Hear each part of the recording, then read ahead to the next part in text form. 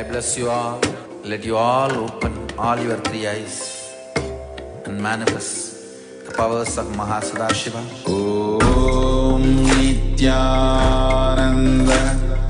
Paramashivoham. Om Nithyananda Paramashivoham. Om Nithyananda Paramashivoham. Om Nithyananda Paramashivoham. Om Nithyananda Paramashivoham. Om Nithyananda Paramashivoham.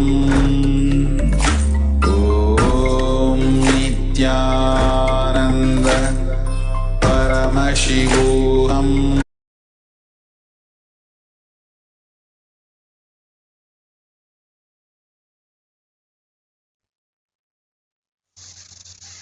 Nithyanandam Paramasukadam Kevalam Jnanamurtim Dvandvatitam Gagana Sadrusham Tattvamasyaadilaksham Ekam Nityam Vimalam Achalam Sarvadi Sakshibhutam Bhavatitam Trigunarahitam Sadgurum Tam Namami.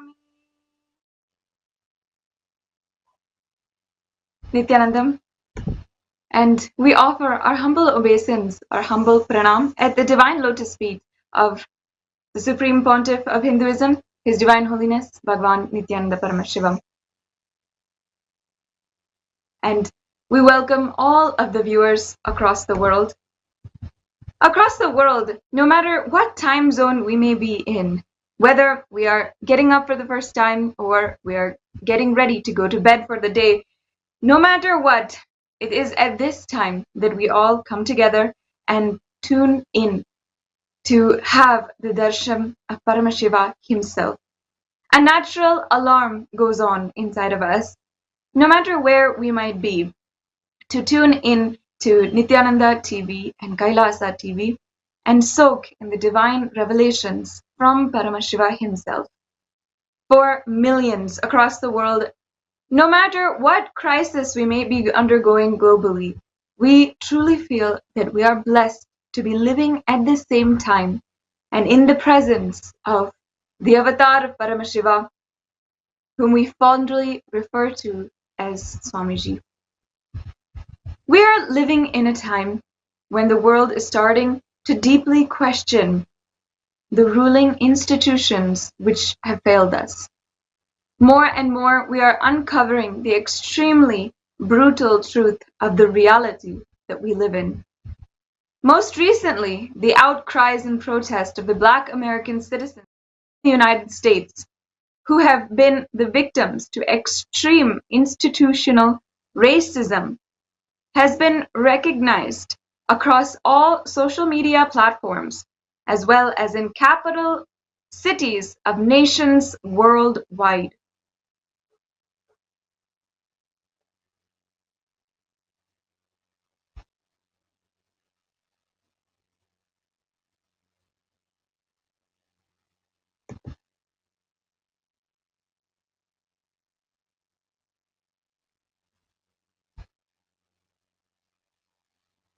While there are South Asians and even Hindus who are voicing support for the victims of the Black Lives Matter movement, still the hatred and genocide going on against Hindus is blatantly swept under the rug. Hindus, reality, and the responsibility that their own culture, heritage, and roots are being burned and destroyed right under their nose. The mob lynching of the 2 Hindu sadhus in Palghar last month was followed by a series of murders of Hindu sadhus week after week.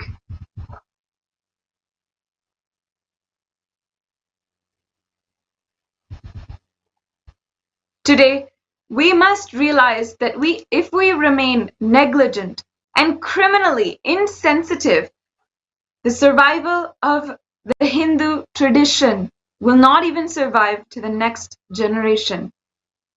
By establishing this nation of Sri Kailasa, Swamiji is giving the clarion call to the whole world to wake up and do whatever it takes to stop the Hindu Holocaust. Sri Kailasa is the ultimate solution for Hindus across the world to protect the authentic tradition. Despite relentless persecution, Swamiji still puts his time and energy into contributing to the world more and more. Since the beginning of the global lockdown in late March, down the global lockdown, the amount of contribution and activism of Sri Kailasa has increased multifold. Some of the ways that Swamiji has contributed just in the last 5 months is 24/7 offering of spiritual healing,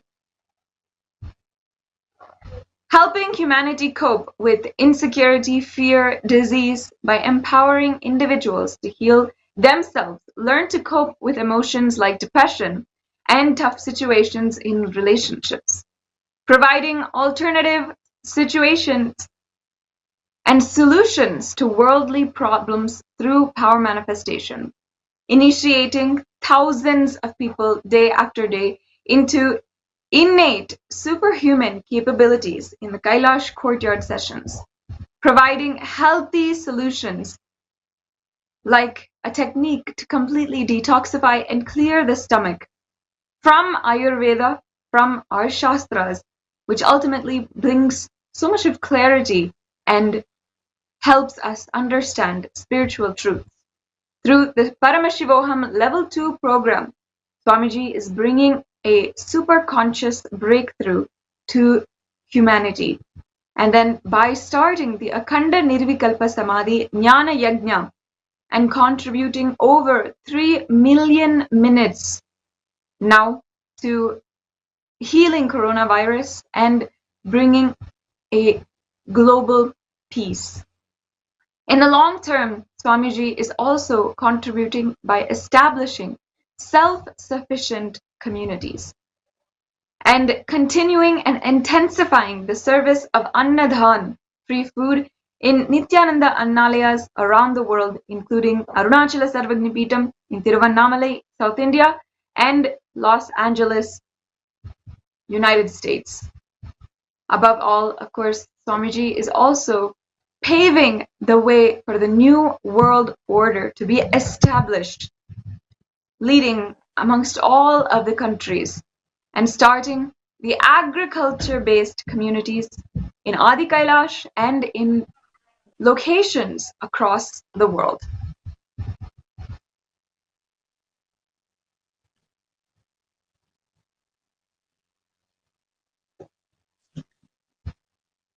In the last 3 months, 5 complete seasons of Paramashivoham has been successfully completed, which has transformed the lives of over 5,000 people across the world.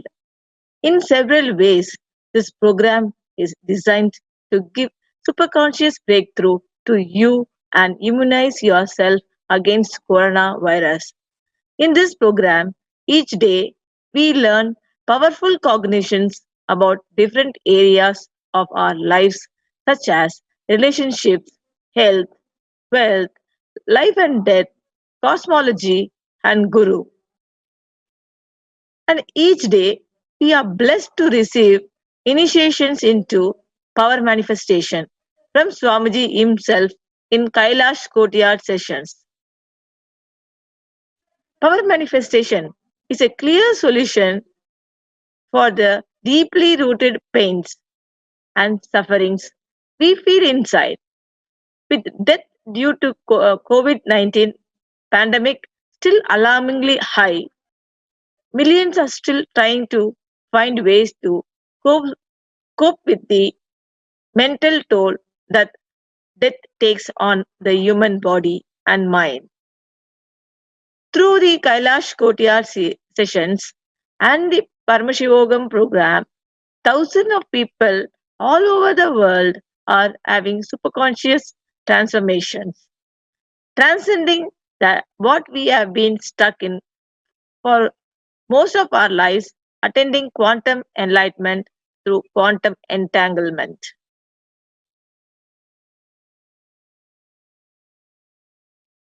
Heartfelt sharings worldwide of the experiences of thousands who have attended Paramashivoham program. Ma Satyajnana Swami, if anyone wants, is there any way that we can learn more? Yes, let us now show you a small video. Whatever you think as your strength, like how much cash you have, how much gold you have, how much money you have in the bank, what all properties you have, your secret passwords, passcodes, your strength secrets, you will tell only to your son or your daughter to whom you are going to give your inheritance. Same way, most important powerful secrets Paramashiva has given to his son Muruga, Subramanya, in Agama called Sarvajnanottara.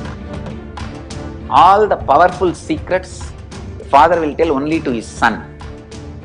It is too secret. I am going to open that Agama and give all the essence of all those secrets. Secrets of Charyapada lifestyle, secrets of Kriyapada, secrets of Yogapada, and secrets of Jnanapada. I am not only going to teach you, I am going to give you exactly what Paramashiva gave it to Subramanya.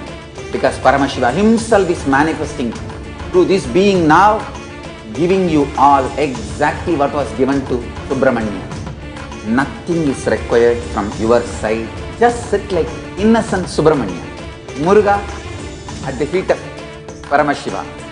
I assure you, whatever was given to Subramanya, the whole life will be given to you now.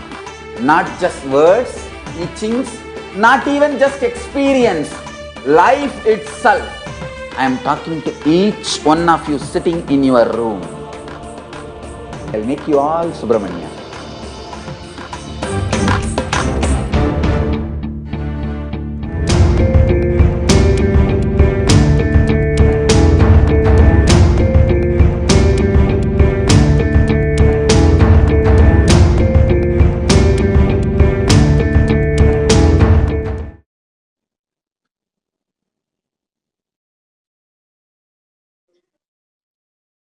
In yesterday's Kailash Kotiyar session, Swamiji reminded all of us of the major declarations which he made 2 to 3 years back.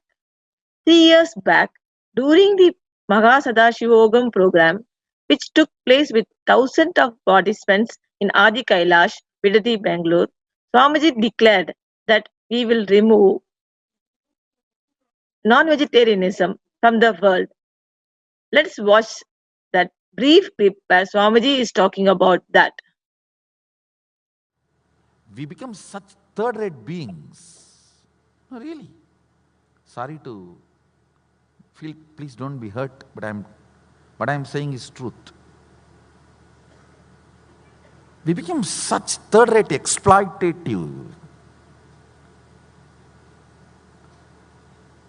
Hey, we talk so much about one person killed, we don't understand every day our plate is murder.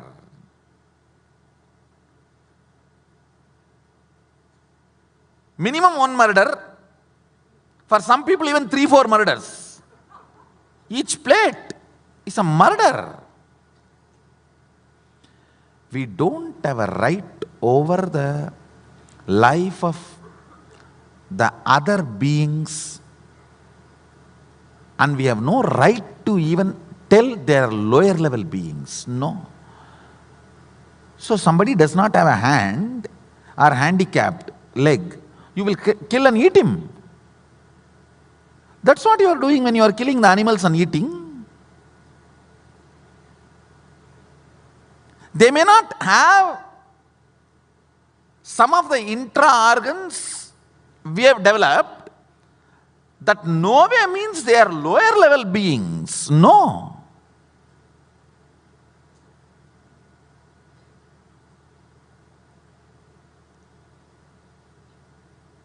If Mahadeva gives me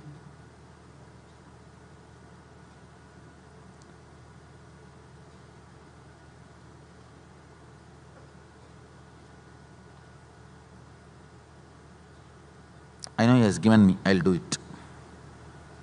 I will remove non-vegetarian lifestyle from planet Earth.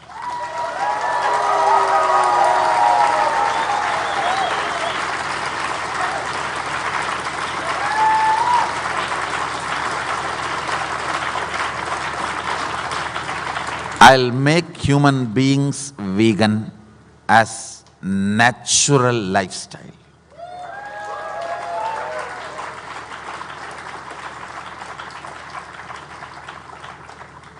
I think when we give the conscious breakthrough, this is going to happen.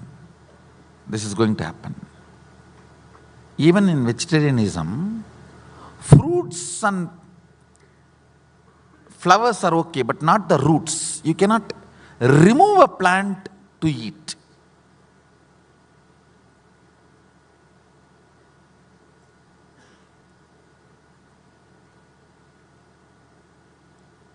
Anyhow, that is next. Let's first make at least bring it to vegan. Then we can move to yogi diet. First, let's bring it to vegan.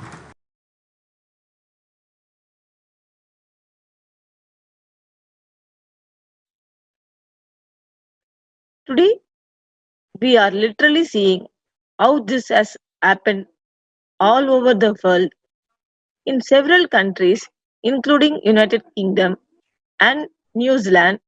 Vegetarianism and veganism is on this rise.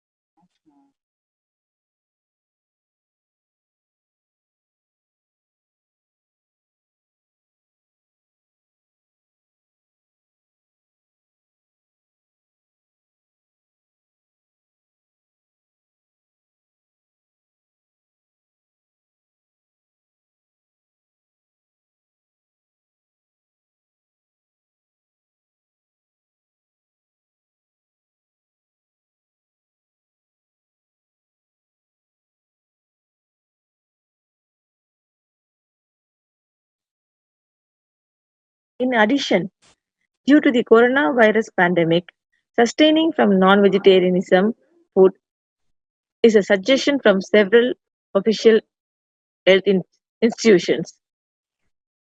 In yesterday's courtyard session, Swamiji took this one step further and said that the meat industry will be illegal by 2021. If we see these powerful statements made by Swamiji, they are most often trolled and ridiculed. However, today we are seeing how they are coming true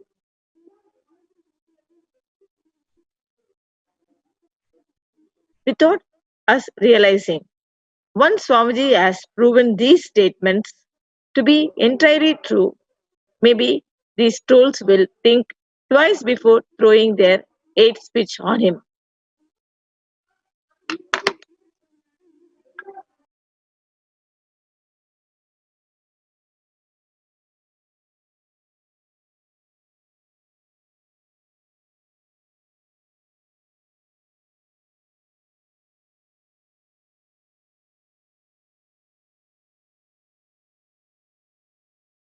Meditation. Across the world, 929 people in 13 zones from 50 countries are dedicatedly meditating for healing the world from coronavirus and its effects.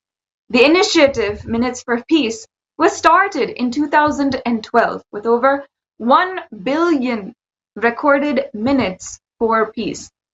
The intention was set by participants of this initiative to meditate and bring inner peace through, and that to shift the gears of the whole world for superconscious breakthrough.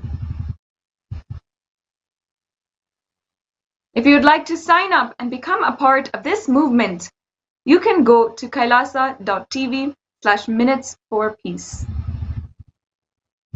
Unclutching is actually one of the most greatest contributions to humanity which Swamiji has brought down from Kailasa.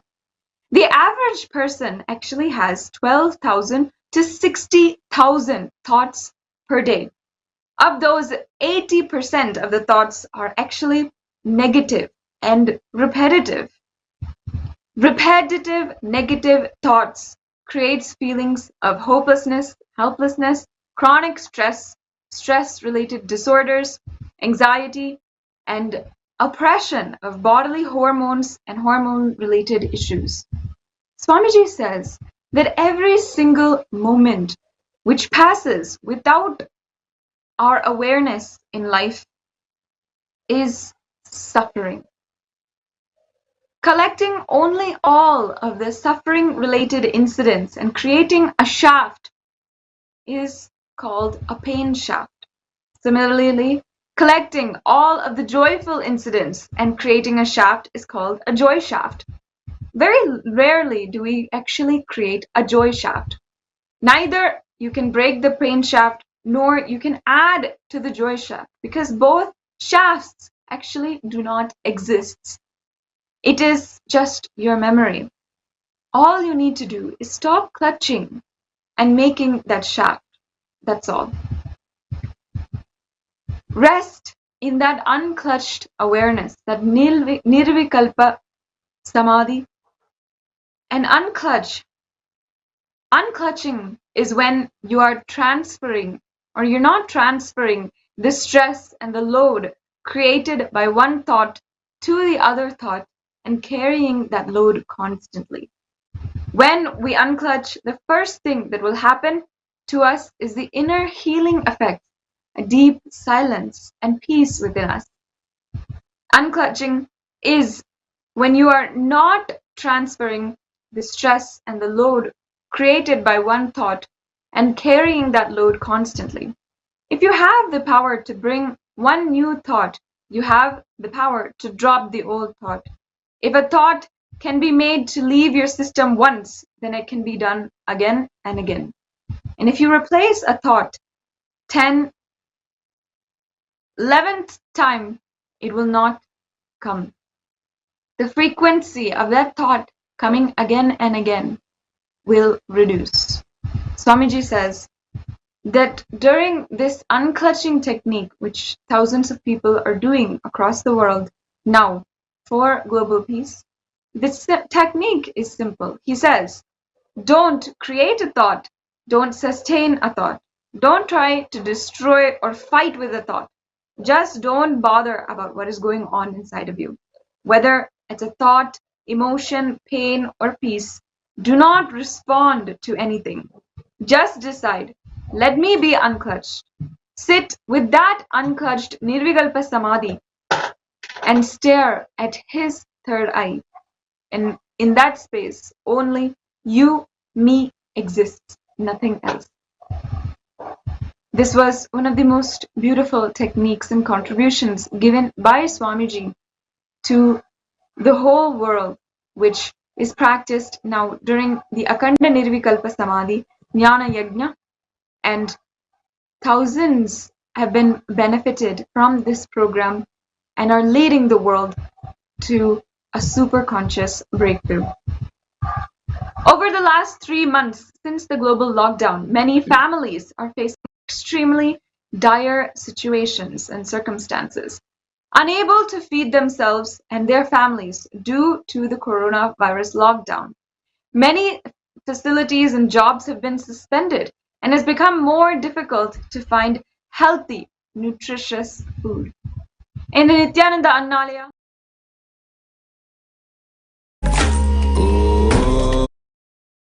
those who are affected. In Los Angeles, most recently, the Nithyanandeshwara Hindu Temple did Annadhan for those in need in Los Angeles. They collaborated with the Hollywood Food Company and Inland Valley Partners to bring food to families affected by coronavirus even during this lockdown. Special arrangements were made so that the food is served even though the government has mandated a social distancing throughout the country. Like this, across the world, daily food is served entirely free of cost to one and all at any time of the day. Swamiji's vision for Nithyananda Annalaya has always been no hungry stomach in the world. Even during this time of coronavirus pandemic, the kitchens of Nithyananda Annalaya continue their ever-burning stove. Now, in Adi Kailash, Sarvagnipeetam, and several other locations, the lifestyle has started to revolve around agriculture. Land of Adi Kailash is being cultivated and tilled for being its most productive by growing and offering food to Paramashiva. Swamiji has guided the world that the new world order is going to be grain-based economy. Leading the world are the sustainable communities and adhinams that Swamiji is creating, such as Adi Kailash. Every day, Adhinavasis spend time tending to the lands and harvesting what Mother Earth has gifted. The vegetables and grains which are grown from the land are first cooked and offered to Paramashiva in the Nithyanandeshwara Paramashiva Devalayam and then fed for all the Adhinavasis to enjoy. Today, during the Paramashivoham program, participants are going to literally go beyond death. In Hindu scriptures, death is a topic which is revealed on greatly by our ancient rishis and scientists. They have cognized deeply the greater truths about the death and have transcribed them down for all of our easy understanding. However, many of these secrets remain inaccessible to us today because of the immense amount of destruction of Hindu knowledge. Just to bring back the science and the gift to the whole world for superconsciousness breakthrough, Swamiji has come down to planet Earth.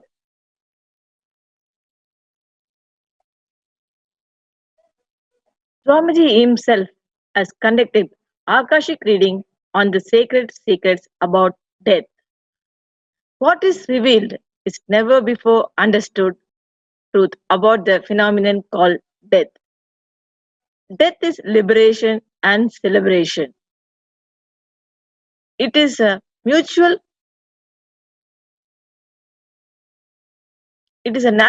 conscious digestion process.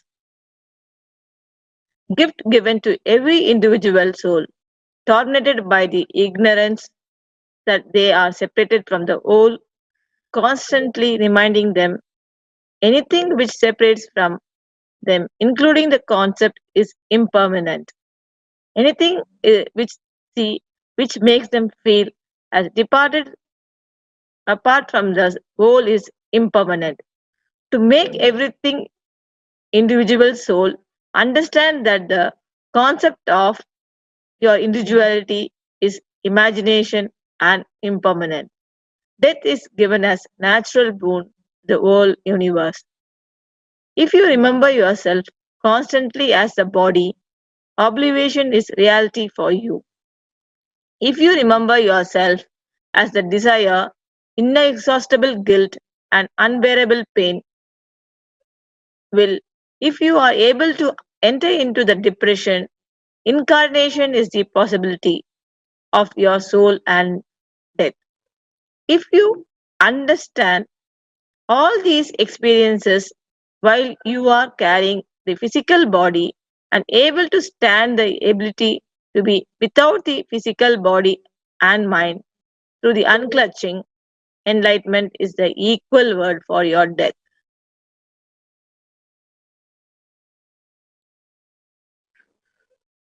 Enlightenment, when it enters into your system in the form of death, it is liberation and celebration. So, death does not happen to all individuals equally. It is based on the standard of individual death happens. Whether oblivion is your truth, deception is your truth, or reincarnation is your truth, or enlightenment is your truth, is your decision. It is the individual capability and individual's responsibility. When the quality of life increases day by day, the quality of death also increases. During the Paramashivoham program, the participants understand Swamiji's own experience of conscious death. During the time, Swamiji was wondering the length and breadth of India. In his time in Varanasi, he had a profound spiritual breakthrough. The Manikarnika Ghat in Varanasi, the seat of Kashi Sarvajñapita, is where Bhagavan, His Divine Holiness, Sri Nithyananda Paramashivam, appeared, experienced conscious death. We can now briefly watch Swamiji himself describing the experience.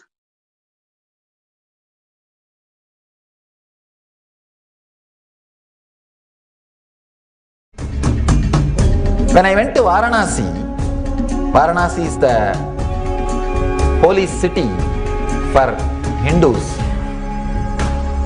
largest floating populated city, floating population. 300,000 people per day enter and go out. Such huge floating population per day average. That is the amazing thing. And per day, 300 people are burned in one place. 300 dead bodies are burnt in one place. Manikarnika Ghat, they call it Manikarnika Ghat, where traditionally it is believed if you leave the body or if somebody dies in that area, or if somebody's body is burnt in that area, they will be liberated. They will have direct enlightenment. Not only it is traditional belief, Ramakrishna confirms it from his own experience. He says that I saw very clearly Shiva Mahadeva himself going near every fire and taking that soul, unclutching it from the body mind and liberating. He says, I saw it with my own experience. So you can't say it's a mythological belief, it's a solid experience. I had the fortune of going to the Ghat. Understand, traditionally, not only it is believed, it is true, for last 2000 years, the fire has never been put off. Whether it rains or shines, flood or whatever it is, they will not bring fire when they come to the Manikarnika Ghat with a dead body. From the fire will be taken and lit. It's a Akanda Smashana. Means unbroken fire. Means day and night bodies will be getting supplied. I saw sometime they do bunker card system, 2-3 bodies at a time. Because so much bodies are coming. I don't know from where people are dying so much. Because if you sit half an hour, something like a 200 bodies comes. And especially in the evenings. Because from around the place whoever dies, they will start walking from their place carrying the body. Ram Nam Satya Hai, Ram Nam Satya Hai, that is the mantra they will chant and walk. By the time it becomes evening, they will reach the Manikarnika. Totally per day average 300 bodies are burnt. Only in the evening 200 bodies will be there. Because evening only they will all reach the Manikarnika. Whatever is said and done, I cannot describe experience verbally. Only you have to see there to have that experience. To tell you honestly, the fear of death just disappeared. When you see so many bodies, arey, what is there? Like this only I am also going to go, okay. You feel there is so many people giving company. You don't feel lonely about death. You feel it's like one more trip. Arey, so many people are there. Chalo, it's okay. And this is what is going to happen. See, if you see one body being burnt rarely once in a while, you will have that fear. There you will see. Unimaginable. And no ritual, nothing. They will bring the body. Straight they will dip into Ganga.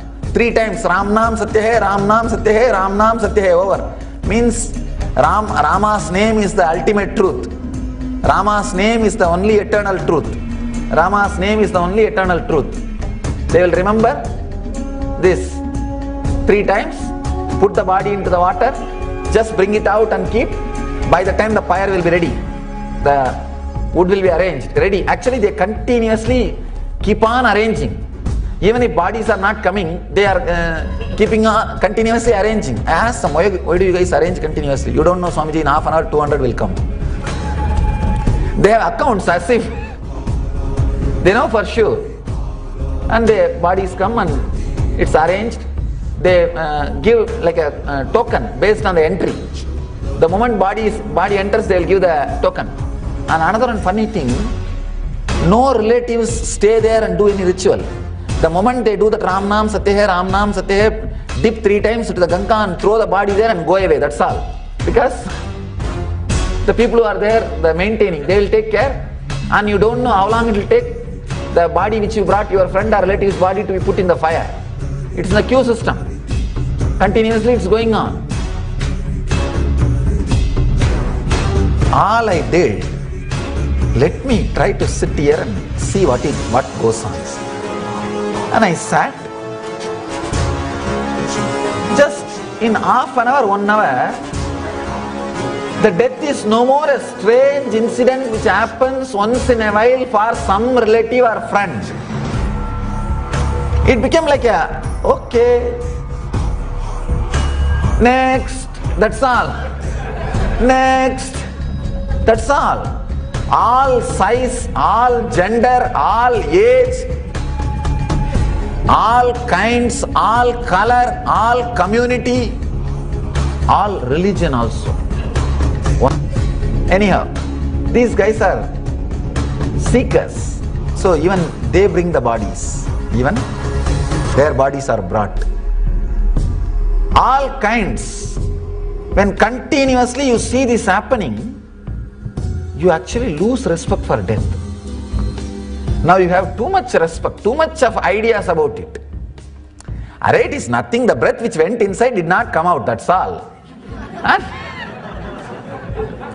And chalo, the people who are sitting waiting for the property are enjoying, over. That's all. What is there? And nothing much. Neither anything can be done about it, nor anything can be repented. Now, what is there? Over. Neither you can fast forward, nor you can rewind. Over. And when I saw that bodies being burnt continuously, initially the little fear which was there disappeared. And slowly, not only fear, it became interest. I started going near and started helping them. helping them. Then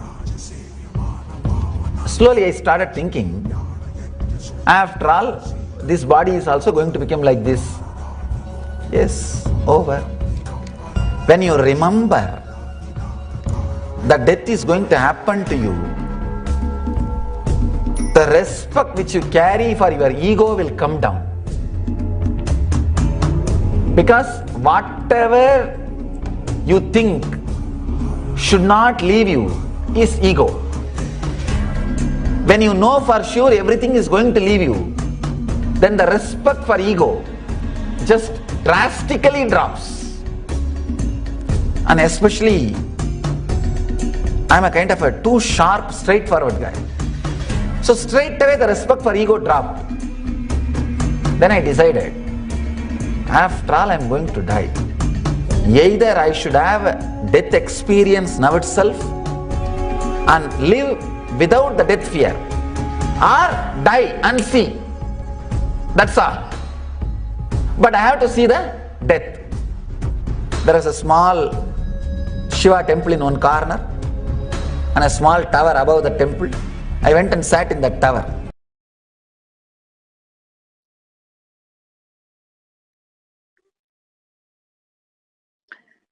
Swamiji decided that he has to see death happening to himself one way or the other. There was a small Shiva temple around the corner and a small tower above the temple. He went and sat in the tower so that nobody would disturb. He sat in the tower, and from there he started seeing the dead bodies being burnt. Swamiji still remembers the strong click, the deep understanding and instant realization that triggered the whole experience that was to follow. An elderly lady's body was being burnt. She had a big belly.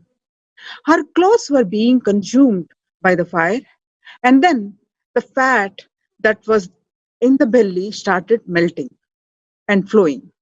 Swamiji could see clearly that because of the fat flowing, the fire was burning with even more intensity. That gave a very strong click to him, and Swamiji said, God, yes, the very same thing is going to happen to this body also.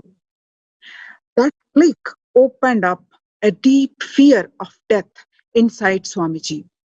The fear spread all over the body, but Swamiji faced the fear consciously. Swamiji could see very clearly the fear spreading all over the body. And when the fear hits his awareness, that became the experience of death. Swamiji went through a conscious experience of his own death and came out of it. Understand? Whenever your fear is suppressed, it stays inside you. Whenever the fear comes out and you are not consciously facing it, it becomes a fear stroke and shakes your whole nervous system and breaks it down. When the fear is faced consciously, it becomes the death experience. That's all. If you just escape from the death fear, when the deep fear happens, it becomes death. When you face the deep fear consciously, it becomes death experience. So Swamiji continues to say, death fear plus unconsciousness is suppression or perversion. And next, death fear plus unconsciousness, where you don't suppress but you don't face it either, is a fear, stroke, or a nervous breakdown because you don't get frightened or shaken.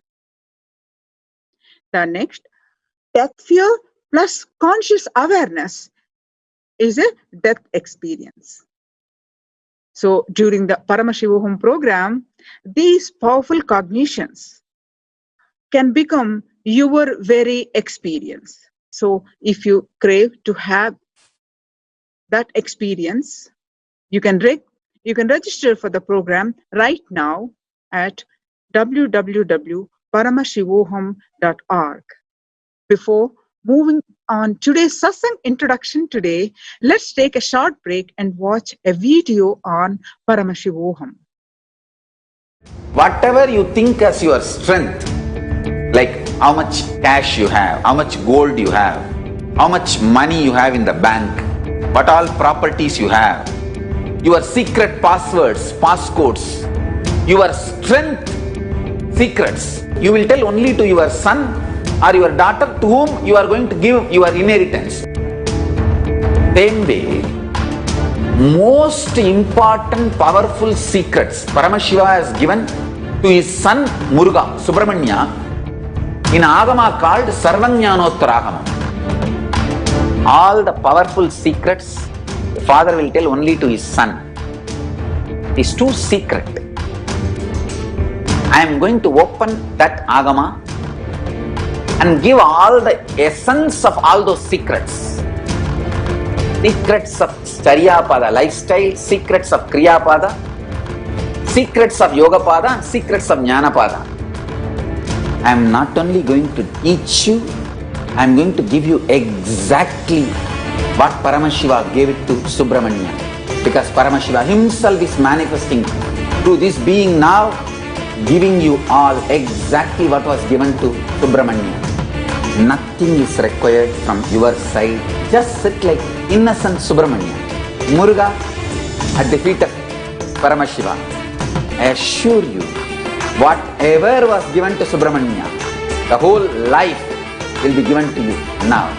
Not just words, teachings, not even just experience, life itself. I am talking to each one of you sitting in your room. I'll make you all Subramanya.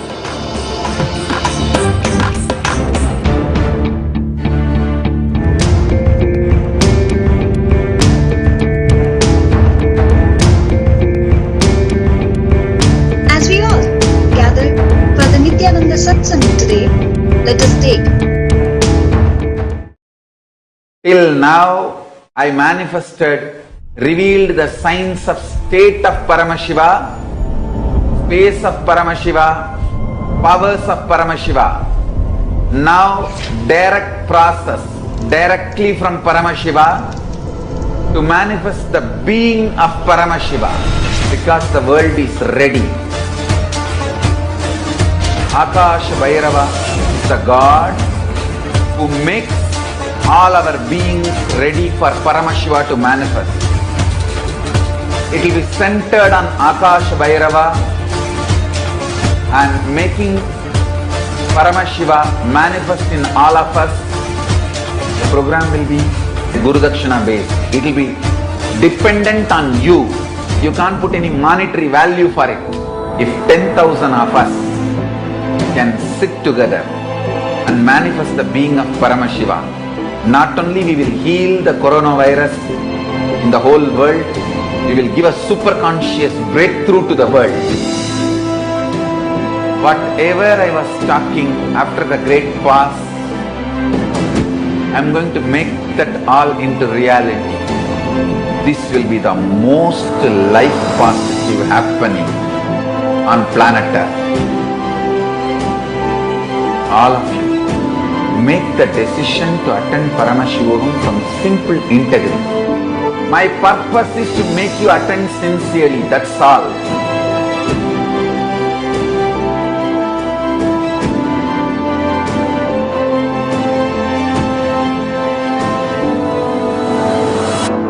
Till now, I manifested, revealed the signs of state of Paramashiva, space of Paramashiva, powers of Paramashiva.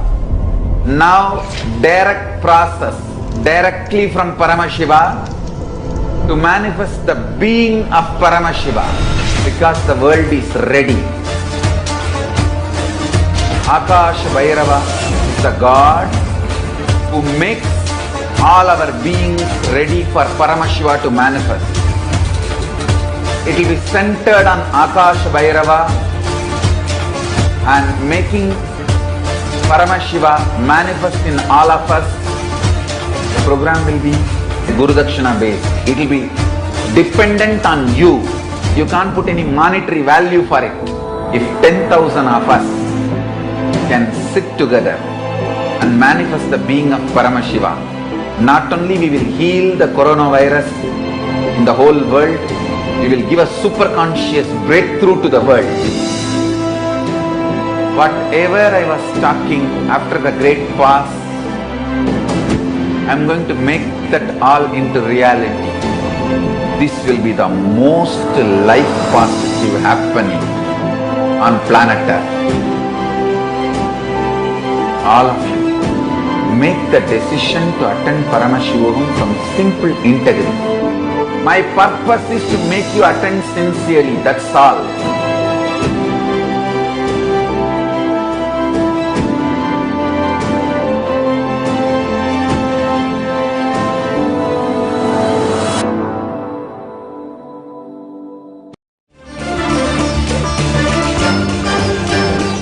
It has now been revealed that more than 300 deities have been destroyed and thrown away in the destruction of the Kashi corridor. More than 250 buildings with ancient temples that stood for more than 300 years have been demolished. Just days ago, 5 Hindu sannyasis were attacked in the middle of the night as Kashi Sarvanyapitam was surrounded and the sannyasis beaten and kidnapped. Despite a court order protecting the ancient mandir, the illegal destructive attack broke walls and floors and ceilings and dropped stones on the deities installed inside the temple. Even temples described in Puranas have been destroyed while blasting the corridor. Sacred deities have been laid waste without even a trace. The Katupasati Marasamy temple in Tamil Nadu's Tenkasi had been a place of worship for generations. It was demolished just a few days back by district administration and police. With an apparent secular complaint about renovation of the temple to district administration, eyewitnesses said within no time the police descended on the village with JCBs and razed our temple, ignoring all our pleas. Hindus are a vast minority in the area, and attacks by radicals on Hindus in the area is said not to be uncommon. It is claimed life-negative, destructive elements are acting to artificially create communal disharmony, with attacks against various communities and utilizing media and administration to falsify and skew reporting of local issues. While sentiments of the Nadar community in Tamil Nadu were notably hurt this week when their temple was swarmed upon and demolished in place of expected renovations, a few weeks back in Kanyakumari, a Bharat Mata deity was defiled as per orders of Deputy Superintendent of Police Bhaskaran. Although no apparent formal complaint was registered, police quickly showed up to the temple and wrapped Bharat Mata in ropes and covered her head with a hood. Protesters were arrested. Apparently, local seculars had complained that Hindu deities in public hurt their sentiments. The missionary militant cult swarming in Kanyakumari has decimated Hindu communities in the area through brutal conversion schemes, despite Tamil Sangam of times past having preserved and developed the best methods of non-violent human living and celebrating conscious civilization as a culture in the region for the past 11,000 years. Today, very few Hindus remain in the area. Many innocent Hindu villagers are tricked into desecrating and destroying their historical family deities, Kuladevatas, and feel too much guilt and shame to return to Hindu temples. Although the Hindu doctrine is of non-violence and peaceful cohabitation amongst all communities, naive Hindu villagers get trapped into a brutal system of conversion and coercion. By the time they realize they are no longer free to contribute complete life positivity to their traditional Hindu communities without restriction, the conversionist cult has made it nearly impossible to find any place safe to share conscious growth that does not require elimination of differing perspectives.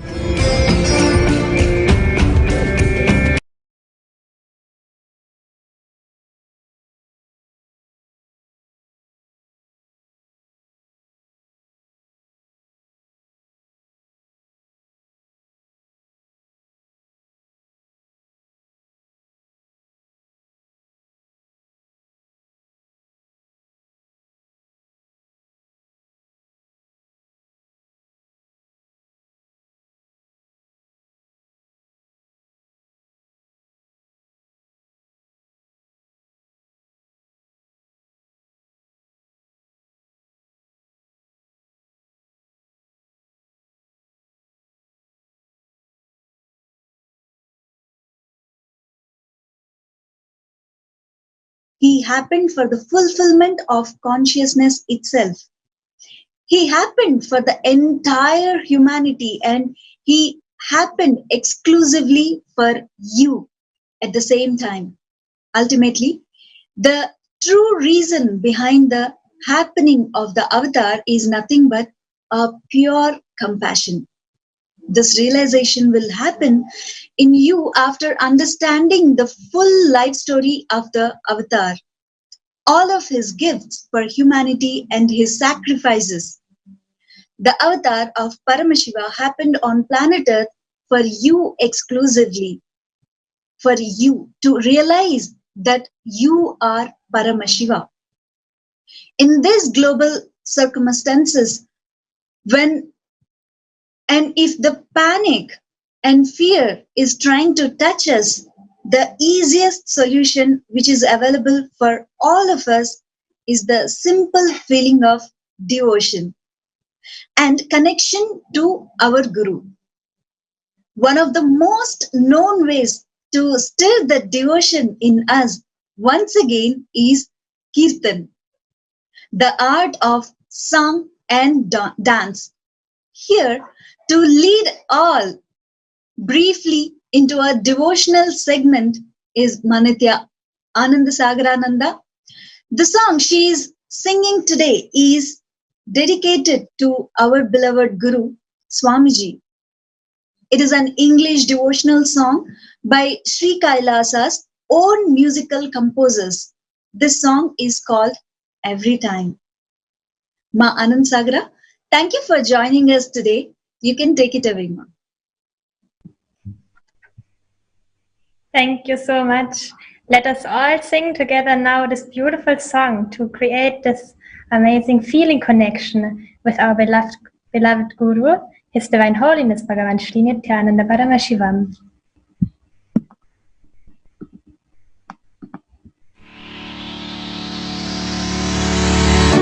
Putting on my trust in you, but you know what's best for me, girl. A life with no mistright. And the things I do, spend a little time with you. I know you will take care.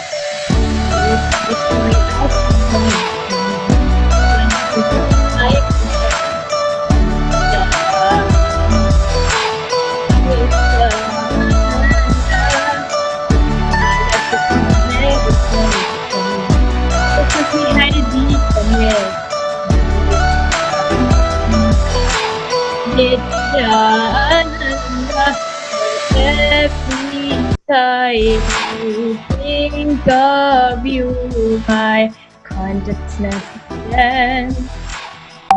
begins to dance.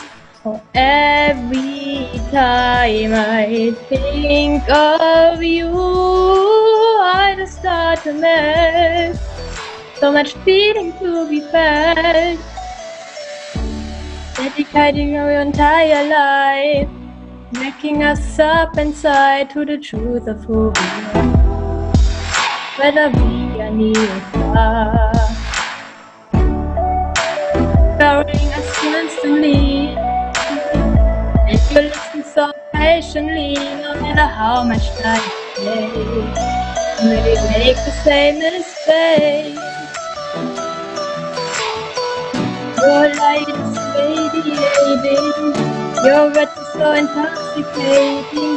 Nithyananda, Nithyananda, your truth is resonating, but the hope is not fading. Nithyananda, Nithyananda, for every my magic friend, my heart begins to dance.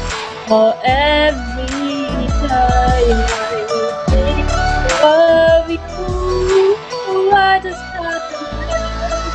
So much feeling to be felt. Thank you for everything you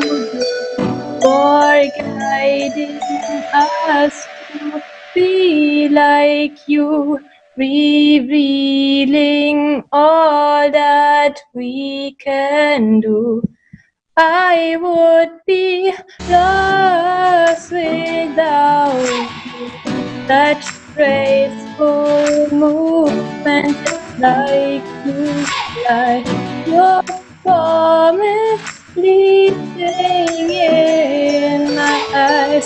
Sometimes I just can't help but cry, because you have found in my life. Oh, every time I see you,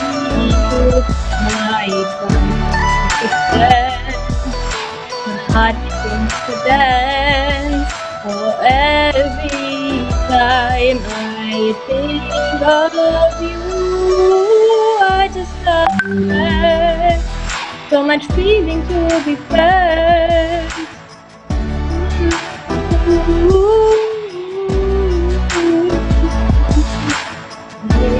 Nithyananda, Nithyananda.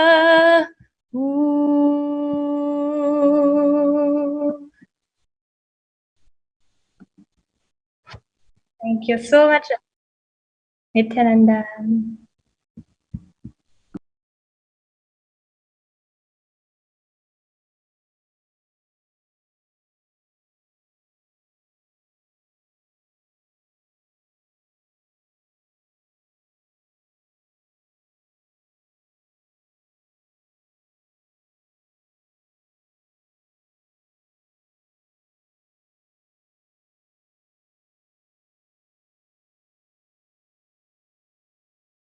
Sagara, for entreating us with all of that devotional song.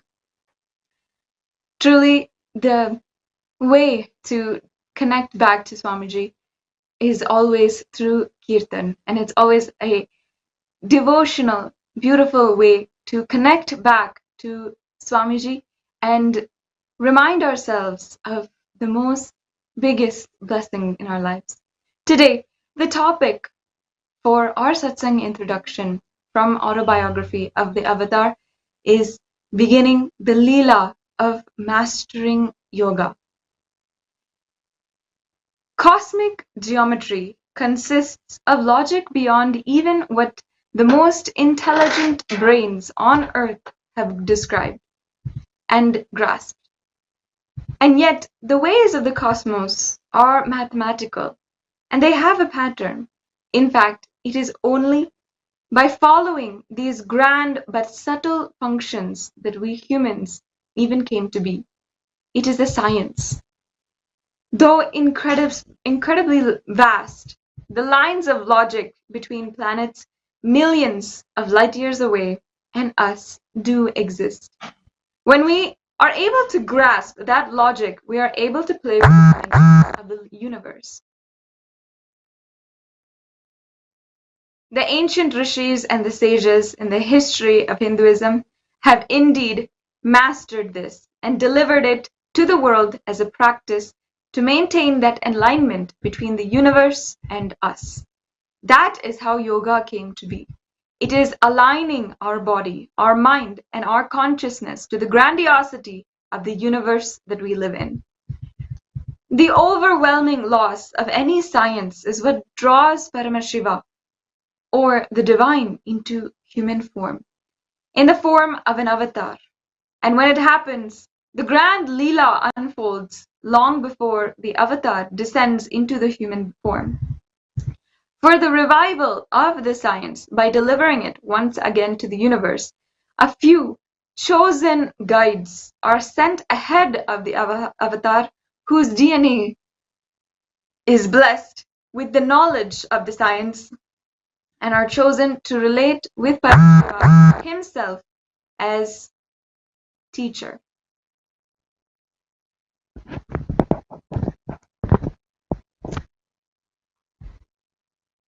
From then, he gathers that very DNA and engineers it into his own biomemory, himself becoming the perfect combination of physical and metaphysical flexibility and strength to deliver it to the world.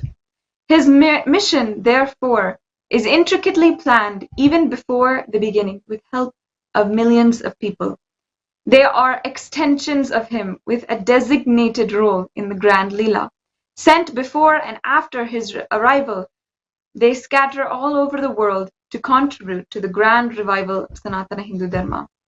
With many of them yet to awaken to the grand narrative of the universe, they perhaps even may be one amongst us. Before entering into this chapter of the autobiography of the Avatar, let's watch this contribution to the world, the contribution of yoga through the revival of Kundalini Rajju and Shivastamba by Swamiji.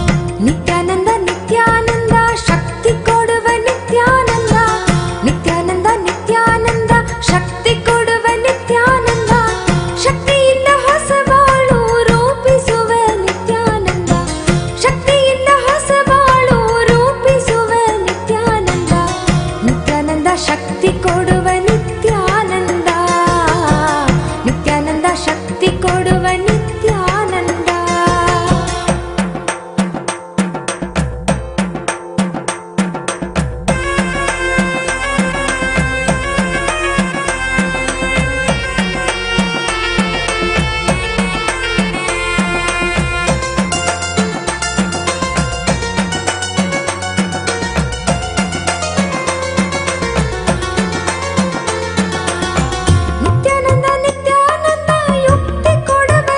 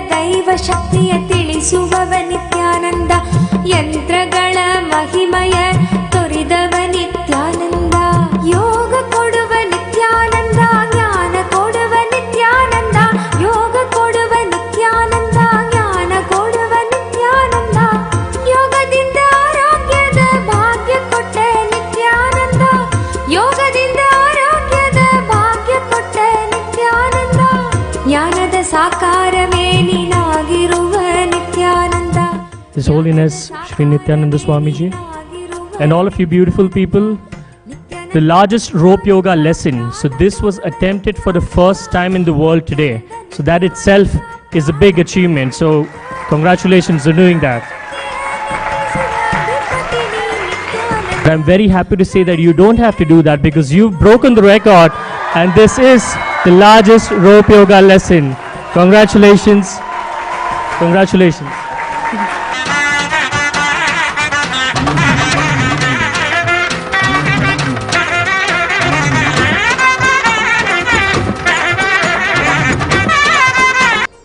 Thank you, Guinness World Records. So the certificate reads out, the largest rope yoga lesson was achieved by His Holiness Sri Nithyananda Swami and Nithyananda University at Bengaluru, India on September 30th, 2017. Officially amazing. Guinness World Records holder.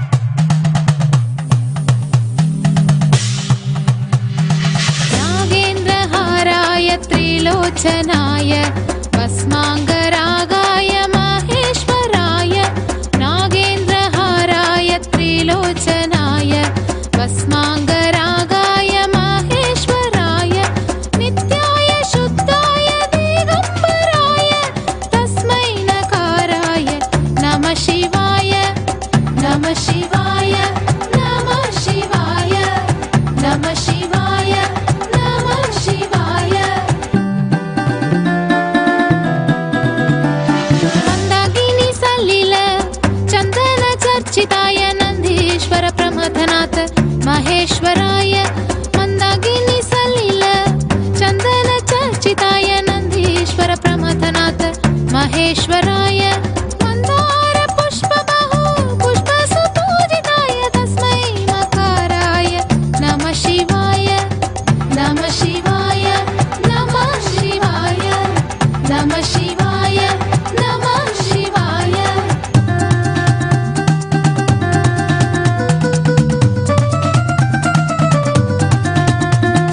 शिवाय गौरी वदनारविन्द सूर्याय दक्षाध्वर नाशकाय श्रीनीलकण्ठाय वृषध्वजाय तस्मै शिकाराय नमः शिवाय, तस्मै शिकाराय नमः शिवाय, तस्मै शिकाराय नमः शिवाय, तस्मै शिकाराय नमः शिवाय, नमः शिवाय, नमः शिवाय.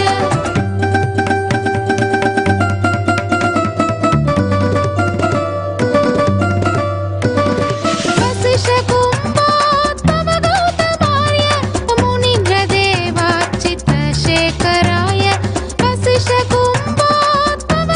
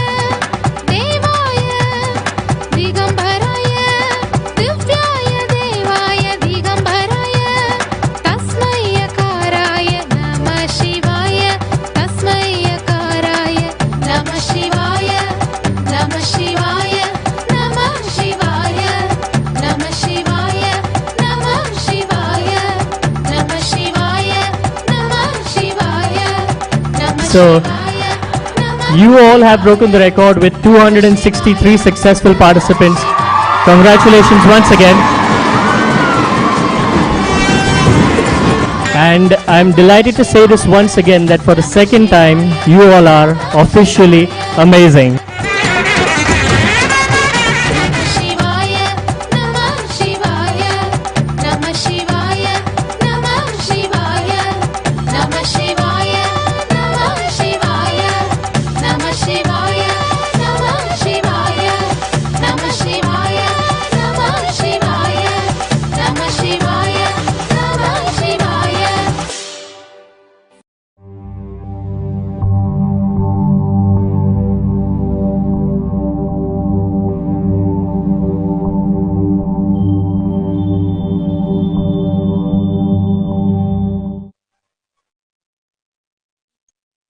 Just 2 years into his advent on planet Earth, Bhagwan entered the schooling world, perhaps the most vital aspect of humanity. There is no reason for the avatar to go through the education system except to thoroughly understand and analyze the society from the very root, even as a child in school. So his experience of school was completely unlike the experience of his peers.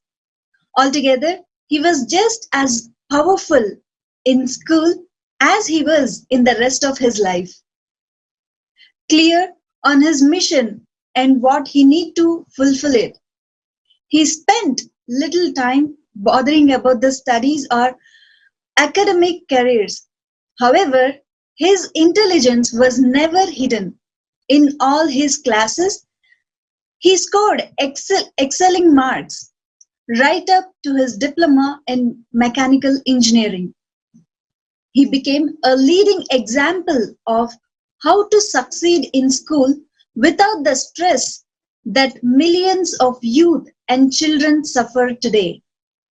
Now, we have a very special eyewitness testimony of the nursery school headmistress of the Ganesha Nursery School, where Swamiji went to school at the mere age of 3-year-old.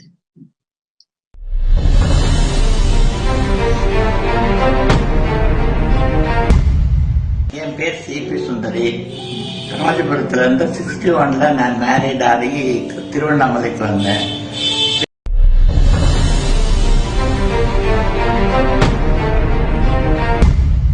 என் பேர் CP சுந்தரி. காஞ்சிபுரத்துலேருந்து 61ல் நான் married ஆகி திருவண்ணாமலைக்கு வந்தேன். திருவண்ணாமலையில் 72லேருந்து கண்டினியூவாக இருக்கேன். 73ல் தான் Sri Ganesh nursery school ஆரம்பித்தேன். அப்போவே நான் மிடில் ஸ்கூலுடைய எச்எம் இருந்தேன். முனிசிபல் மிடில் ஸ்கூலுடைய எச்எம்மாக இருந்தேன். அதுக்கப்புறம் ஹையர் செகண்டரிக்கு எச்எம்க்கு போனேன். என்னிடம் நான் வைத்து நடத்திய Shri Ganesh nursery and primary பள்ளியில் சுவாமி நித்யானந்தர் எல்கேஜியில் 1981ஆம் ஆண்டு சேர்ந்தார். 1 இயர் அவர் இன்று எல்கேஜியில் பயின்றார். பிறகு கன்னிகா பரமேஸ்வரி பள்ளியில் தன்னுடைய பள்ளி வாழ்க்கையை துவங்கி ஹையர் செகண்டரி ஸ்கூலில்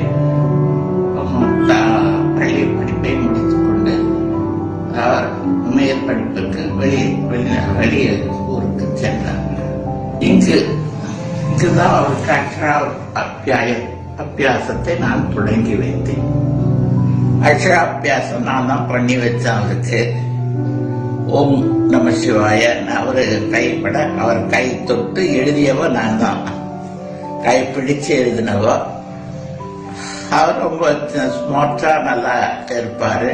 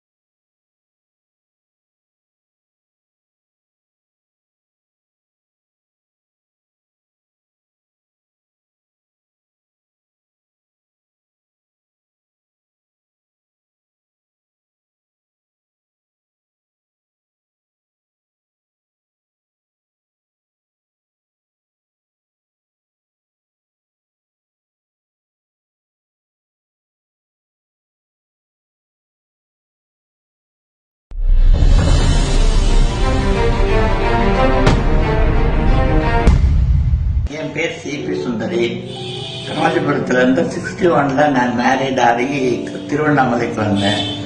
திருவண்ணாமலையில் 72 கண்டினியூவாக இருக்கேன்.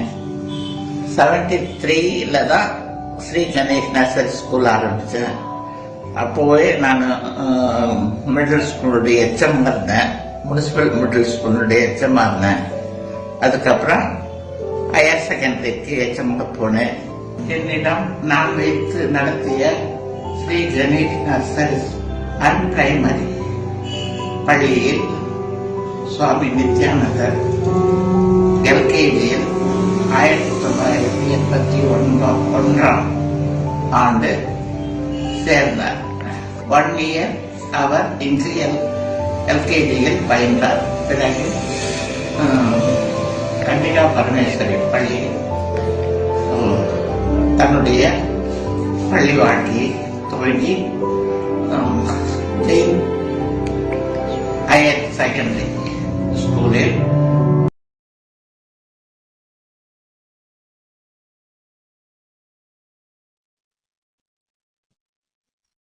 In Swamiji's own life, feeling connection to the Guru is one of the most important aspects.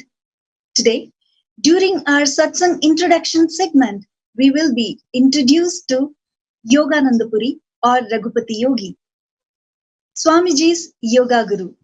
From the age 3 until 15, Swamiji was intensely trained in yoga. First of all, let us understand Swamiji's feeling connection to the Guru. We will all must first understand that Raghupati Yogi and Kuppamal, both Swamiji's gurus, were not in the same enlightened space that Swamiji attained at the age of 12. Yet, still, the amount of gratitude Swamiji has for his gurus is absolutely immense. Swamiji even says that he can give up anything, money, name and fame, anything in this world, but never his feeling connection with his gurus. Swamiji says, if somebody asks me the best thing that happened in my life, and if they ask me as a gift, I will give this only to them. Yogananda Puri never wanted Swamiji to call him as Guru. He told Swamiji, never ever call I am your Guru. I only recognized you and supported you. That is the reason. It is my pride to be in your mission. You are having me as your part. The basic ideas about the body and mind were installed into Swamiji by Raghupati Yogi. It's almost like giving a satellite connection. After that, opening certain channels and closing certain channels was an easy job. Yogananda Puri led the life of a magnificent yogi in the 21st century. He was born in the outskirts of Tiruvannamalai in a small village. For most of his life, Yogananda Puri lived the powerful life of sannyas.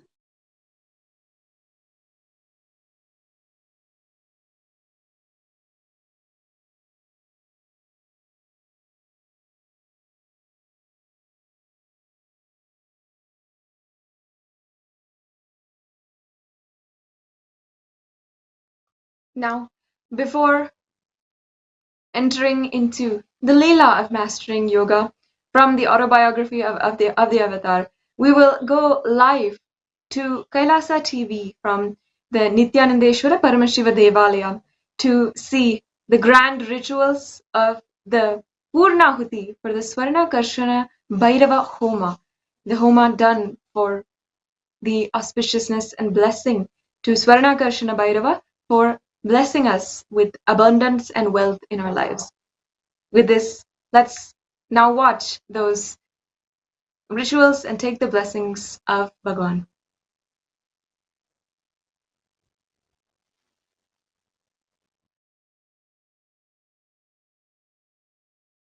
Paramashivoham Om Nithyananda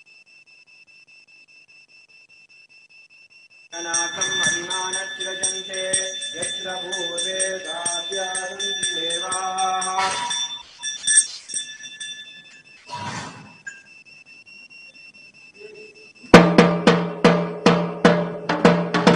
ॐ धूर्षिधूर्वधूर्वन्दं धूर्वदय्योऽस्मान् धूर्वदितं धूर्वयं वयं धूर्वामस्त्वं देवानां षष्टितमं वप्रितमं तिष्ठतमं वह्नितमं देवभूतमम् अमृतवसेधवृद्धानं मृगमस्त्वमाह्वा मित्रस्य त्वाचक्षुषा प्रेक्ष्ये माभिर्मासं विक्रामा त्वाहि गुंसिषम् धूपमाग्रापयामि अदीपः ओमुद्दीप्य स्वजातवेदो भग्निर्निदरितं मम पशोकुश्चमह्यमावह जीवनं जदिशो दिशा मानो हि गुंसे जातवेदो गामश्वं पुरुषं जगते अभिप्रदग्नागहि श्रियामापरिपादय एकाहारतीदीपं सन्दर्शयामि ॐ अमृते अमृतोद्भवे अमृतवर्षिणि अमृतं श्रावय श्रावय स्वाहा नैवेद्यं निवेदयामि नैवेद्यानन्तरमाचमनीयं समर्पयामि ॐ न तत्र सूर्यो भाति न चन्द्रतारकं नेमा विद्युतो भान्ति कुतोऽयमग्निः त्वमेव भान्तमनुभाति सर्वं तस्य भासा सर्वमिदं विभाति कर्पूरनीराजनं सन्दर्शयामि ॐ योपां पुष्पं वेद पुष्पवान् प्रजावान् पशमान् भवते चन्द्रमा वा अवां पुष्पं पुष्पवान् प्रजावान् पशमान् भवते स एवं वेद योपामायतनं वेद आयतनवान् भवते वेदोक्तमन्त्रपुष्पाञ्जलिं समर्पयामि ॐ अग्निमीले पुरोहितं यज्ञस्य देवं ऋत्विजं होतारं रत्नधातामं हरिः ॐ निषेत्वोर्जेत्वा वायवस्वपायवस्तदेवो वस्तपिता प्राप्य श्रेष्ठतमाय कर्मणे हरिः ॐ आज्ञ आयाहि वीतये गृणानो हव्यदातये इहोता सत्सि बर्हिषि हरिः ॐ शन्नो देवी अपृष्ठय आपो भवन्तु पीतये नय्योरविस्रभन्तु नः हरिः ॐ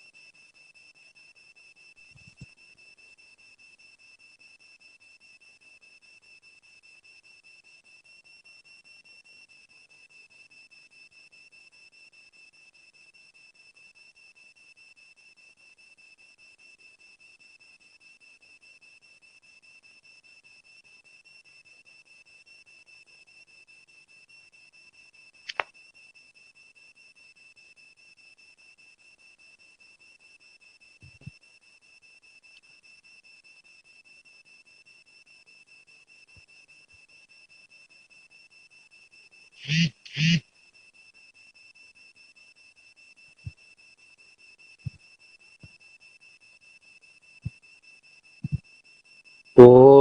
श्री वेंकटेशाय नमः। ॐ श्रीनिवासाय नमः। ॐ लक्ष्मीपतये नमः। ॐ अनानुयाय नमः। ॐ अमृतांशने नमः। ॐ माधवाय नमः। ॐ कृष्णाय नमः। ॐ श्रीहरये नमः। ॐ ज्ञानपञ्जराय नमः। ॐ श्रीवत्सवक्षसे नमः। ॐ जगद्वन्द्याय नमः। ॐ गोविन्दाय नमः। ॐ शाश्वताय नमः। ॐ प्रभवे नमः। ॐ शेषाद्रिनिलयाय नमः। ॐ देवाय नमः। ॐ केशवाय नमः। ॐ मधुसूदनाय नमः। ॐ अमृताय नमः। ॐ विष्णवे नमः। ॐ अच्युताय नमः। ॐ पद्मिनीप्रियाय नमः। ॐ सर्वेशाय नमः। ॐ गोपालाय नमः। ॐ पुरुषोत्तमाय नमः। ॐ गोपीश्वराय नमः। ॐ परञ्ज्योतिषे नमः। ॐ वैकुण्ठपतये नमः। ॐ अव्ययाय नमः।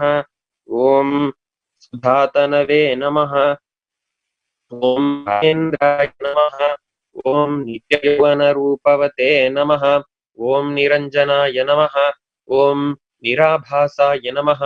ॐ नित्यतृप्ताय नमः। ॐ धरापतये नमः। ॐ सुरपतये नमः। ॐ निर्मलाय नमः। ॐ देवपूजिताय नमः। ॐ चतुर्भुजाय नमः। ॐ चक्रधराय नमः। ॐ चतुर्वेदात्मकाय नमः। ॐ त्रिधाम्ने नमः। ॐ त्रिगुणाश्रयाय नमः। ॐ निर्विकल्पाय नमः। ॐ निष्कलङ्काय नमः। ॐ निरन्तकाय नमः। ॐ आर्तलोक अभयप्रदाय नमः। ॐ निरुपद्रवाय नमः। ॐ निर्गुणाय नमः। ॐ गदाधराय नमः। ॐ शार्ङ्गपाणये नमः। ॐ नन्दकिने नमः। ॐ शङ्खदाराय नमः। ॐ अनेकमूर्तये नमः। ॐ अव्यक्ताय नमः। ॐ कटिहस्ताय नमः।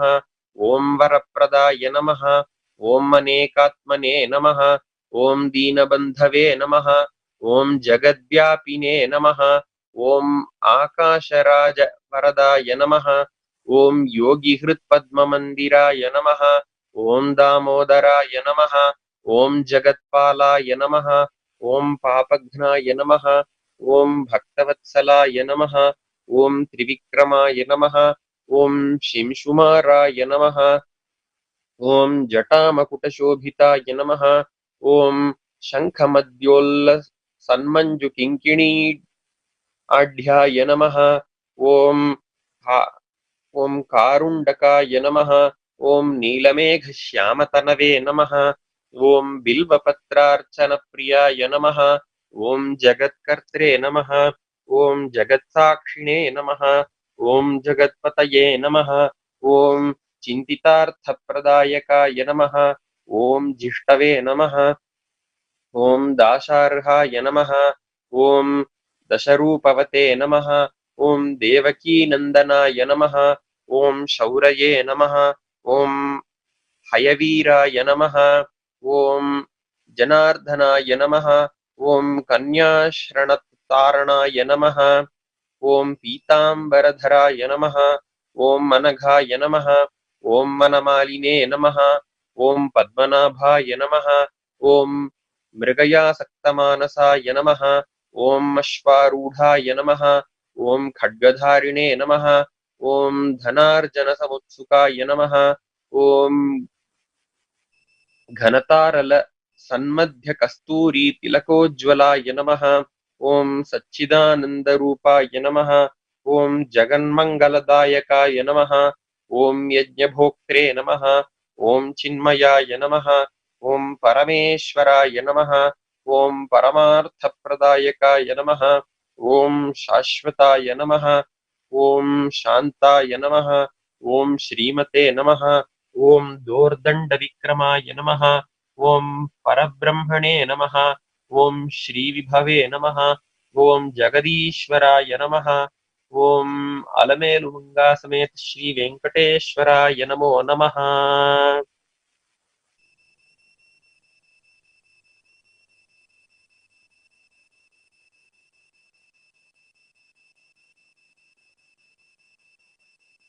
ओम शुद्धलक्ष्मी नमः ओम बुद्धिलक्ष्मी नमः ओम वरलक्ष्मी नमः ओम सौभाग्यलक्ष्मी नमः ओम वचोलक्ष्मी नमः ओम काव्यलक्ष्मी नमः ओम गानलक्ष्मी नमः ओम शृंगारलक्ष्मी नमः ओम धनलक्ष्मी नमः ओम धान्यलक्ष्मी नमः ओम धरालक्ष्मी नमः ओम ऐश्वर्यलक्ष्मी नमः ओम गृहलक्ष्मी नमः ओम ग्रामलक्ष्मी नमः ओम राज्यलक्ष्मी नमः ओम साम्राज्यलक्ष्मी नमः ओम शांतलक्ष्मी नमः ओम दान्तलक्ष्मी नमः ओम क्षान्तलक्ष्मी नमः ओम आत्मानंदलक्ष्मी नमः ओम सत्यलक्ष्मी नमः ओम दयालक्ष्मी नमः ओम सौख्यलक्ष्मी नमः ओम पातिव्रत्यलक्ष्मी नमः ओम गजलक्ष्मी नमः ओम राजलक्ष्मी नमः ओम तेजोलक्ष्मी नमः ओम सर्वोत्कर्षलक्ष्मी नमः ओम सत्वलक्ष्मी नमः ओम तत्वलक्ष्मी नमः ओम बोधलक्ष्मी नमः ओम विज्ञानलक्ष्मी नमः ओम स्थैर्यलक्ष्मी नमः ओम वीर्यलक्ष्मी नमः ओम धैर्यलक्ष्मी नमः ओम औदार्यलक्ष्मी नमः ओम सिद्धिलक्ष्मी नमः ओम वृद्धिलक्ष्मी नमः ओम विद्यालक्ष्मी नमः ओम कल्याणलक्ष्मी नमः ओम कीर्तिलक्ष्मी नमः ओम मूर्तिलक्ष्मी नमः ओम वर्चोलक्ष्मी नमः ओम अनंतलक्ष्मी नमः ओम जपलक्ष्मी नमः ओम तपोलक्ष्मी नमः ओम व्रतलक्ष्मी नमः ओम वैराग्यलक्ष्मी नमः ओम मंत्रलक्ष्मी नमः ओम तंत्रलक्ष्मी नमः ओम यंत्रलक्ष्मी नमः ओम गुरुकृपालक्ष्मी नमः ओम सभालक्ष्मी नमः ओम प्रभालक्ष्मी नमः ओम कलालक्ष्मी नमः ओम लावण्यलक्ष्मी नमः ओम वेदलक्ष्मी नमः ओम नादलक्ष्मी नमः ओम शास्त्रलक्ष्मी नमः ओम वेदांतलक्ष्मी नमः ओम क्षेत्रलक्ष्मी नमः ओम तीर्थलक्ष्मी नमः ओम वेदिलक्ष्मी नमः ओम संतानलक्ष्मी नमः ओम योगलक्ष्मी नमः ओम भोगलक्ष्मी नमः ओम यज्ञलक्ष्मी नमः ओम क्षीरार्णव पुण्यलक्ष्मी नमः ओम अन्नलक्ष्मी नमः ओम मनोलक्ष्मी नमः ओम प्रज्ञालक्ष्मी नमः ओम विष्णुवक्षोभूषलक्ष्मी नमः ओम धर्मलक्ष्मी नमः ओम अर्थलक्ष्मी नमः ओम कामलक्ष्मी नमः ओम निर्वाणलक्ष्मी नमः ओम पुण्यलक्ष्मी नमः ओम क्षेमलक्ष्मी नमः ओम श्रद्धालक्ष्मी नमः ओम चैतन्यलक्ष्मी नमः ओम भूलक्ष्मी नमः ओम भुवर्लक्ष्मी नमः ओम सुवर्लक्ष्मी नमः ओम त्रैलोक्यलक्ष्मी नमः ओम महालक्ष्मी नमः ओम जनलक्ष्मी नमः ओम सत्यलोकलक्ष्मी नमः ओम भावलक्ष्मी नमः ओम वृद्धिलक्ष्मी नमः ओम भव्यलक्ष्मी नमः ओम वैकुंठलक्ष्मी नमः ओम नित्यलक्ष्मी नमः ओम वंशलक्ष्मी नमः ओम कैलासलक्ष्मी नमः ओम प्रकृतिलक्ष्मी नमः ओम श्रीलक्ष्मी नमः ओम स्वस्थलक्ष्मी नमः ओम गोलोकलक्ष्मी नमः ओम शक्तिलक्ष्मी नमः ओम भक्तिलक्ष्मी नमः ओम मुक्तिलक्ष्मी नमः ओम त्रिमूर्तिलक्ष्मी नमः ओम चक्रराजलक्ष्मी नमः ओम आदिलक्ष्मी नमः ओम ब्रह्मानंदलक्ष्मी नमः ओम कनकलक्ष्मी नमः ओम उद्योगलक्ष्मी नमः ओम सर्वाभीष्टफलप्रदायी नमः ओम श्री महालक्ष्मी नमो नमः।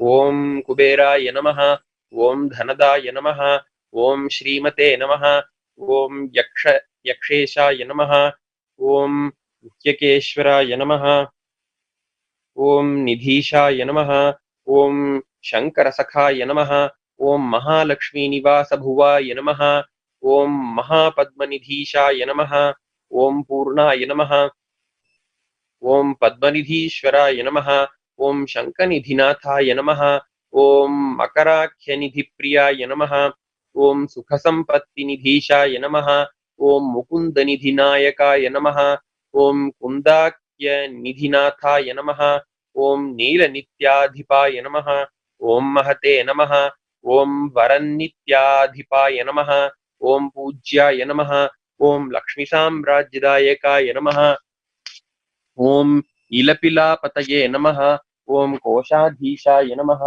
ॐ कुलोचिताय नमः ॐ अश्वारूढाय नमः ॐ विश्ववन्द्याय नमः ॐ विशेषज्ञानाय नमः ॐ विशारदाय नमः ॐ नलकूबरनाथाय नमः ॐ मणिग्रीवप्रीते नमः ॐ गूढमन्त्राय नमः ॐ वैश्रवणाय नमः ॐ चित्रलेखामनःप्रियाय नमः ॐ एकपिनाकाय नमः ॐ अलकाधीशाय नमः ॐ पौलस्त्याय नमः ॐ नरवाहनाय नमः ॐ कैलासशैलनिलयाय नमः ॐ राज्यदाय नमः ॐ रावणाग्रजाय नमः ॐ चित्रचैत्ररथाय नमः ॐ उद्यानविहाराय नमः ॐ विहरसुकुतूहलाय नमः ॐ महोत्सहाय नमः ॐ महाप्राज्ञाय नमः ॐ सदा पुष्पकवाहनाय नमः ॐ सार्वभौमाय नमः ॐ अङ्गनाथाय नमः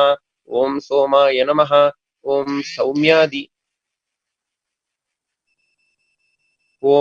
सौम्यादिकेश्वराय नमः ॐ पुण्यात्मने नमः ॐ पुरुहूतश्रियै नमः ॐ सर्वपुण्यजनेश्वराय नमः ॐ नित्यकीर्तये नमः ॐ निधिवेत्रे नमः ॐ लङ्काप्राक्तननायकाय नमः ॐ यक्षिणीवृताय नमः ॐ यक्षाय नमः ॐ परमशान्तात्मने नमः ॐ यक्षराजे नमः ॐ यक्षिणीहृदयाय नमः ॐ किन्नरेश्वराय नमः ॐ किंपुरुषनाथाय नमः ॐ नाथाय नमः ॐ खड्गायुधाय नमः ॐ वशिने नमः ॐ ईशानदक्षपार्श्वस्थाय नमः ॐ वायुवाय समाश्रयाय नमः ॐ धर्ममार्गैः स्मिताराय नमः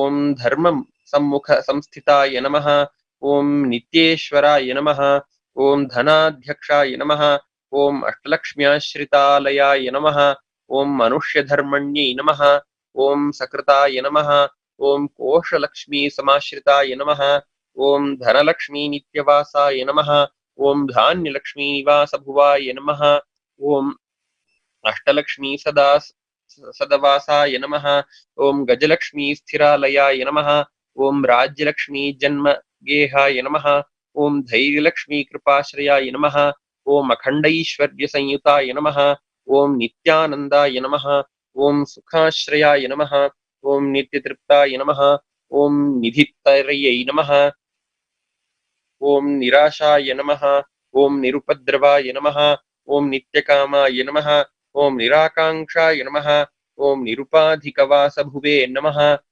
ॐ शान्ताय नमः ॐ सर्वगुणोपेताय नमः ॐ सर्वज्ञाय नमः ॐ सर्वसम्मताय नमः ॐ सर्वाणि करुणापात्राय नमः ॐ सदानन्दक्रियापालाय नमः ॐ सदानन्दकृपालयाय नमः ॐ गन्धर्वकुलसंसेव्याय नमः ॐ सौगन्धि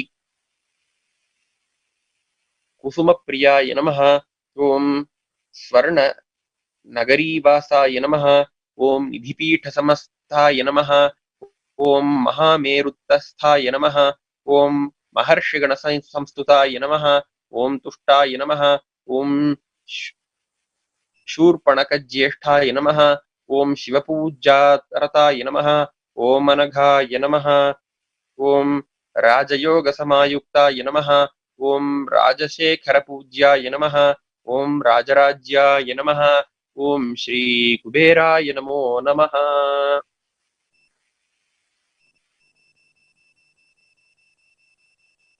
ॐ प्रकृत्यै नमः ॐ विकृत्यै नमः ॐ विद्यायै नमः ॐ सर्वभूतहितप्रदायै नमः ॐ श्रद्धायै नमः ॐ विभूत्यै नमः ॐ सुरभ्यै नमः ॐ परमात्मिकायै नमः ॐ वाचे नमः ॐ पद्मालयायै नमः ॐ पद्मायै नमः ॐ शुचये नमः ॐ स्वाहायै नमः ॐ स्वधायै नमः ॐ सुधायै नमः ॐ धन्यायै नमः ॐ हिरण्मय्यै नमः ॐ लक्ष्मी नमः ॐ नित्यपुष्टायै नमः ॐ विभावर्यै नमः ॐ आदित्यै नमः ॐ दित्यै नमः ॐ दीप्तायै नमः ॐ वसुधायै नमः ॐ वसुधारिण्यै नमः ॐ कमलायै नमः ॐ कान्तायै नमः ॐ कामाक्षी नमः ॐ क्रोधसम्भवायै नमः ॐ अनुग्रहप्रदायै नमः ॐ बुद्धि नमः ॐ अनघायै नमः ॐ हरिवल्लभायै नमः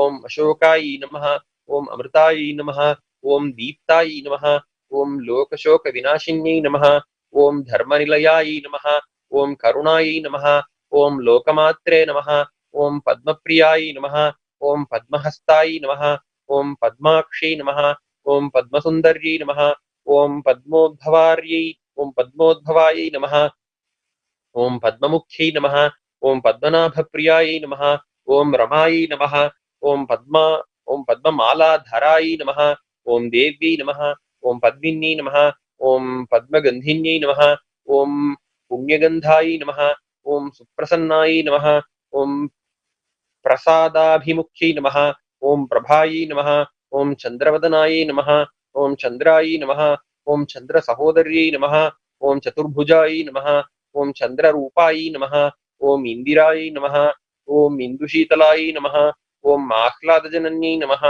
ॐ पुष्टायै नमः ॐ शिवायै नमः ॐ शिवकर्यै नमः ॐ सत्यायै नमः ॐ विमलायै नमः ॐ विश्वजनन्यै नमः ॐ तुष्टायै नमः ॐ दारिद्र्यनाशिन्यै नमः ॐ प्रीतिपुष्करिण्यै नमः ॐ शान्तायै नमः ॐ शुक्लमाल्याम्बरायै नमः ॐ श्रियै नमः ॐ भास्कर्यै नमः ॐ बिल्वनिलयायै नमः ॐ वरारोहायै नमः ॐ यशस्विन्यै नमः ॐ वसुधारायै नमः ॐ वसुन्धरायै नमः ॐ उदाराङ्गायै नमः ॐ हरिण्यै नमः ॐ हेममालिन्यै नमः ॐ धनधान्यकर्यै नमः ॐ सिद्ध्यै नमः ॐ स्त्रैणसौम्यायै नमः ॐ शुभप्रदायै नमः ॐ नृपवेश्मगतानन्दायै नमः ॐ वरलक्ष्मी नमः ॐ वसुप्रदायै नमः ॐ शुभायै नमः ॐ हिरण्यप्राकारायै नमः ॐ समुद्रतनयायै नमः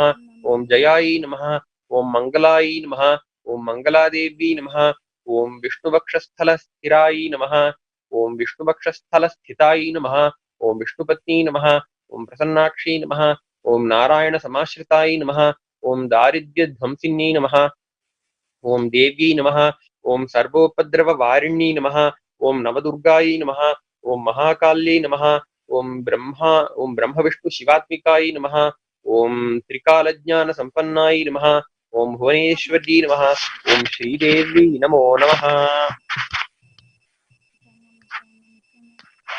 ॐ ब्रह्मज्ञायै नमः ॐ ब्रह्मसुखदायै नमः ॐ ब्रह्मण्यायै नमः ॐ ब्रह्मरूपिण्यै नमः ॐ सुमत्यै नमः ॐ सुभगायै नमः ॐ सुन्दायै नमः ॐ प्रत्यै नमः ॐ नित्यै नमः ॐ पत्यै नमः ॐ सर्वप्राणस्वरूपायै नमः ॐ सर्वेन्द्रियसुखप्रदायै नमः ॐ संविन्मय्यै नमः ॐ सदाचारायै नमः ॐ सदातुष्टायै नमः ॐ सदानतायै नमः ॐ कौमुद्यै नमः ॐ कुमुदानन्दायै नमः ॐ क्वै नमः ॐ कुप्सिततमोहर्यै नमः ॐ हृदयार्तिहर्यै नमः ॐ हारशोभिन्यै नमः ॐ हानिवारिण्यै नमः ॐ सम्भाज्यायै नमः ॐ संविभाज्यायै नमः ॐ आज्ञायै नमः ॐ ज्यायस्यै नमः ॐ जनिहारिण्यै नमः ॐ महाक्रोधायै नमः ॐ महातर्षायै नमः ॐ महर्षिजनसेवितायै नमः ॐ कैटभारि प्रियायै नमः ॐ कीर्त्यै नमः ॐ कीर्तितायै नमः ॐ कैतवोज्झितायै नमः ॐ कौमुद्यै नमः ॐ शीतलमनसे नमः ॐ कौसल्यासुतभामिन्यै नमः ॐ कासारनाभ्यै नमः ॐ कस्यै नमः, ॐ तस्यै नमः, ॐ यस्यै नमः, ॐ एतस्यै नमः, ॐ यत्ता विवर्जितायै नमः, ॐ अन्तिकस्थायै नमः, ॐ अतिदूरस्थायै नमः, ॐ हृदयस्थायै नमः, ॐ अम्बुजस्थितायै नमः, ॐ मुनिचित्तस्थितायै नमः, ॐ मौनिगम्यायै नमः, ॐ मान्धातृपूजितायै नमः, ॐ अतिस्थिरीकर्तृकार्य नित्यनिर्वहणोत्सुकायै नमः, ॐ महीस्थितायै नमः, ॐ मध्यस्थायै नमः, ॐ द्युस्थितायै नमः, ॐ अधस्थितायै नमः, ॐ ऊर्ध्वगायै नमः, ॐ भूत्यै नमः, ॐ विभूत्यै नमः, ॐ सुरभ्यै नमः, ॐ सुरसिद्धार्तिहारिण्यै नमः, ॐ अतिभोगायै नमः, ॐ अतिदानायै नमः, ॐ अतिरूपायै नमः, ॐ अतिकरुणायै नमः, ॐ अतिभासे नमः, ॐ विज्वरायै नमः, ॐ वेदाभोगायै नमः, ॐ वितन्द्रायै नमः, ॐ विरहासहायै नमः, ॐ शूर्पकारातिजनन्यै नमः, ॐ शून्यदोषायै नमः, ॐ शुचिप्रियायै नमः, ॐ निःस्पृहायै नमः, ॐ सस्पृहायै नमः, ॐ नीलासपत्न्यै नमः, ॐ निधिदायिन्यै नमः, ॐ कुम्भस्तन्यै नमः, ॐ कुन्दरायै नमः, ॐ कुन्दरदायै नमः, ॐ कुङ्कुमलेपितायै नमः, ॐ कुजायै नमः, ॐ शास्त्रज्ञायै नमः, ॐ शास्त्रजनन्यै नमः, ॐ शास्त्रज्ञेयायै नमः, ॐ शरीरगायै नमः, ॐ सत्यभासे नमः, ॐ सत्यसङ्कल्पाय नमः, ॐ सत्यसङ्कल्पायै नमः, ॐ सत्यकामायै नमः, ॐ सरोजिन्यै नमः, ॐ चन्द्रप्रियायै नमः, ॐ चन्द्रगतायै नमः, ॐ चन्द्रायै नमः, ॐ चन्द्रसहोदर्यै नमः, ॐ औदर्यै नमः, ॐ औपैक्यै नमः, ॐ प्रीतायै नमः, ॐ गीतायै नमः, ॐ ओतायै नमः, ॐ गिरिस्थितायै नमः, ॐ अनन्वितायै नमः, ॐ अमूलायै नमः, ॐ आर्तिध्वान्तपुञ्जर विप्रभायै नमः, ॐ मङ्गलायै नमः, ॐ मङ्गलपरायै नमः, ॐ मृग्यायै नमः, ॐ मङ्गलदेवतायै नमः, ॐ कोमलायै नमः, ॐ ॐ भूदेव्यै नमो नमः।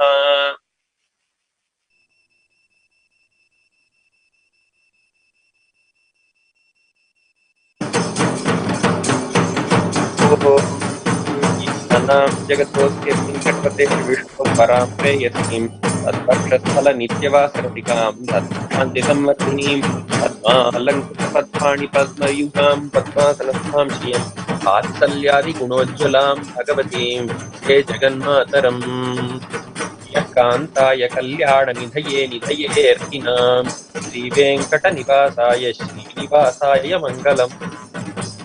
ॐ महादेव्यै च विद्महे विष्णुपत्नी च धीमहि तन्नो लक्ष्मीः प्रचोदयात्। सर्वस्याप्यै सर्वसिद्धिः सर्वमेव तेनाप्नोति सर्वं जयति। श्री वेङ्कटेश्वरस्वामिने नमो नमः। श्री लक्ष्मीकुबेराय नमः। श्री श्रीदेवी भूदेवी समेत श्रीनिवासाय नमो नमः। मङ्गलनीराजनं सन्दर्शयामि।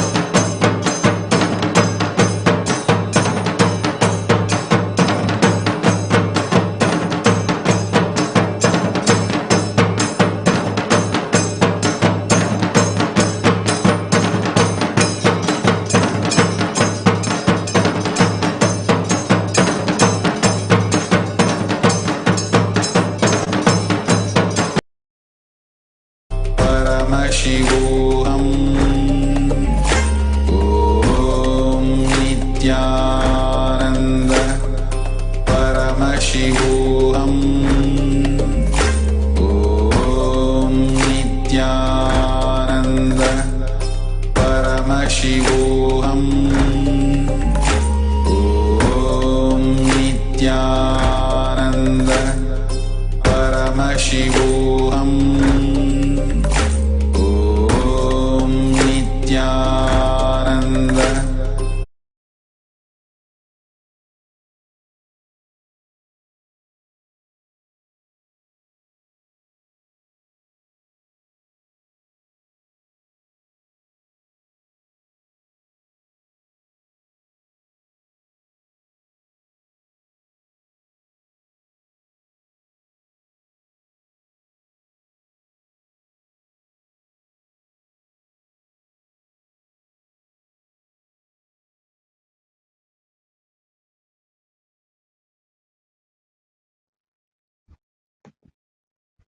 What we just witnessed was the Purnahuti for the Swarnakarshana Bhairava Homa, the Venkateshwara Archana, the Sridevi Bhudevi Archana, and the Lakshmi Kubera Archana. These rituals are an integral part of the Paramashivoham program, where the priests who are initiated into the powers of third eye and blessed by Swamiji, trained under Swamiji, are there helping us to manifest the reality that is guided during the Paramashivoham program.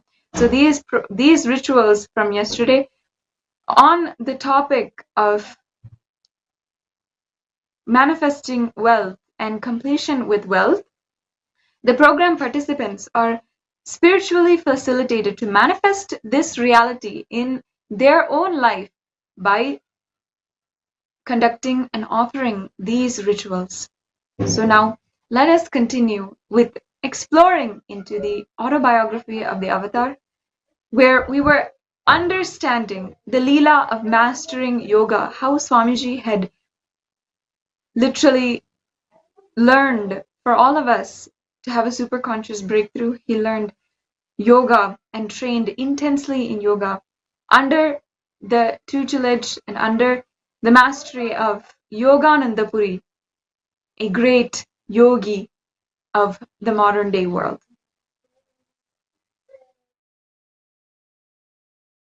Yogananda Puri led the life of a magnificent yogi in the 21st century. He was born in the outskirts of Tiruvannamalai in a small village. For most of his life, Yogananda Puri lived the powerful life of sannyas. He represented the Natha Sampradaya, an ancient lineage of yogis, founded by Gorakhnatha, who were all authentically expressing all yogic powers. He was trained in yoga from a very young age. As a young man, he grew strong and muscular. His muscles pumped by the energy of oneness, like many of the Aghoris of the Vedic age.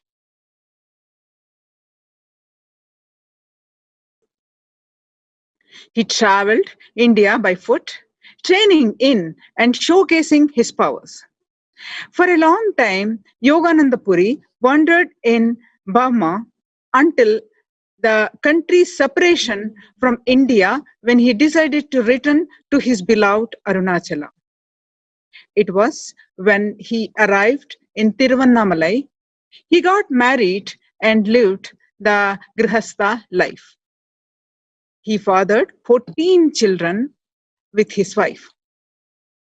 1970, he arrived and the modernization of India picked up pace. No longer were communities, even those centered around temple, focused on enlightenment. It had been 30 years since the British occupation had ended, but the roots of this molding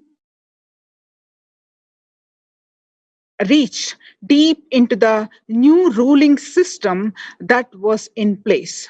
The education system was in ruins, making the future of India vulnerable to fear of failure, greed for name and fame, without taking any responsibility, that were currently destroying the young minds West.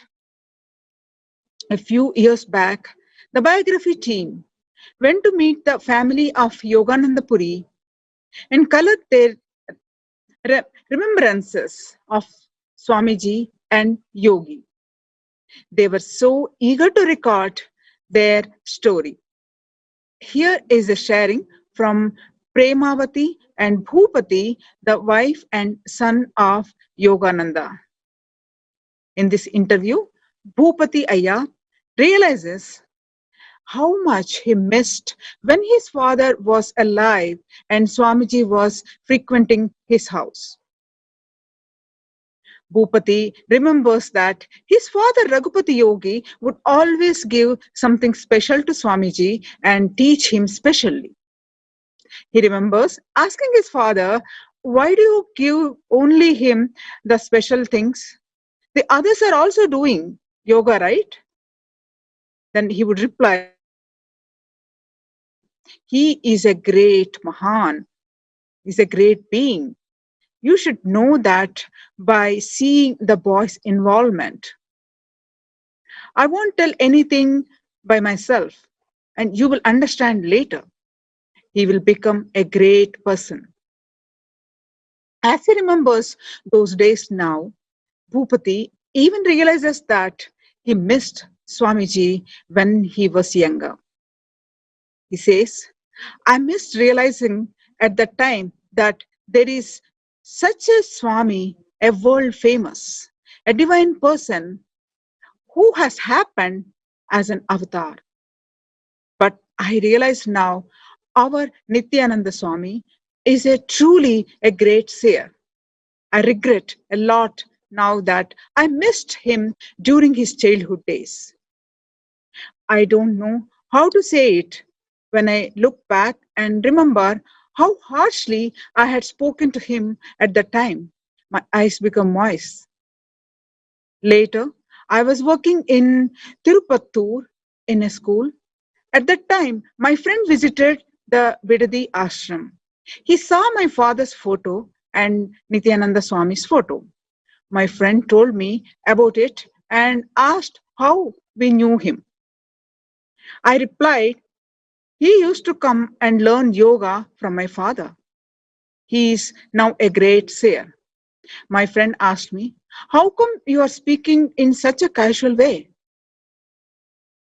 Only when my friend asked me that question, it struck my thick head. Till then, it never hit me. He asked, how come you are talking so carelessly? He's such a great seer, and you are talking about such a great seer so carelessly. I saw your father's photo there and I was stunned. I have learned yoga and meditation from that ashram, and with so much of devotion, I have returned.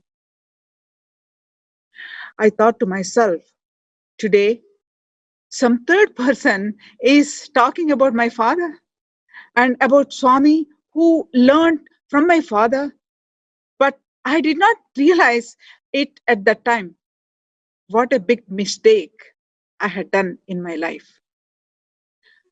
I felt it was truly a great loss for me.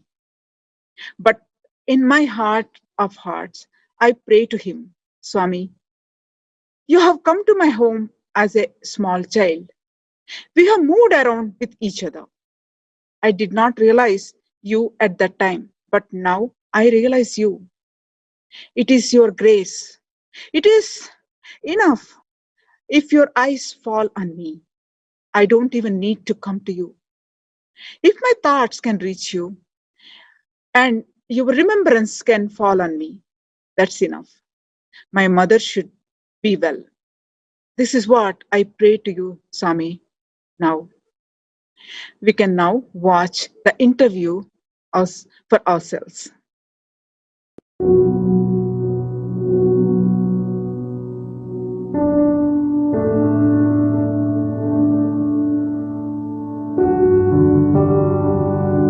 என் பேர் பிரேமாவதி. அவர் பர்மாவிலேருந்து வந்தார். வந்து இங்கே வேலூரில் கல்யாணம் ஆச்சு. பேங்க்கில் இருந்தார். அப்புறம் அங்கங்கே மாற்றிட்டே வந்தோம். திருவண்ணாமலை வந்து சேர்ந்தோம் நாங்கள்.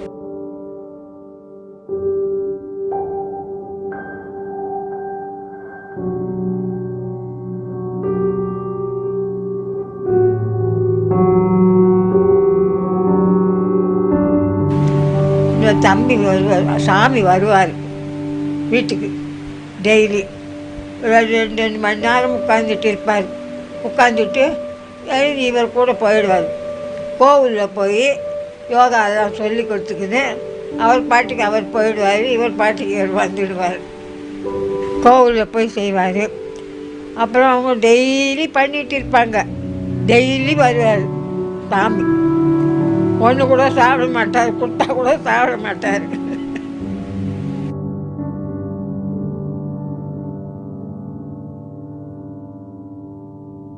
நமஸ்காரம். நான் திரு ரகுபதி யோகிராஜ் பி ரகுபதி அவர்களின் மகனாகிய பூபதி பேசுகிறேன். எனது தாயார் இப்பொழுது உரையாற்றினார். நமது நித்யானந்த சுவாமிகள் அவர்களை பற்றி நிறைய இருக்கிறது சொல்வதற்கு. நான் சிறு வயதில் இருந்த பொழுது என் தந்தையாருடன் இருந்த நிகழ்வுகள் எல்லாம் எனக்கு இப்பொழுது ஞாபகத்தில் இருக்கிறது. அதை உங்களுடன் பகிர்ந்து கொள்கிறேன். என் தந்தையார் இருக்கும் பொழுது அவர் கிருத்திகா மண்டபம்னு 1000 கால் மண்டபத்தில் பக்கத்தில் உள்ள கிருத்திகா மண்டபம்னு கோவில் இருக்குது. அந்த மண்டபத்தில் போயிட்டு யோகா நடத்துவார்.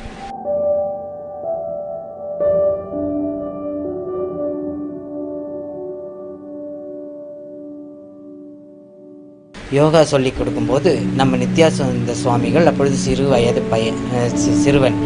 அவர் வீட்டுக்கு வருவார். அம்மாவிடம் கேட்பார், குருஜி இருக்கிறாரா அப்படின்ட்டு. அம்மா என்ன சொல்லுவாங்க, அப்பா தூங்கின்னு இருக்காருப்பா அப்படின்வார். அவர் நேராக போவார்.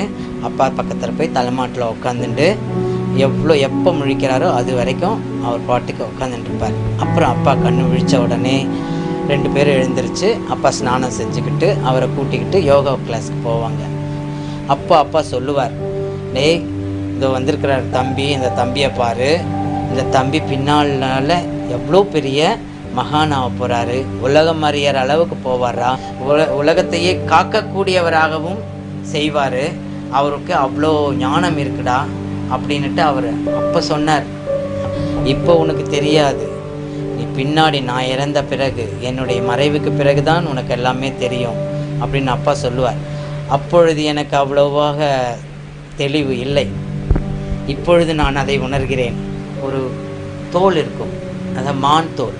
அந்த மான் தோலில் நடுராத்திரியில் அப்பா தியானம் பண்ணுவார். கண்ணை மூடிட்டு தியானம் பண்ணுவார். சில நேரத்தில் அந்த மானுத்தோலுக்கு மேலேயே கொஞ்சம் எழும்பி உட்காந்து தியானம் பண்ணுவார் அப்பா. அப்படி பண்ணும்போது நான் பார்த்துருக்குறேன். அந்த கண் கூட பார்த்ததில் ஒரே ஒரு நிகழ்ச்சி. ஒரு நாள் இரவு நான் படுத்துக்கிட்டு இருக்கிறேன். பக்கத்து அறை, அந்த அறையில் அப்பா தியானம் பண்ணின்னு இருக்கிறார். திடீர்னு கண் விழிப்பு வந்தது. கண் விழிப்பு வந்தால் சின்ன லேம்ப்பு எங்கள் வீட்டில், அதாவது நைட் லேம்ப்பு. அந்த நைட் லேம்ப்பு சின்னதை வச்சுருப்போம். அந்த லேம்ப் ஒளி தான் இருக்குது, வேறு எந்த ஒளியும் இல்லை. அந்த ஒளி என்ன ஹால் ஃபுல்லாக பரவி இருக்கும்.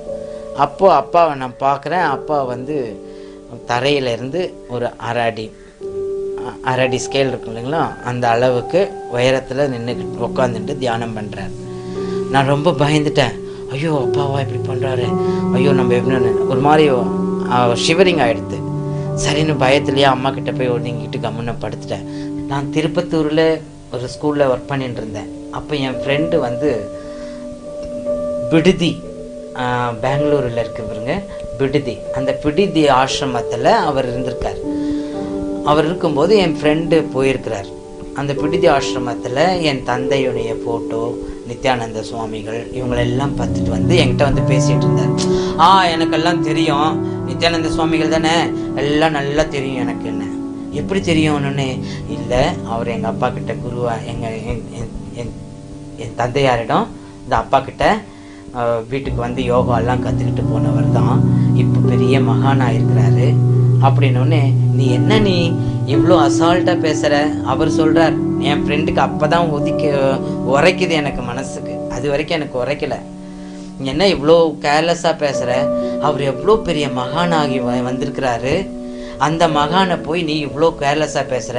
உங்கள் அப்பா ஃபோட்டோவை பார்த்துட்டு ரொம்ப ஸ்டன் ஆகிட்டு, ஐயோ ஐயோ ஐயோ ஐயோ, காண கிடைக்காத அரிய காட்சியாக இருக்குதே, அந்த தேவ புருஷனாக இருக்கிறாருன்னு சொல்லிட்டு நான் எவ்வளோ பக்தியாக அவர்கிட்ட யோகா கற்றுக்கணும், தியானம் எல்லாம் கற்றுக்கிட்டு வந்திருக்கேன் அந்த மடத்தில் போய், நீ இவ்வளோ அசால்ட்டாக பேசுகிறியே அப்படின்னு சொல்லிட்டு சொன்னார். அப்போ தான் எனக்கு மனசில் உரைக்க ஆரம்பிச்சது திருப்பத்தூரில்.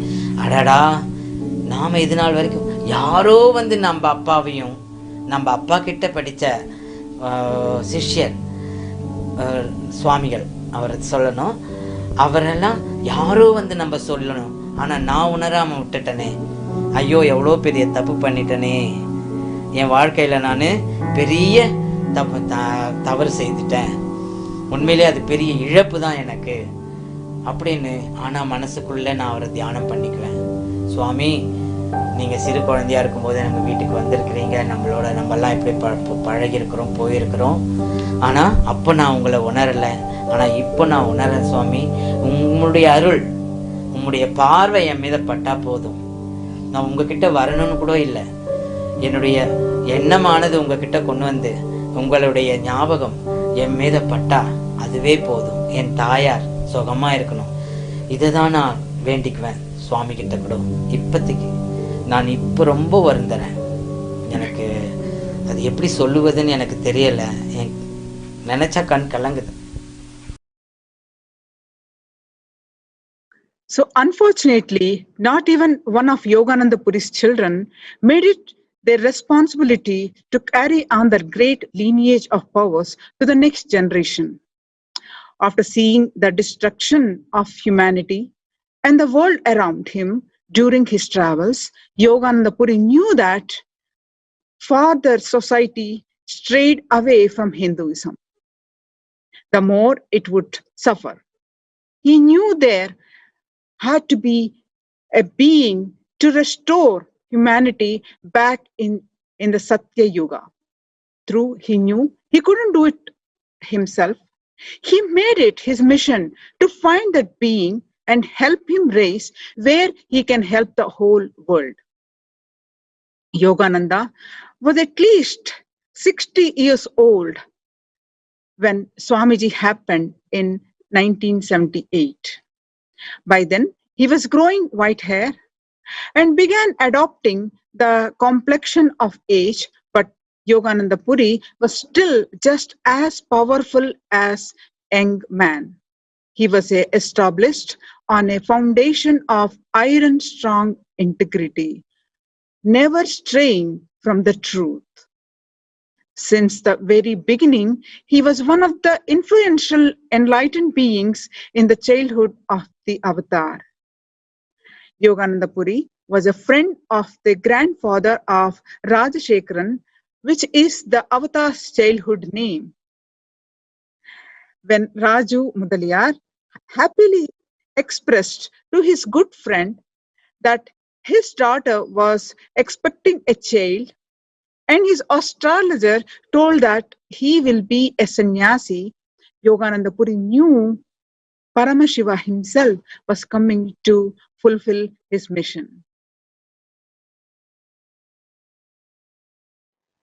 With this, we understand from Swamiji's life one of the most pivotal beings, Yogananda Puri. To all of the viewers, if you would like to learn more about the autobiography of the Avatar, you can visit autobiographyoftheavatar.org and also explore on Kailasa's Autobiography of the Avatar Facebook page and YouTube channel for more information, for more stories and beloved remembrances. And of course, every single day during the pre-satsang, during the satsang introduction, before we go into the divine revelations by Paramashiva himself, we are continuing to go more and more into depth of the autobiography of the Avatar. With this, it has now come time for each and every one of us to take the Satya Sankalpa, carry that in our inner space as we move on and get ready for the Nithyananda Satsang. During the Nithyananda Satsang, we should be in the deepest space of listening. And just if we are in that listening space, we need not have any prior information, any prior knowledge. We can just soak the divine jnana, the wisdom of Paramashiva himself. So right now, you can take this time to carry within inside of yourselves that Satya Sankalpa. Take some time, a few minutes, to write down a Satya Sankalpa and understand for yourselves what you would like to manifest into your reality for today. Today, we even explored about going beyond death and Swamiji's own experience in how he had the conscious death experience. So you can even write a Satya Sankalpa to go beyond that fear inside of all of you and have the superconscious awakening just as Swamiji is expressing today. With this, let us now sit with our head, neck and spine in a straight line, carrying that Satya Sankalpa inside of you deeply. And let's chant the Mahavakya repeatedly and let that space of Paramashiva reverberate inside of our beings. Om Nithyananda Paramashivoham.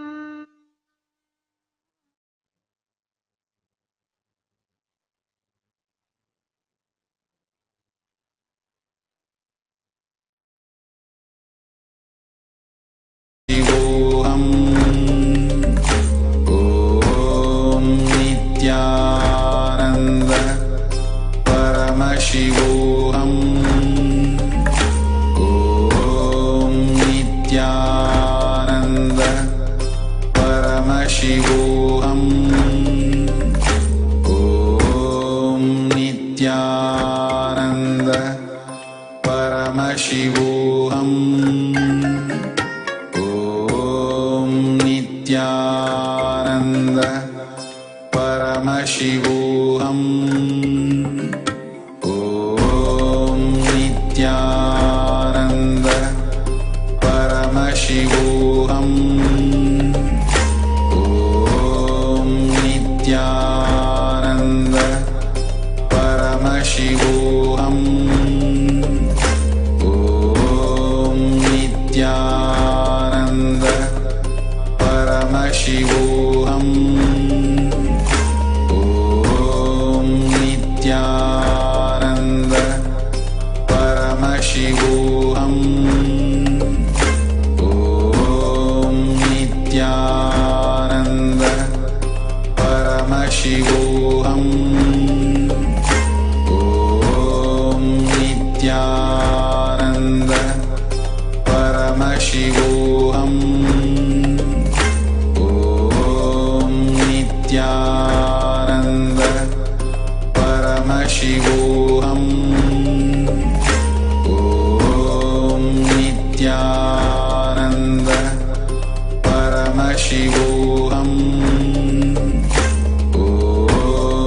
Nithyananda Paramashivoham.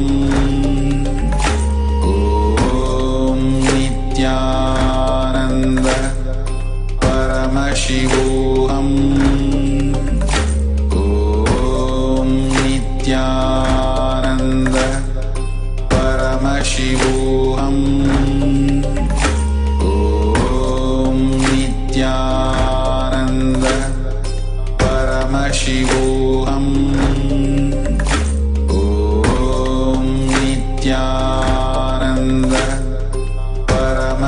Paramashivoham. Om Nithyananda Paramashivoham. Om Nithyananda Paramashivoham. Om Nithyananda Paramashivoham. Om Nithyananda Paramashivoham. Om Nithyananda Paramashivoham.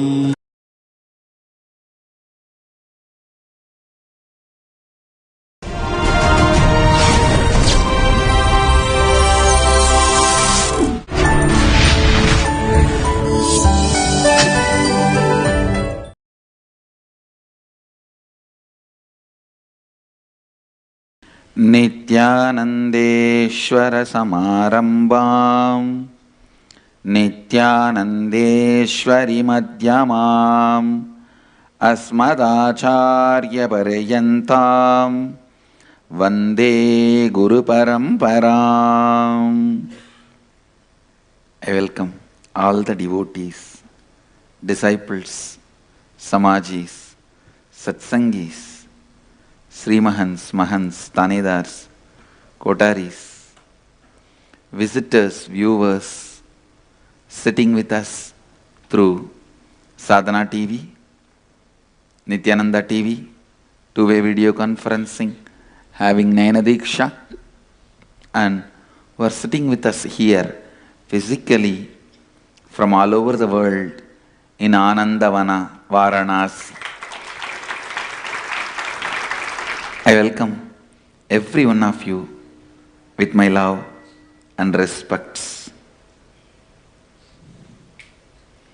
The city is sitting with us in two-way video conferencing, having Nayana Diksha, Warrington, UK, Singapore Adinam, Houston Adinam, Manhattan, New York, Ponca City, Oklahoma, Nithyananda Nagara Bididi, Dubai, Diamond Bar, Sugarland, Texas, Vancouver, Hyderabad Adinam, Oklahoma Adinam, Los Angeles Adinam, Kuala Lumpur Adinam, Ohio Adinam, Vancouver, Canada, Scottsdale, Arizona, Toronto Adinam, Hyderabad Guptakashi, Seattle Adinam, Melbourne Adinam, China, Guadalupe Adinam, Chennai Adinam, Ohio Adinam, Kuala Lumpur Adinam, Redmond, and some more cities. I welcome all of you with my love and respects.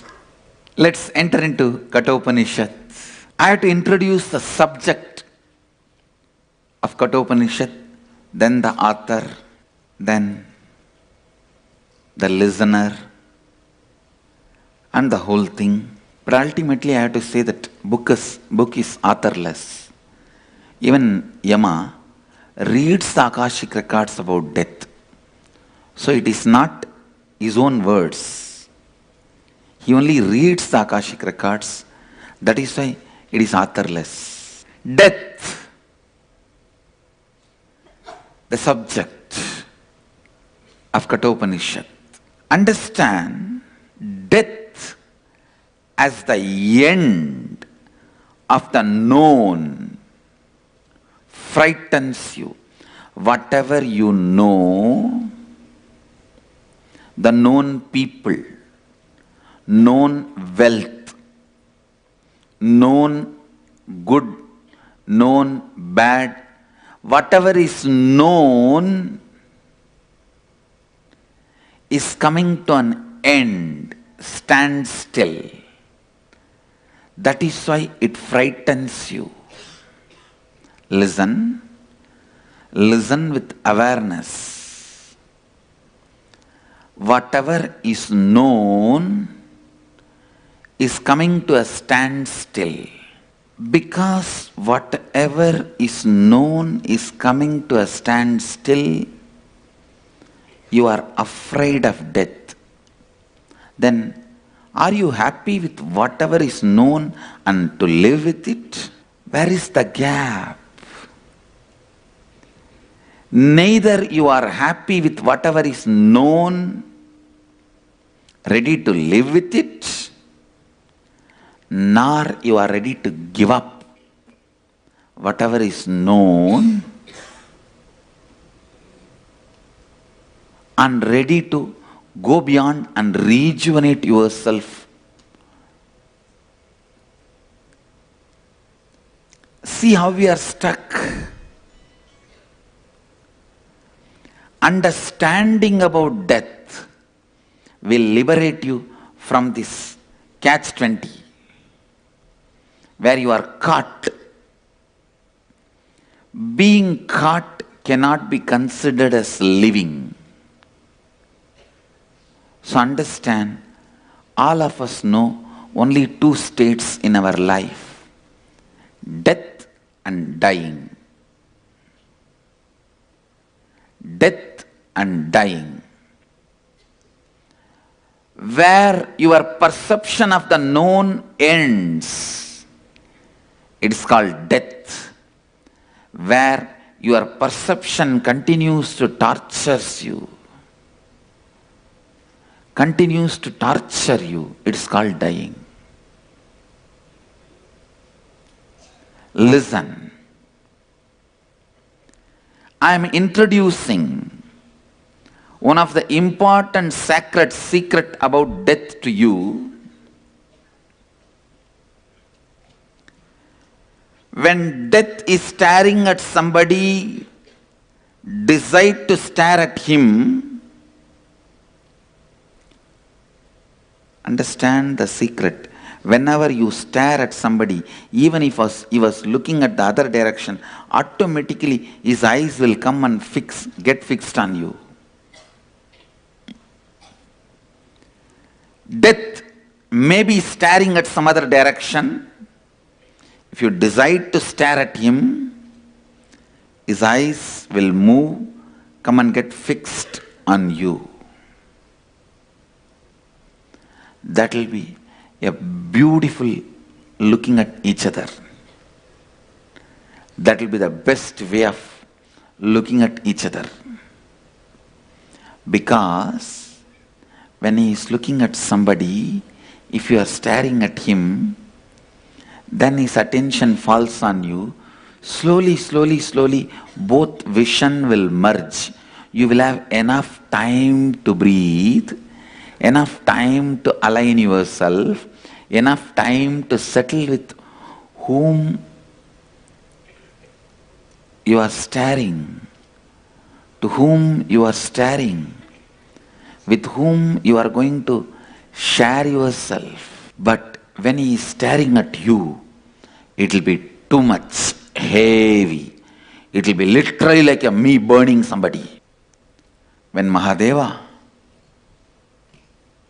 stares, you can't look back. You won't be able to look back. You won't be able to stare back. Before death decides to look into your eyes, decide to look into his eyes. Before it decides to look into your eyes, decide to look into his eyes. Because during the dying, listen, I am equating you staring at the eyes of the death when he is staring at somewhere as dying, and he is staring at you directly is death. He staring at your eyes directly is death. You staring at him when he is staring at somebody else is dying. One good thing, during the process of dying, the process of rebirthing is more known and available to you. Is more known and available to you. Your biomemory can cherish the dying and rebirthing in a beautiful way and transform itself. Few days before, there was a confusion created by one of my Mahants in Biddi. Why I am saying confusion? There is a difference between confusion and doubt. Doubt means you ask, when I answer, you accept it. You accept the answer and evolve. That is called doubt. Confusion means even if I give answer, you are not ready to listen. You are rejecting the decision. You are rejecting the clarity. So few days before, some of my Mahants have created a confusion. If enlightenment is what is required, we can just die in Varanasi. We will be liberated. We will have enlightenment. The stupid fellows don't know. Then it took such a long time for me to make them understand. I don't think still they've understood or grasped. Listen. Most of you also may be having this doubt or confusion. That is why I am talking about it. While you are living, you should go through the birth and death and reborn. Your bio-memory should enjoy the transformation. Your muscle memory should enjoy the transformation. Only then you will taste enlightenment. You will taste Jivan Mukti. If you die in Varanasi, you will have liberation. But unfortunately, the person who is having liberation during the death in Varanasi is always liberated. Your consciousness. The person who is suffering with the bondage, the biomemory, and your mind, your body, that is anyway going to only get destroyed. Please understand, goal of Hinduism is not Videha Mukti, means liberation after leaving the body. No. Liberation while you are in the body. Jivan Mukti. Understand? The goal of the Hinduism is Jivan Mukti, not Videha Mukti. Lakshya of Manushya Jivana is not Videha Mukti. That is too easy to get it. Just come and live in the Varanasi. When you die, you will get it. But one thing, even Kalabhairava doesn't allow that easily everyone to die here. I know people who lived whole life in Varanasi, just a small cough and cold, went to a hospital which is just outside the border of Varanasi and died there.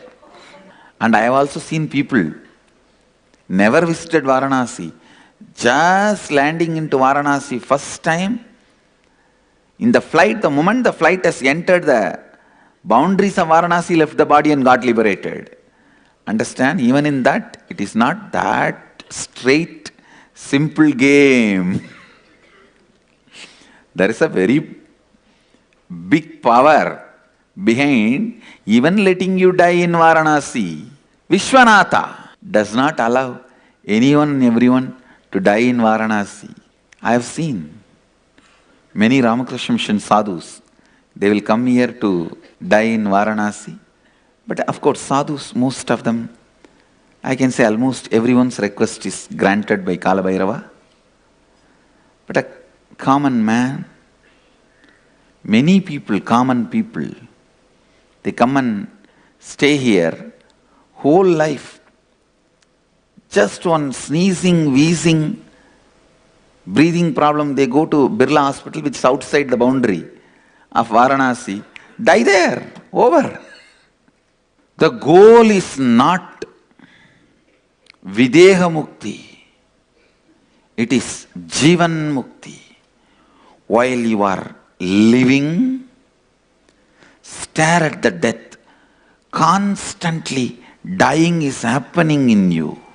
Many things with which you associate yourself are moving away from you. Many things about which you are afraid are getting closer to you. All this is dying. Many things which you are feeling closer moves away from you. Many things about which you are afraid gets closer to you. He is dying. Anybody who consciously allows the dying process will understand every moment Kala is working on you. Every moment Kala is working on you. There is so much of powerlessness. Powerlessness based focus on death. But if you turn your attention on dying, the powerlessness will be removed from death.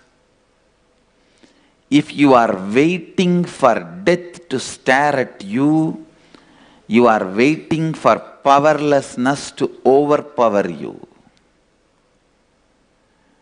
If you are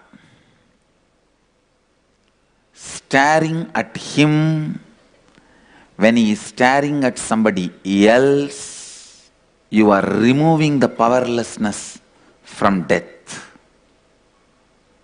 Understand? As a Hindu incarnation, authority on Hindu tradition, Upanishad, and the Hindu way of living and Hindu goals, Hindu ambitions, I tell you, first and foremost commandment of Hinduism is thou shalt not die. Do what it takes. Do what it takes. Thou shalt not die. That's the first and foremost commandment for Hindus. Fools are those who die. Stupid are those who plan for liberation after death. Hypocrites are those who never look into the eyes of death while living. Criminals are those who are diverting others' attention also from the death by stupid, shallow, shady lifestyles. Any lifestyle which is trying to divert your attention from looking into the eyes of the death and ability to go beyond death, that lifestyle is shady, shallow, stupid, hypocritical, blind. Criminals are those who are promoting those lifestyles and diverting your attention from the original need of life going beyond death. Those are the fellows. Blind leading the blind. This Upanishad says, the blind leading the blind, both fall into the ditch. In Varanasi, very quickly they will fall. Because every few steps we have a ditch. Do not be led by blind. Don't get diverted by the stupid fellows and their lifestyle theologies, which is diverting you and your attention from the original need of soul consciousness. The original need of you is facing the death, looking into the eyes of the death, staring at death before he stares at you. When he stares at you, you will be scared. No. Stare at him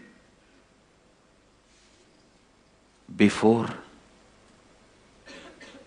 he stares at you. Upanishads are using a beautiful word. Dhiraha means who has the ability to stare at the death before even he stares at you. Who has the courage to stare at death before even he stares at you. Understand, if you are waiting for him to stare so that you can stare back, you won't be able to. You will just close your eyes tightly and give up on you. Closing your eyes tightly and going through the death is giving up on you. Don't be a coward. This Upanishad uses the maximum words identified with courage and boldness. Understand? All the other Upanishads uses very sweet words. Mangala, Chinmaya, Chidambara, Isha. All these sweet words. But this Upanishad, it is so different because a Brahmin thinking trend, a Brahminical thought trend never uses the words like a courage, boldness, because that is not there in their thought trend. Those words are not used so much.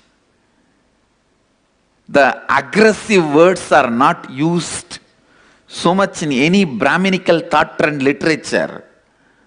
But this is the first Upanishad where I see so much of vocabulary, so much of words used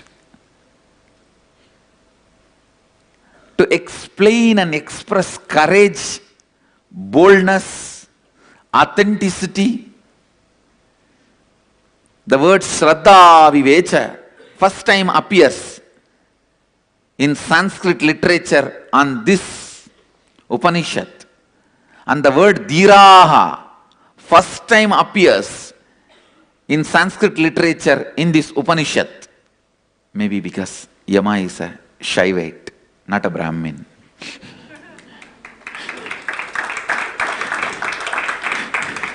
It takes for a Shaivite to utter the words of courage and boldness. He is so straight and dedicated to his work. Even in Markandeya's issue, when he was trying to take the life of Markandeya, Mahadeva appears and intervenes. Yama says beautifully, "O Prabhu, it is you who ordained me in this flow of life and law of life. When you want to interfere, no one can question, but I surrender me also at your feet. Please take my life also, because my life has been ordained by you to maintain the flow of life and law of life. Now, when I am not able to do that, I am surrendering my life also at your feet." Mahadeva accepts his life into him, reprograms and says, "You will maintain the flow of life and law of life, exempting my devotees." And gives the life back to him. Understand? He is so sincere, authentic, integrated to his programming. Even when Mahadeva interfered, he said, "Prabhu, I can't question your interfering. You are above all this. You have every right to interfere, but take my life, for which you programmed me. You programmed me to maintain the flow of life and law of life, Yama and Dharma. Now, when I am not able to do that, I surrender my life itself at your feet." So death was killed once in Tirukadayur. Death was killed. Yama was killed. Then Mahadeva reprograms him and gives him life. Gives life back to him, saying, "Yes, you will maintain the flow of life, Yama, and law of life, Dharma, exempting my devotees. Name bhakta pranashyati." My devotees never perish. With this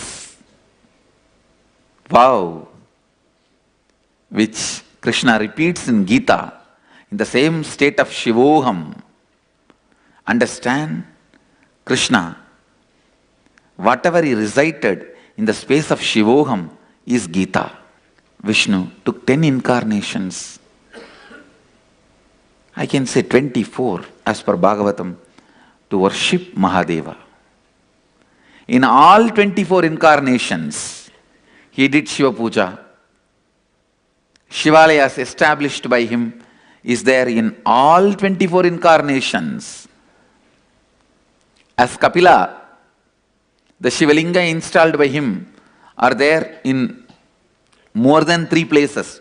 One in Mahanirvani Pita, one in Tirupati, Tirumala, Tirupati was one of the tapastali. Below the Tirumala, in Tirupati, there is a beautiful Shiva temple, Kapileshwara Swami Devasthanam. That Shivalinga was installed by him, worshipped by him. There is a falls, waterfalls, where he took bath, that is Kapila Tirtha. He lived in Tirumala, Tirupati. There is one more in the central India, Madhya Pradesh. As each incarnation, he lived, worshipped Mahadeva. Listen, all the akhadas, the founders are the incarnation of Vishnu, incarnations of Vishnu. But that God is Shiva. All akhadas are Shaivite akhadas, the major akhadas. And the founders are Vishnu's incarnation, Juna Akhada. Dattatreya is the founder, who is the Vishnu's incarnation in Bhagavata Puranam. But the deity worshipped is Shiva. It's a Shaivite Akhada. But the founder is Dattatreya because he himself is a Shiva Bhakta. Mahanirvani, Kapila Rishi. Kapila is the founder. But the deity is Shiva because he himself is a Shiva Bhakta. Many akhadas founded by Vishnu, Vishnu's incarnation. But the God is Shiva. As a Rama, he installed Shivalinga in Ramanagara, Bididi, and Rameshwaram. Please understand, when he stayed in Ramanagara, he and Sita, that's the time he killed Kakashura. Kakashura is the demon who came in the form of a crow and disturbing Sita. He killed Kakashura. To get rid of that sin, he installed Shiva and worshipped. So in Ramanagara, there is a Rameshwara Swami. And even now crows don't fly over Ramanagara. Understand, such big forest, you will see all birds, not a single crow. You will see all birds, but not a single crow. Yamadharma, Lord of flow of life and law of life. Yama, Niyama. Yama and Dharma. Whoever decides to stare at death before he stares at you is Shiva devotee. Understand? Shiva Bhakta means doing what he is doing, being what his being is. Shaivism is the tradition to educate you to stare at death while you are alive. Never you are allowed to divert your attention from death till you are liberated. That is why the sacred ash is the symbol of death. Understand? It is symbol of dying, that everything is going to become this. You apply sacred ash from the time you wake up till you go to bed, before eating, after eating, before sneezing, after sneezing, before drinking water, after drinking water. Every time you are requested as to apply bhasma. Even I am slowly aligning myself to that. Before eating, after eating, before going to bed, after waking up. During all these times you are asked to apply bhasma, just to remind you constantly that this is the way life is going to be. Let your attention be on death till you are liberated. The good news is, if you put your attention on death, you will be liberated. The great news is, you don't have to put your attention on death your whole life. Just few days without getting diverted, put your attention, that is enough. You will have liberation. You will have liberation. Understand, no one needs to declare me as authority. My authority comes from my authenticity. I am telling you with all my authentic authority, the first and foremost commandment for human beings, not just Hindus alone, for whole humanity is, thou shalt not die. Thou shalt not be born. If the mistake is already made, at least thou shalt not die, so that you don't reborn.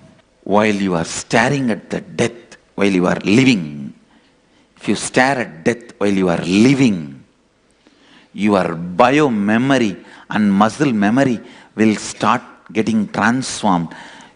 Your living bio-memory and living muscle memory will start celebrating life. Understand, transformation need to be tasted, sipped, enjoyed, celebrated. Just like sipping cup of coffee or high quality tea. Transformation, enlightenment, mukti need to be tasted while you are in the body. It needs to be enjoyed while you are in the body. It needs to be celebrated while you are in the body. That is what exactly I am doing in everyday process here in Shivoham.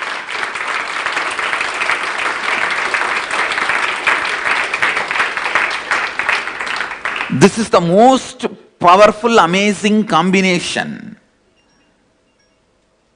of inner awakening I have ever done. Please understand. Don't think this is a usual statement I make about every inner awakening. No. The usual inner awakenings where your effort is the first priority. Shivoham is where my effort is the first priority. Me gifting is the first priority. The problem is, even when I gift, you fall into self-doubt. Am I worthy of qualification?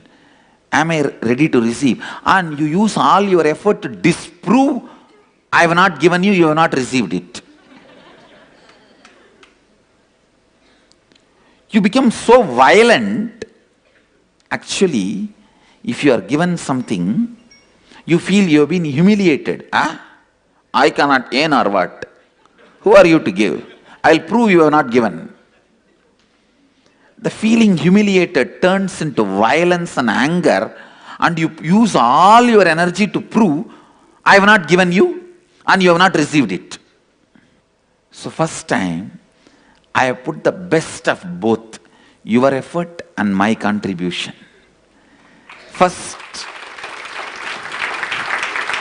you go through your effort, you do completion, then I make it happen by my contribution. Then you do samskara dagana kriya, then whatever you can't do, I intervene and clean it up. Then you do root pet and completion, then whatever you can't, I am intervening in the process of Shivoham and doing it. It is such an amazing, beautiful, I can say one of the most powerful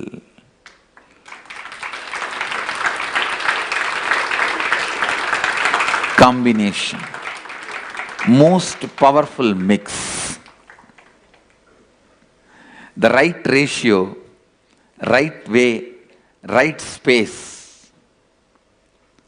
No, it has become a nature of human being, especially in the modern day.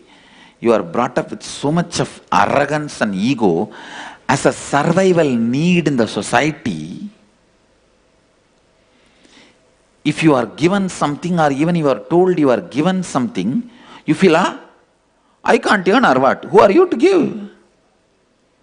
You feel humiliated, and that feeling humiliated turns into anger and violence, and you direct it on me just to prove you have not been given or you have not received it. People are ready to die just to stand up for what they believe, not what is reality.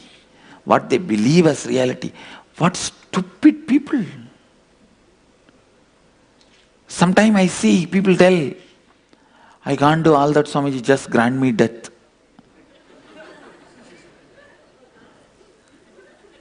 They can't do meditation, they can't do spiritual practice, they can't do enriching, they can't become integrated, authentic, but they're ready to die. Oh God. No, you are so convinced. You are ready even to die, but you don't want to change what you are convinced as reality. What are stupid human beings? Stupid human beings. Stupid power of the infinity human beings. Not stupid square and stupid cube and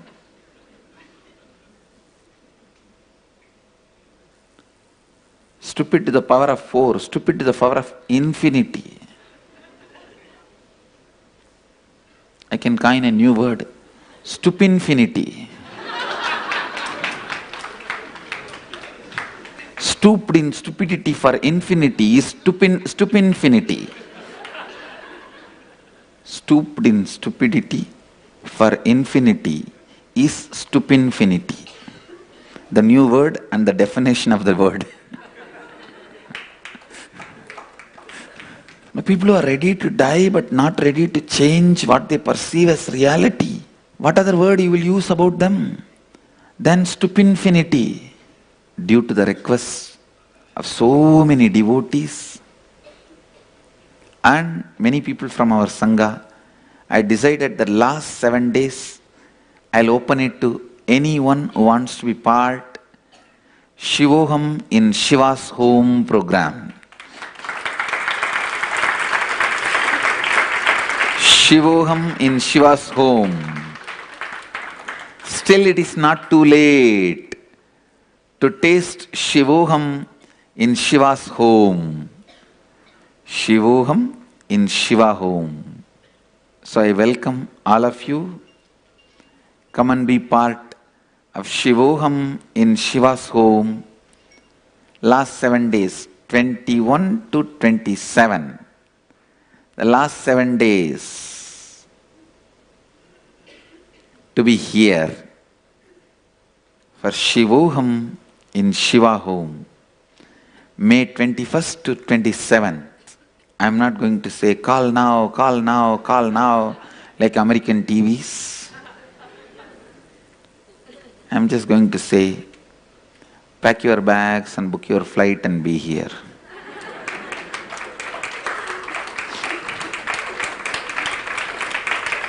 Death is such vast subject. But I will introduce the subject from the context of Kathopanishad. What you need to know about death, what all the understandings about death will make it easy for you to realize the Upanishad. From that angle, I will continue to expand on death. Death, I am expanding on death in the land where I myself died. In 1999, I myself went through death experience in the same Varanasi in Manikarnika Ghat, the land where death is liberation and celebration, where I myself went through death. I'll continue to expand on death. I experienced my own Yamadharma's dimension and my own Nachiketa's dimension in this Varanasi. So I am the speaker and I am the listener. It's the same place where all the IA participants, all of you are going to go through the death process.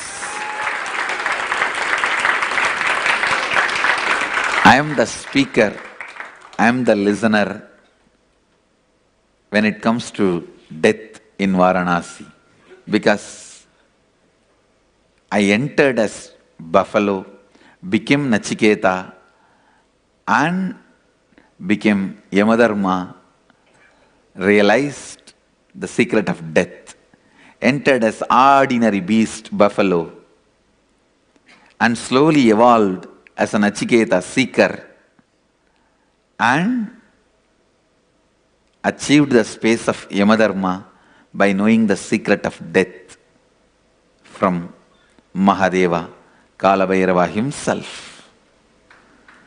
So what you see in the background, all the trees, my own 3 different dimensions. I'll continue to expand on death. With this, I bless you all.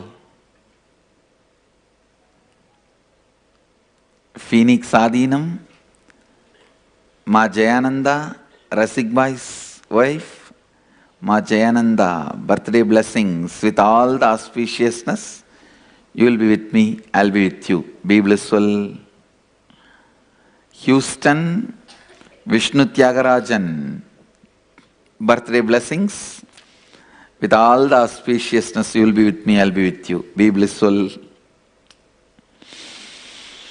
And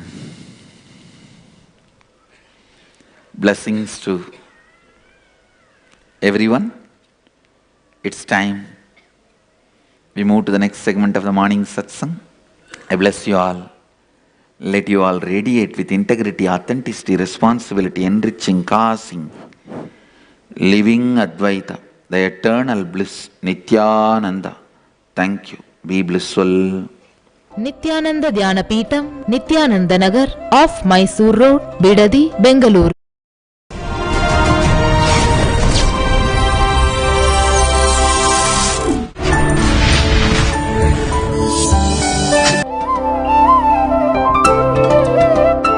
Nithyanandeshwara Samarambam, Nithyanandeshwari Madhyamam, Asmadacharya Paryantam, Vande Guru Paramparam.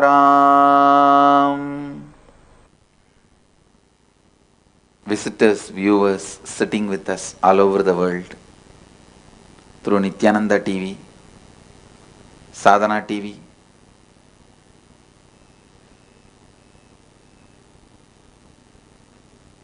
and in Nithyananda Sabha in Haridwar here. Internet is down, so two-way video conferencing is down. When it comes, people who are sitting on the Nayana Diksha also, I welcome all of you in advance. Today, I'll expand on death.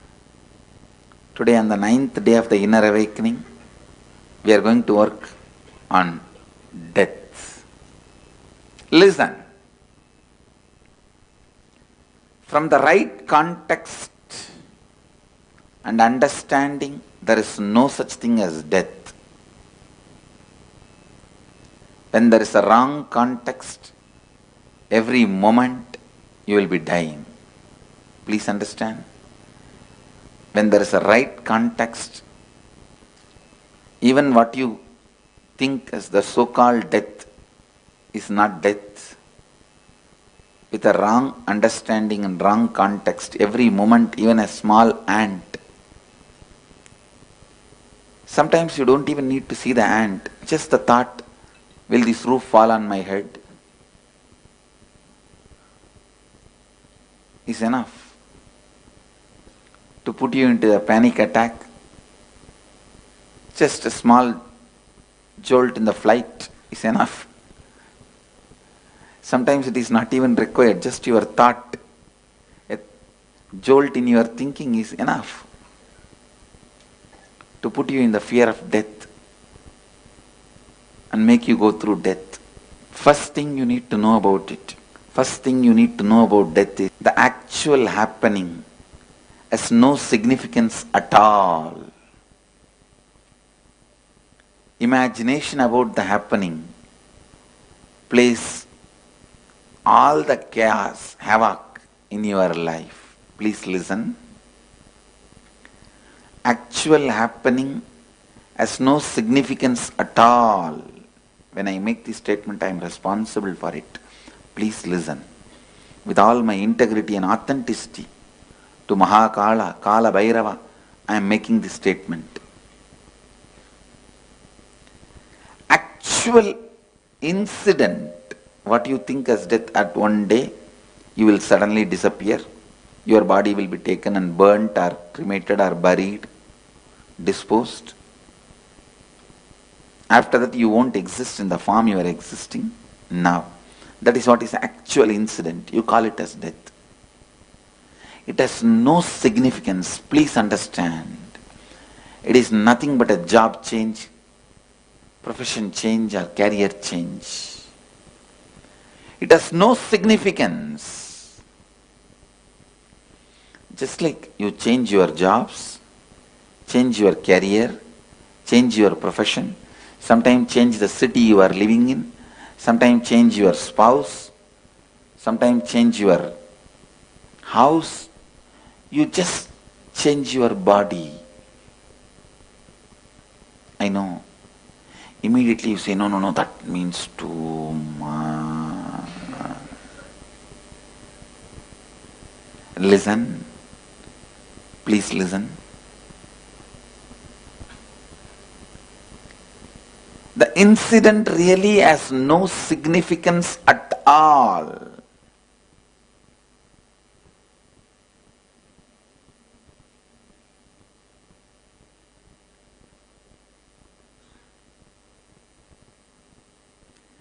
Changing your body happens so regularly in your life,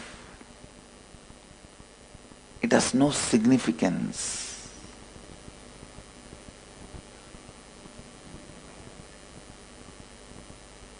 Just today morning when we were walking towards Satsang, I was with one of my Gurukul kid who was in the Gurukul. None of my Mahants and Sri Mahants are able to recognize him because he has grown so tall. They were trying to identify who he is. And when I explained, they understood. Understand, body changing has no significance. It is regular phenomena. Then what is that? That makes death so frightening, fearful. Listen. It is cleaning of all the memory. Please listen. There is only one thing in the death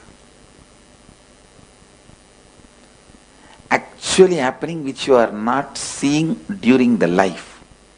That is you forgetting the whole memory.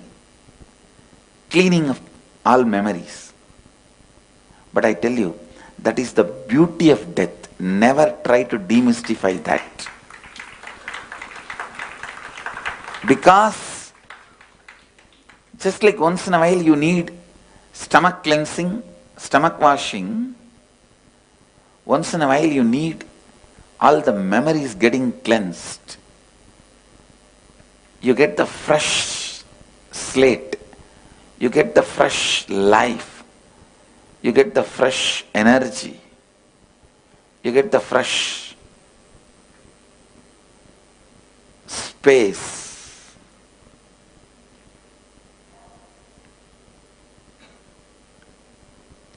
Actually, one of the most powerful blessing from Mahadeva, Mahakala is helping you to forget all those incompletions, the pain, and giving you the new possibility. But unfortunately, some of the greatest blessings you make it as a worst curse by getting frightened about it, by not having the right understanding about it, by not having the right intelligence about it. Understand, some of the greatest blessings, when the understanding is not there, can be turned into frightening curse.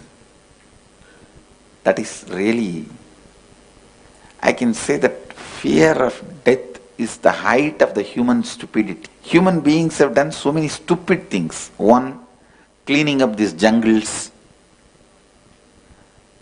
abusing the planet Earth by drilling and fracking,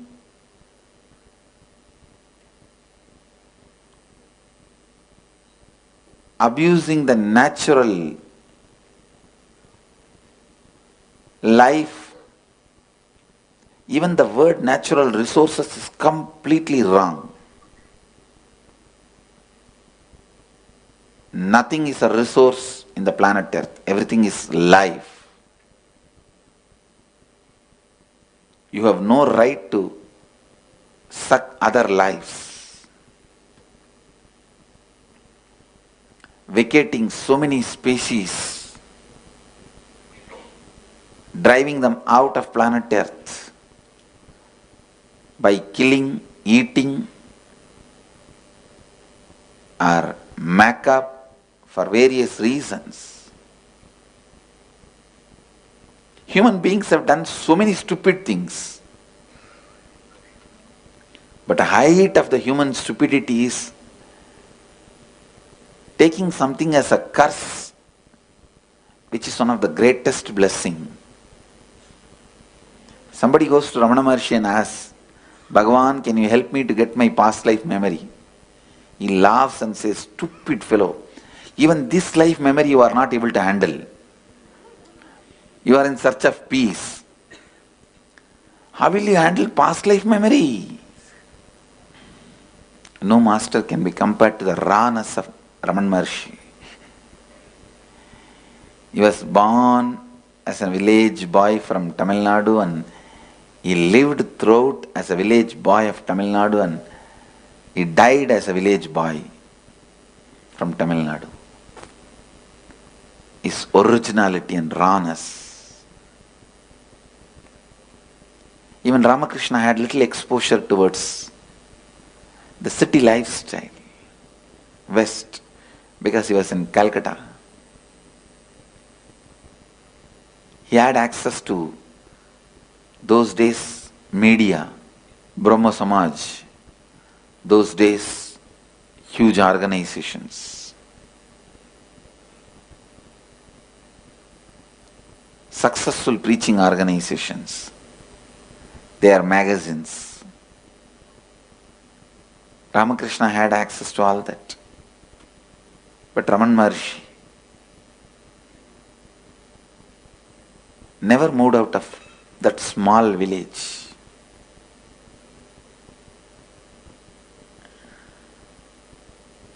Which had only population of only in few thousand.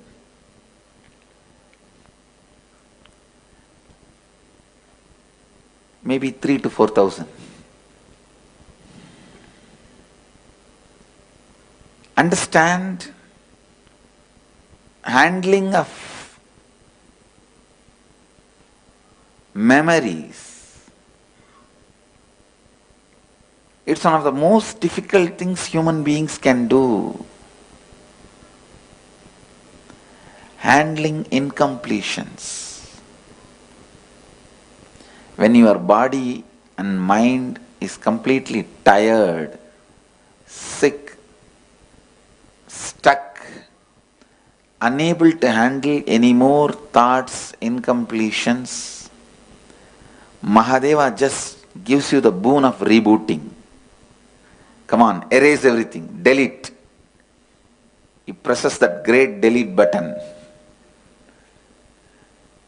in your life and reboots and gives you the clean slate, new life, new possibility. It is nothing but the possibility for rewriting your future. The inner awakening given to you by Mahadeva directly is death. Death is the most powerful experiential inner awakening Mahadeva provides. It is so unfortunate. One of the biggest blessing human beings think as a curse or situation they need to handle. Please understand. Before he takes away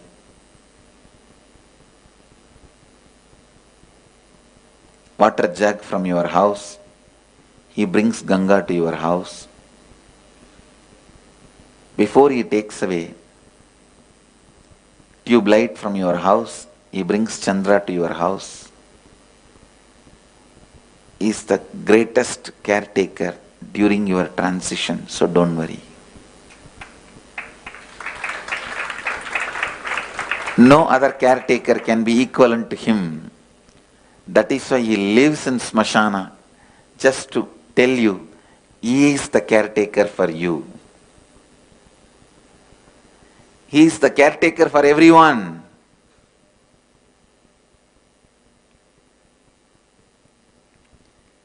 He is the greatest caretaker attending to all the beings in the transition.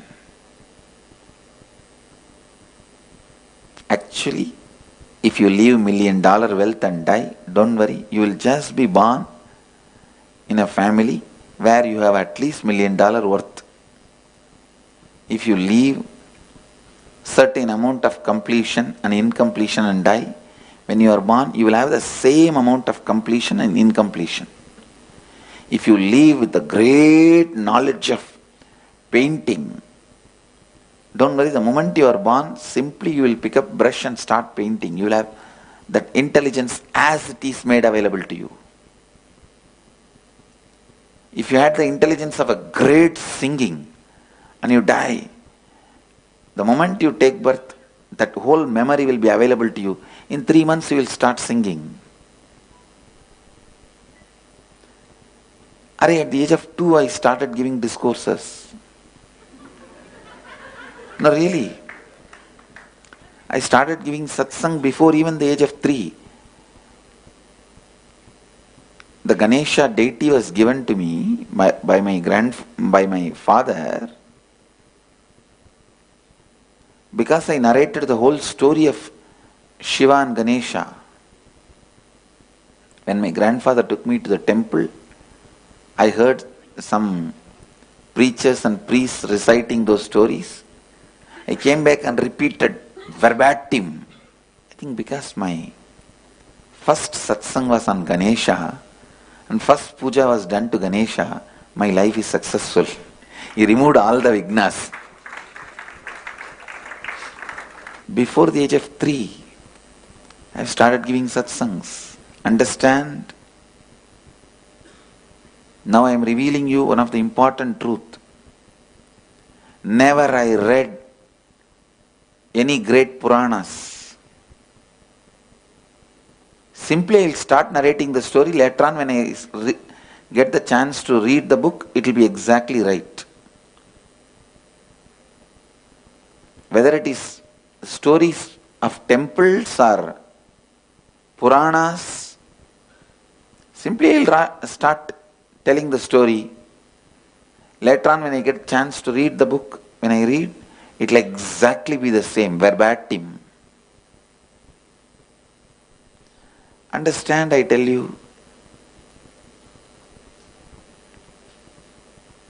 if you had so much of intelligence to write a book and great knowledge about yoga or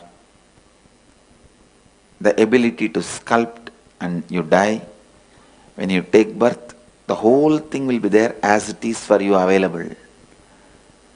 just all the incompletions will be pushed back. You will be given a fresh possibility to rewrite your future.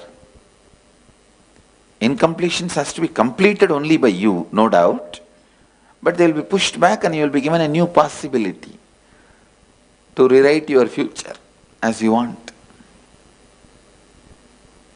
I tell you, nothing will be lost. Nothing is lost. Just fresh body, fresh mind, fresh few years for you to live. Death is just body change. Sometime it does not even affect you like a career change or nation change or spouse change. If you have changed any one of this in your life, your profession, career, spouse, or the nation where you live, the family, if you have changed any one of this in your life while living and handled it, don't worry, death is nothing for you. I give you the guarantee.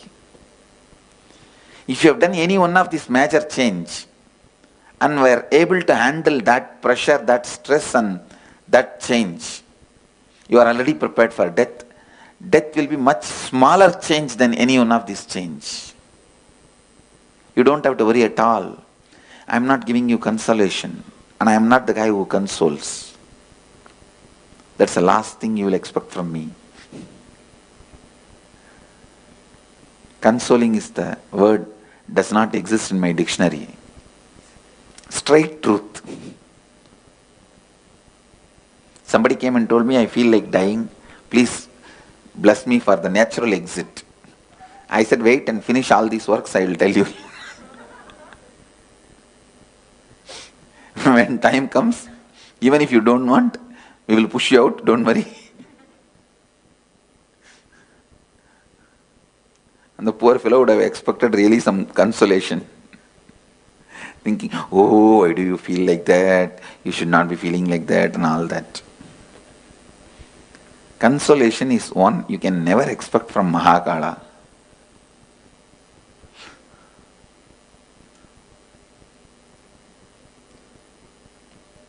If I don't scream at you, understand that is the consolation.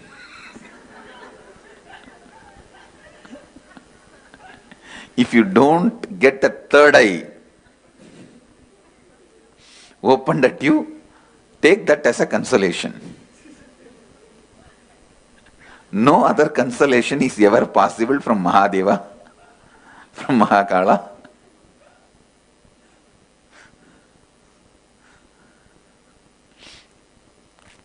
Consolation is the stupidity in its peak form. What is the meaning of the consolation? Making you forget the stark reality and pushing you back into your cozy, comfortable, small net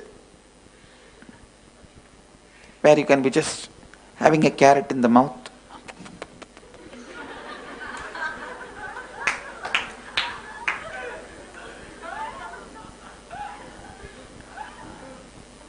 And thinking all is well when the whole forest is burning.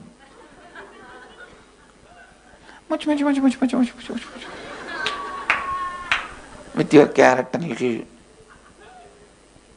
goose and beetroot, you will live like a rabbit in the rabbit hole. And you also, oh, you are so cute, you are so nice. Yes, please have one more carrot and go and be in that hole. That is what is consolation. You can never expect that from Mahadeva.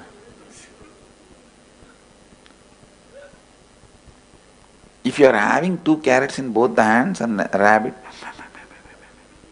he will just snatch both and throw it away and show you, look around, the whole forest is burning.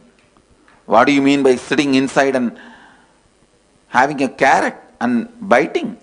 You will become a carrot pachdi. You and carrot both will be cooked. It will become a mixture. Rabbit carrot pachadi. Enough of you, your carrot rabbit hole. Save yourself. You can never expect consolation from Mahadeva. Please understand. But you can expect compassion only from Mahadeva. Nowhere else.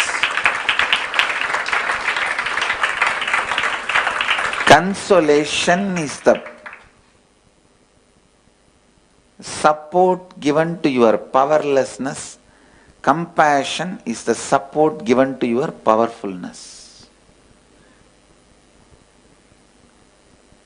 You can expect, demand all the support for your powerfulness, and Mahadeva will always do it, never miss.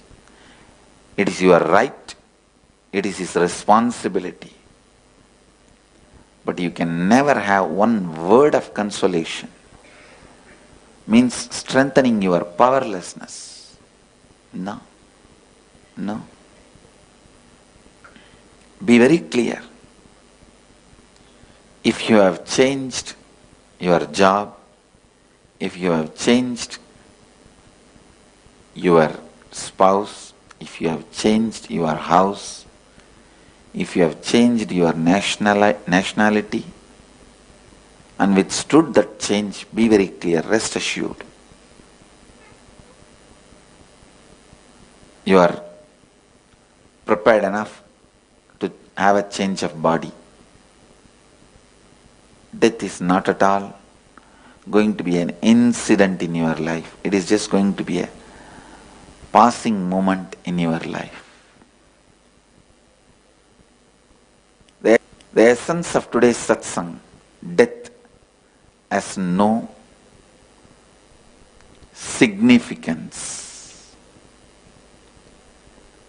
If you know how to use that moment to be free once for all, you are the most intelligent person. You are the most intelligent person.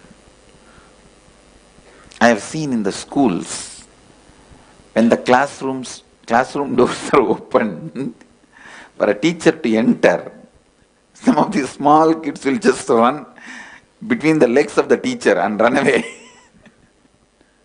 Just like kids run away, escape when the teachers open the door to enter into the classroom. During the death, Mahakala enters in your life to remove the life. You can use that gap to escape once for all into liberation.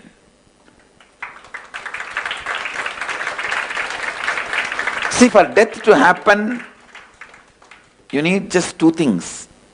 The door which is opened and the presence of Mahakala. Both happens during every death. With the right context, you can just escape. Be liberated once for all. A big fat man can never run away between the legs of the teacher. Only a small kid can run away. A person with so much of patterns can never run away between the legs of Mahakala and escape during the death. Person with very less patterns, almost no patterns, can easily slip into eternity, infiniteness, during the time when the door opens for your death. Preparation to use your death as liberation. When you know how to make your death as liberation, life is celebration. I bless you all.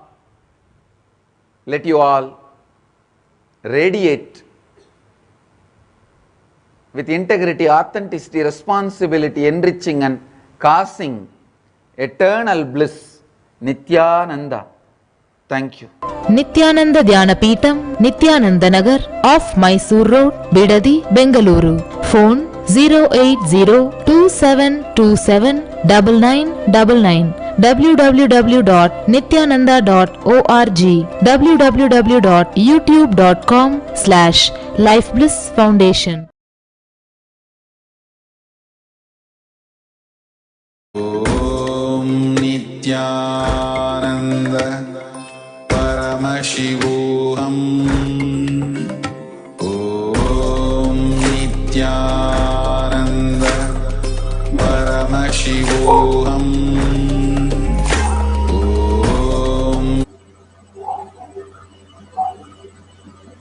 Nithyanandam. Today's message on death.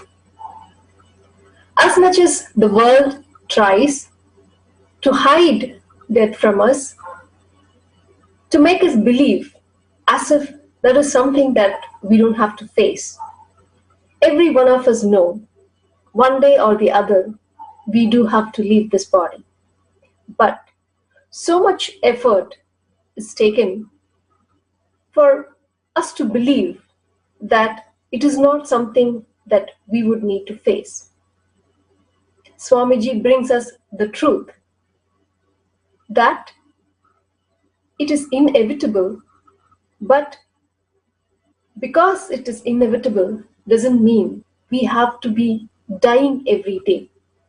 Swamiji says the incident of death happens one day, but every moment with our insecurity, with our fear, with the powerlessness, we are continuously dying. Having the courage to face the death, to go beyond the fear of death. That truth Swamiji just revealed today through the Satsang. But it doesn't end there. In today's capsule of going beyond the fear of death, we are going to experience it. So we consciously face death and go beyond it. Why? Death is an incident that happens in everybody's life at one point.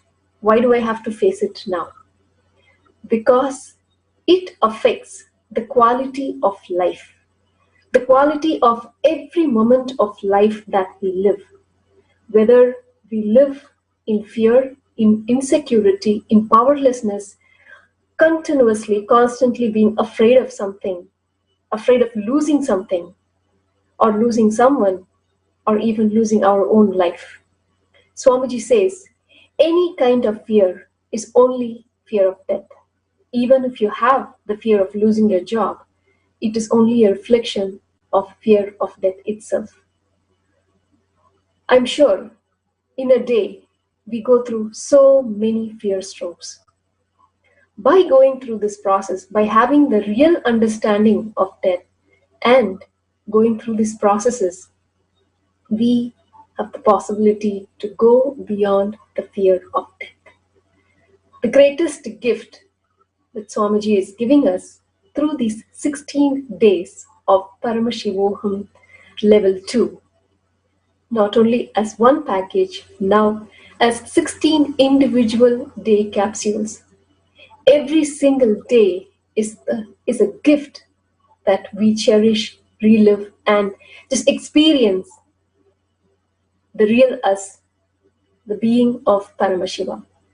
If you have already attended Paramashivoham, definitely do share with all your friends, family, and anyone you know so that they can benefit from these greatest truths.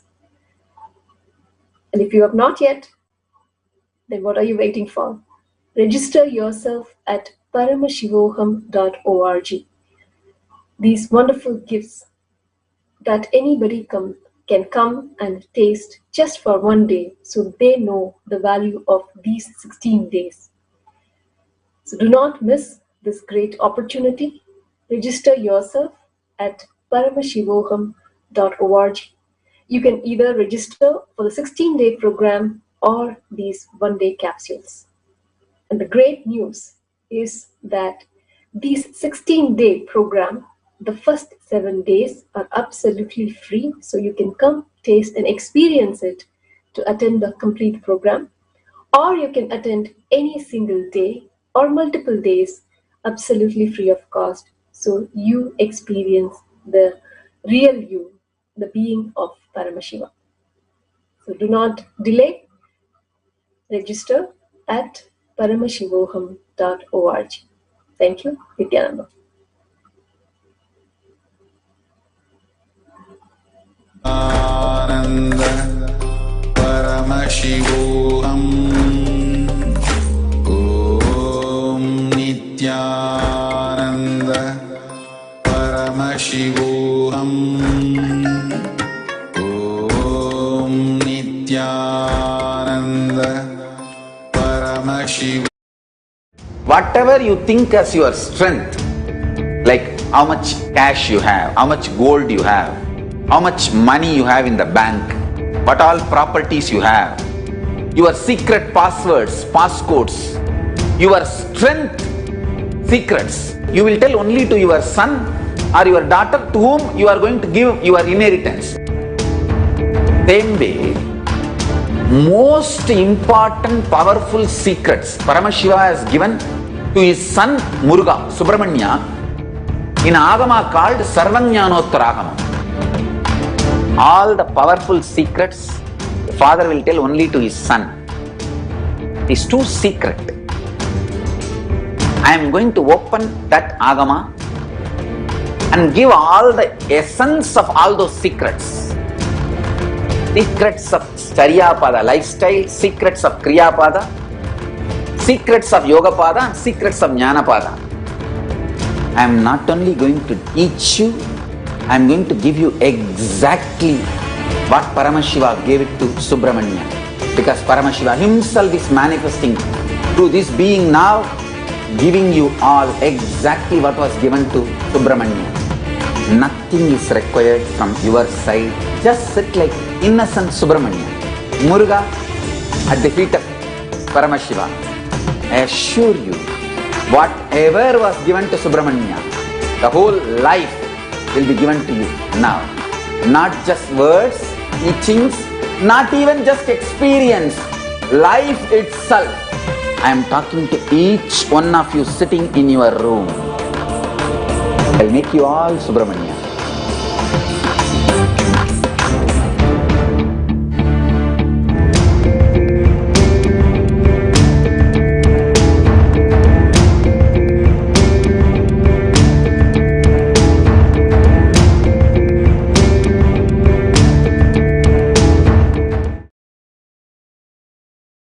Let's start with the Guru Vandana for power manifestation. Let's sit straight, visualize Bhagwan in the third eye.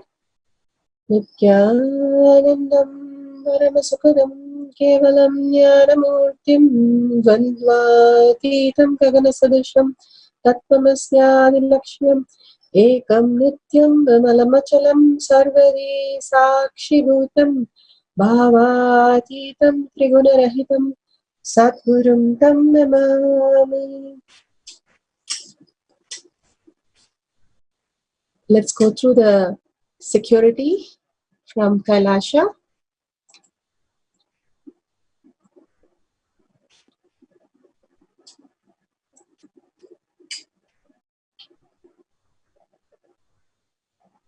First thing, Bhagavan has made us understand what is power manifestation. Power manifestation is nothing but a cognitive shift and can infuse powerfulness into any action or state that we are in. It raises the frequency of our body and mind to ultimate powerfulness, Turiyatita. We know three states of deep sleep, dream, and waking state. Bhagavan beautifully says the awareness, heightened intelligent, Turiya state, and consciousness, Turiyatita state, can be experienced by everybody if the powerful cognition becomes power manifestation. Power manifestation is nothing but a cognitive shift. How, when we understand about something with all the resistance, and when the knowledge is given, the jnana is given, simply it becomes completion in us. That is a cognition shift in us, which leads us to the Turiyatita. Paramashiva, who's Ajomaha, beyond the form and formless, is a living being. Satyojata, Vamadeva, Agora, Tatpurusha, Ishana, doing the Panchakritya of manifestation, sustenance, regeneration, pulling us out of delusion and liberation. Constantly, the Big Bang and the black hole is happening in us as an existential reality. Paramashiva, who has come down as Bhagavan himself, His Divine Holiness, Bhagavan Nithyananda Paramashivam, is a reviver of Kailasha, the ancient Enlightenment civilization, the great cosmic borderless Hindu nation. His Divine Holiness Nithyananda Paramashivam is an avatar from Hinduism and is a supreme pontiff of Hinduism. His Divine Holiness Bhagavan Nithyananda Paramashivam has made the science of power manifestation, yoga, temple-based university for the humanity. Sovereign order of Kailasha led by His Divine Holiness Bhagavan Nithyananda Paramashivam and Nithyananda order of monks, nuns, and Hindu diaspora are working for global peace, superconscious breakthrough to humanity. His Nithyananda Hindu University, world's largest, with extended campus in 150 countries, is organizing, preserving, time capsuling, decoding, spreading, and reviving 20 million source book of Hinduism and 64 sacred arts and science of Ayurveda, music, dance, sculpting, astrology, and Vastu. His Divine Holiness Bhagavan Nithyananda Paramashivam is 293rd Guru Maha Sannidhanam of Shamala Pita Sarvanya Pita, ancient apex body of Hinduism and present emperor of Surya Vamsa Surangi Samrajyam. He has survived the worst prosecution of multi-level assassination attempts on person and character by anti-Hindu elements. Bhagavan has given the science of power manifestation, reviving all the Adinams, all the Hinduism in the whole world. The science of power manifestation, which is authentic, time-tested, scientific, and foolproof.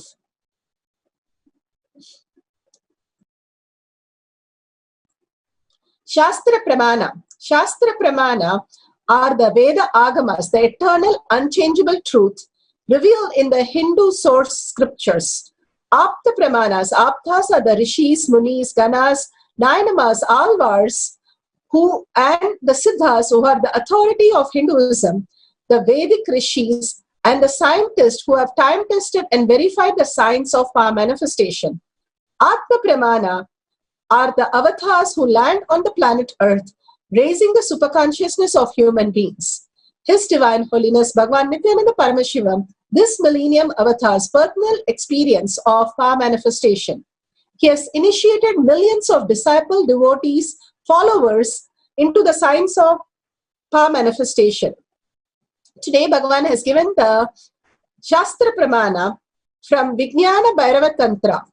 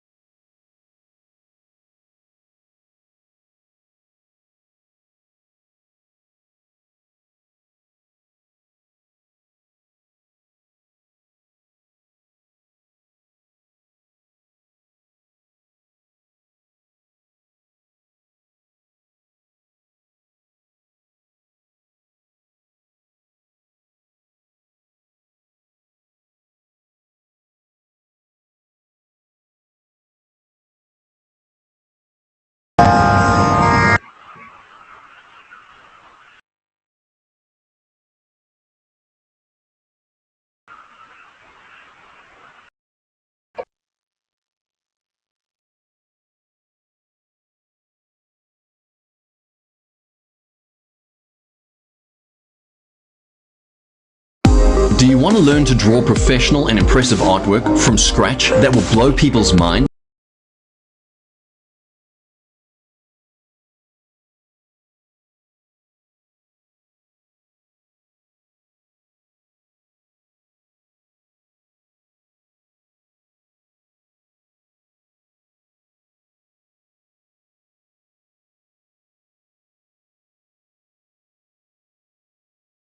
the technical glitch.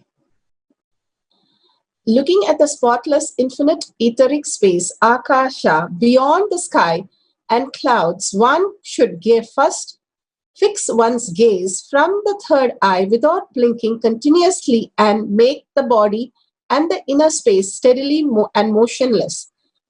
In the very moment, O Devi, one attains the nature and power of infinite space, Bhairava. Bhagavan has beautifully says the Akasha, the Kala, which is there in the mother's womb and in our inner space. When we are constant on the gaze of the inner space, steadily and motionless, very important that we are able to unclutch from the outer world and understand from the higher space of consciousness how we can exist beyond the thoughts and the perception of this world. Bhagavan beautifully says how the tamarind seed, when the tamarind fruit gets mature, the tamarind seed does not touch it. If you shake it, you can hear the sound. And whatever the fruit is, it does not get stuck to the fruit. Same way, when we are able to see our inner identity and the outer identity beyond who we are, the space of Paramashiva, the space of oneness with Paramashiva inside us, we are able to see the higher reality. When we are able to ground ourselves in that space as a higher reality of ourselves, which is more important to us than the perception of this world, we are able to be in the steady and motionless space, inner space. Again, the beautiful space that Bhagavan says, how death is going on, removing what we are not. That's the most compassion that is happening to us. He says how when you're a baby and then you become a boy, the death happens. When you become boy to a teenage, the death happens. Boy, teenage to an adult, again death happens. We don't even recognize our photo. When we see our childhood photo or a baby photo, we hardly even recognize that photo. That is us. Only because somebody told us we are able to even recognize that. So that body, which is not even us, we are beyond that.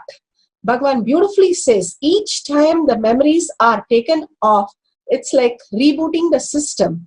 And how we can install the higher software and start understanding the ultimate purpose of our life is consciousness.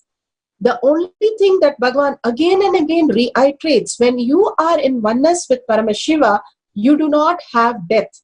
That means we do not have to go through such a traumatic space because we are ourselves decided to withdraw from the perception of this world because that is not real. Minute we conclude that what we are experiencing is not real, we'll fall into the space of higher reality, the steady and motionless inner space.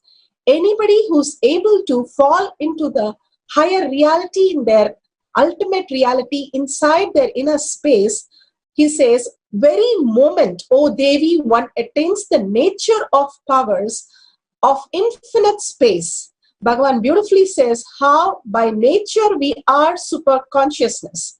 We are forgetting that by clinging to the outer world and outer identities and outer realities, what we perceive as our reality. When we let go the fantasies, the reality that we perceive, anger, incompletion, and beyond that there is a space which is just a pure space of oneness with Paramashiva, the consciousness, and simply declaring that as our ultimate identity, steady and motionless, the one attains the nature of power of infinite space.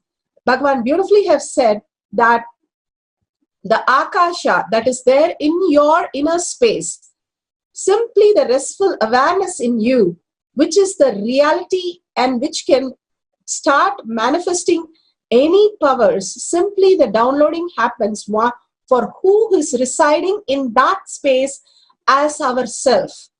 Paramashiva is the only real space in us. Everything else dies because it is not real. How the shadow dies because it is not real. Same way, our inner space, only the pure space which is steady and motionless is the reality.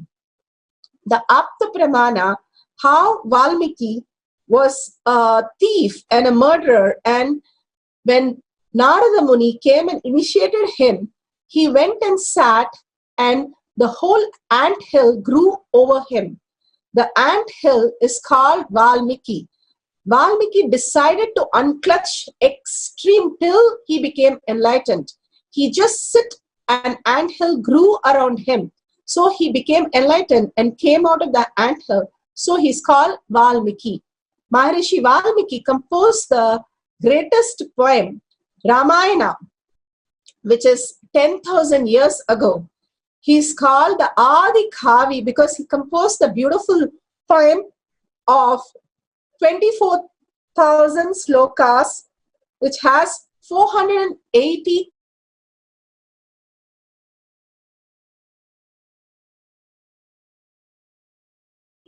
got to see the Rama and also teach his Lava and Kusha the whole Ramayana that he downloaded. Valmiki, the divine behest of Lord Brahma, composed the whole Ramayana from the Parva of Savangatva, the space of all-knowingness and omniscience. So beautiful. Bhagavan himself have done many readings of Akashic reading on birth, on consciousness, on death, on relationship, for us to understand the deeper science of all these. And he has initiated millions of disciples, devotees, and the Balasans who have read the Akashic reading of many devotees.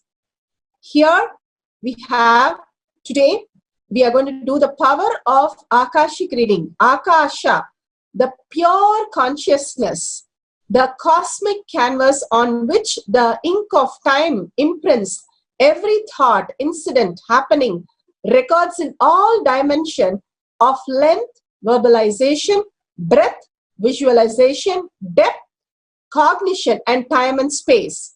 By entangling in oneness, the yogi's third eye, which is Kalabhairava's third eye, reveals in golden letters the revelation about anything inquired. So beautiful.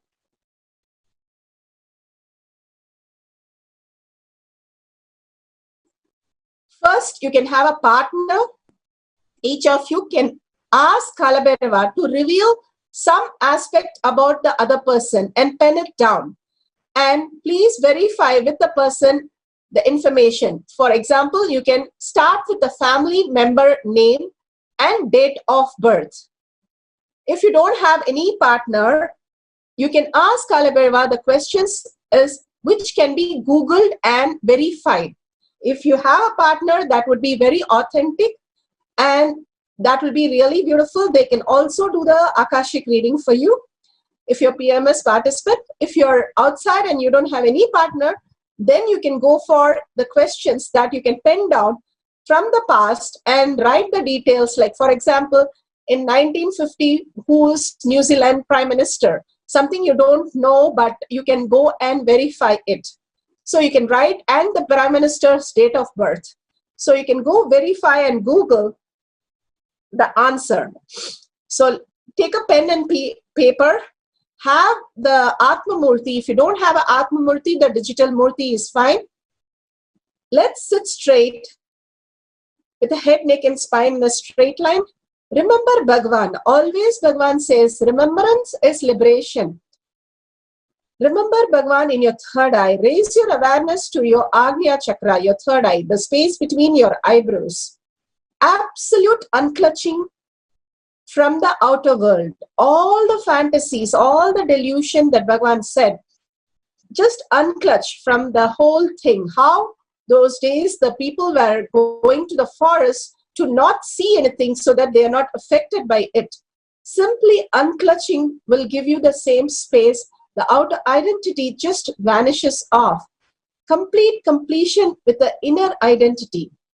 Making all that also redundant.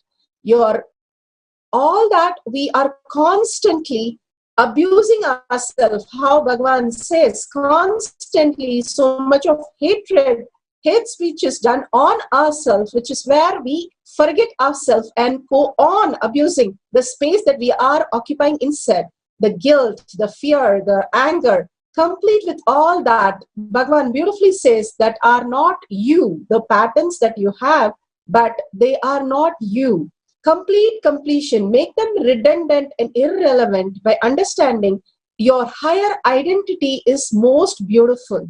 Complete completion will experience the space of Paramashiva, the oneness with Paramashiva, how you recognize yourself as a male, female, the gender, same way Bhagavan says, you recognizing Paramashiva as your space is the oneness with Paramashiva.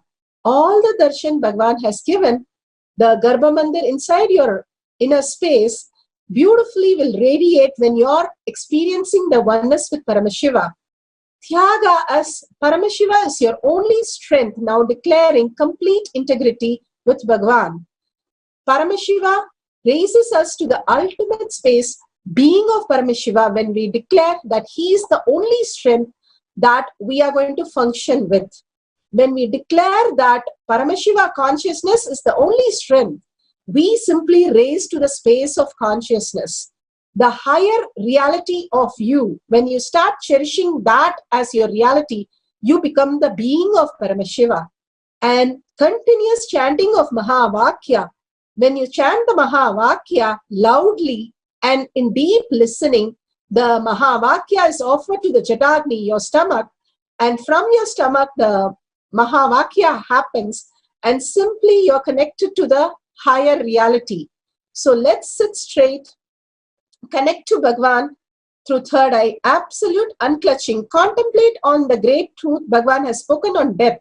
How death, when you are ready to face it constantly, understanding they are nothing but a change which is happening in you. And when you accept that, when you understand and go through that without getting affected, you understand that Paramashiva is your only strength. Simply you raise to the higher reality. Any cognition will make you manifest huge powers. Cognition shift is something it has become your reality the minute you hear it. Bhagavan has beautifully given us very powerful cognition. Contemplate on that and chant the Mahavakya. So the mind gets dissolved in all this and simply the manifestation of Shakti happens through you. Now we have 11 minutes oneness capsule and intensely we'll chant the Mahavakya.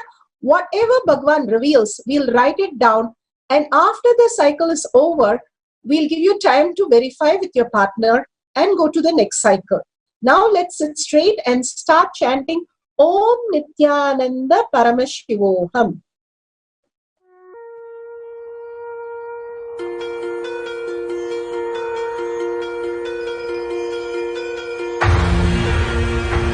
See yourself as 25-headed, 50-handed Paramashiva, as eternally 16, youthful.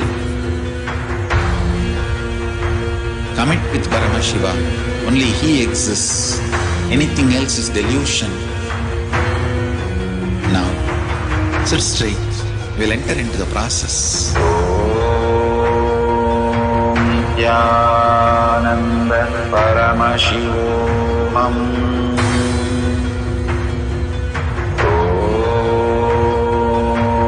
Nithyananda Paramashivoham. Om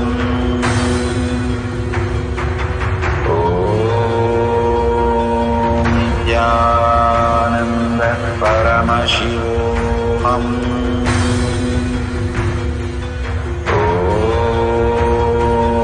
Nithyananda Paramashivoham.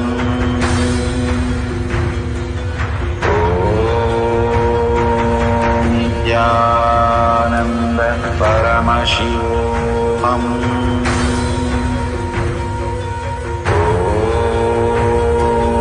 Nithyananda Paramashivoham. Om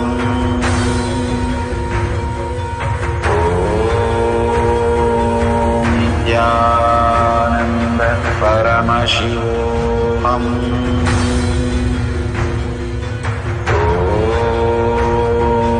Nithyananda Paramashivoham.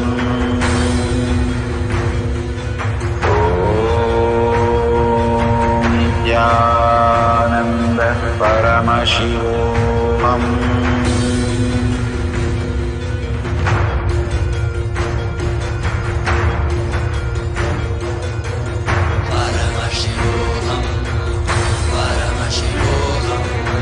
Let Paramashiva's third eye manifest in all our third eyes. Let the Amrita pour, let the Varni open up, manifest in all of us.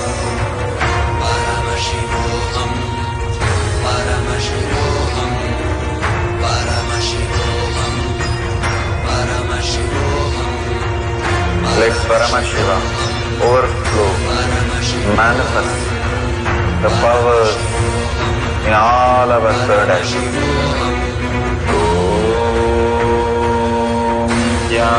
Nithyananda Paramashivoham.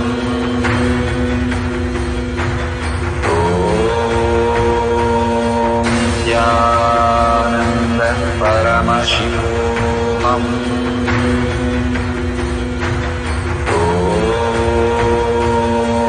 Nithyananda Paramashivoham.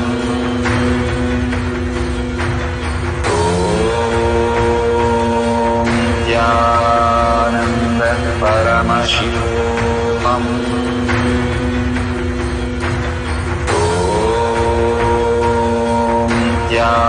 Nithyananda Paramashivoham.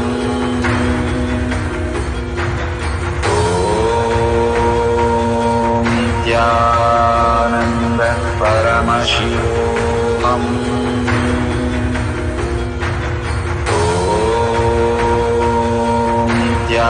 Nithyananda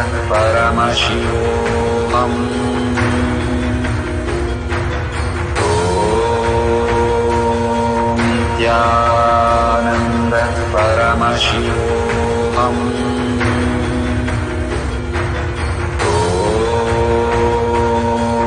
Nithyananda Paramashivoham.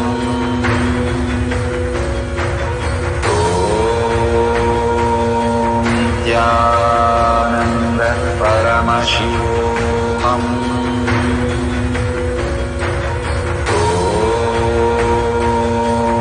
Nithyananda Paramashivoham.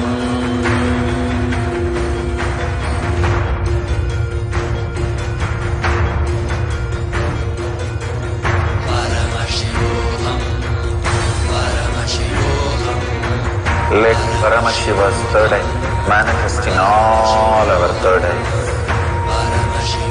Let the Amrita pour, let the Varni open up, manifest in all of us.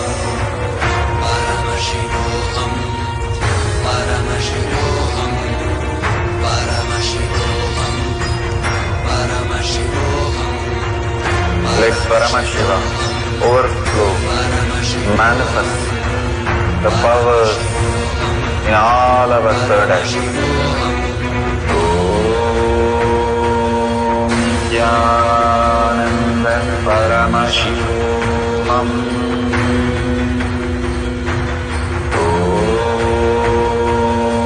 Nithyananda Paramashivoham.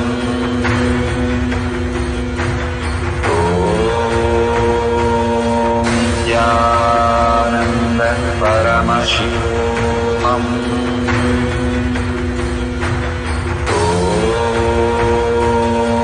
Nithyananda Paramashivoham.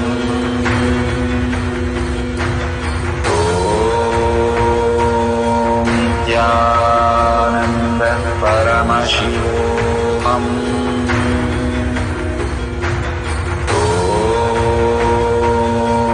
Nithyananda Paramashivoham.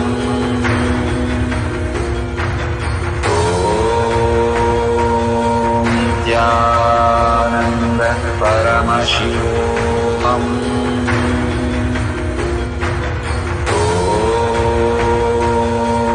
Nithyananda Paramashivoham. Om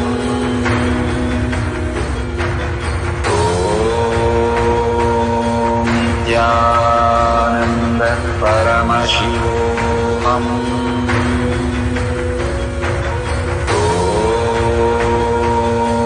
Nithyananda Paramashivoham. Om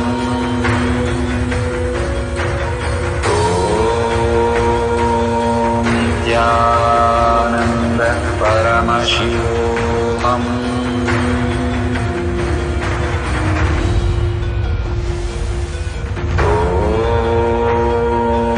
Nithyananda Paramashivoham.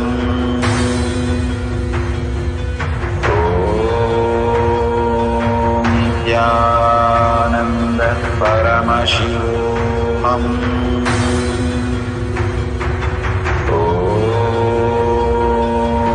Nithyananda Paramashivoham. Om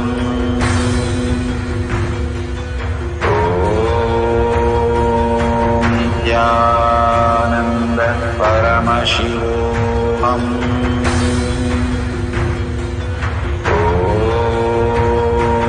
Nithyananda Paramashivoham. Om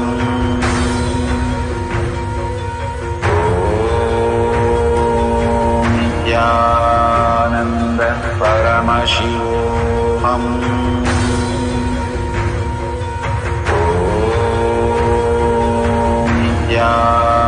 Nithyananda Paramashivoham.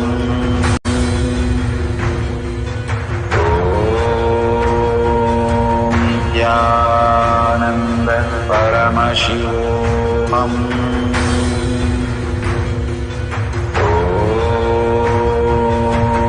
Nithyananda Paramashivoham.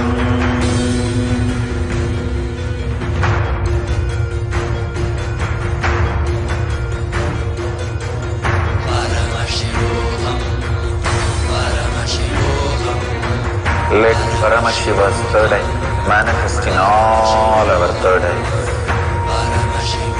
Let the Amrita pour, let the Varni open up, manifest in all of us.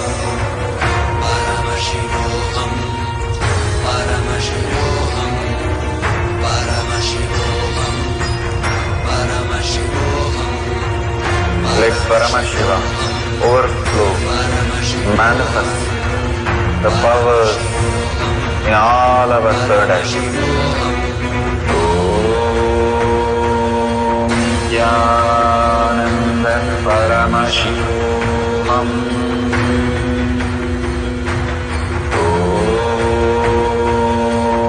Nithyananda Paramashivoham.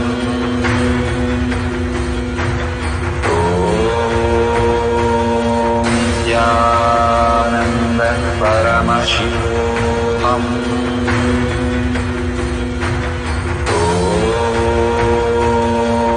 Nithyananda Paramashivoham. Om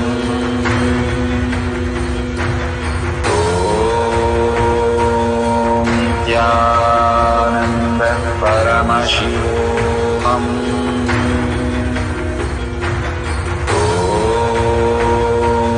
Nithyananda Paramashivoham. Om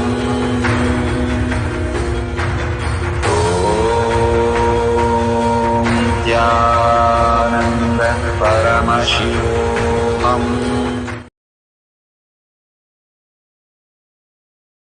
So beautiful. Whatever Kala Bhairava Bhagwan has revealed, please verify with the other person the family member name and the date of birth that you have written down. You can ask the other person. If you have not had a partner, you can Google and find out the details. We'll have one more cycle of the Akashic reading. Whichever appears in golden letters, write that. If you're seeing only like half a letter, one letter, or simply it is just a voice which is heard, just note down everything and simply you'll start. The more you start being in listening, more revelation happens. Bhagavan beautifully says how we have the 5 senses to learn. Simply we have the Paramashiva space to download any information which is on the planet Earth. And simply that will be available for us when we connect to the space of Paramashiva. Have the will persistence. Very clearly declare yourself, I am Paramashiva, and that is the real space of me. And I request Bhagavan to tell me the details of this question. And simply you will see Bhagavan revealing the answer to your very shock that you will be seeing exact answers will be revealed. Please raise down some questions. Again, we'll have one more cycle and we can go through this. Ultimately declare that Paramashiva is your space. Let's start the second cycle. We'll remember Bhagavan in the third eye. Absolute unclutching from the outer world. Complete completion to the experience the space of Paramashiva. Anything that you have your inner space, make it redundant except for Bhagavan in your Hridaya, in your heart, in your inner space.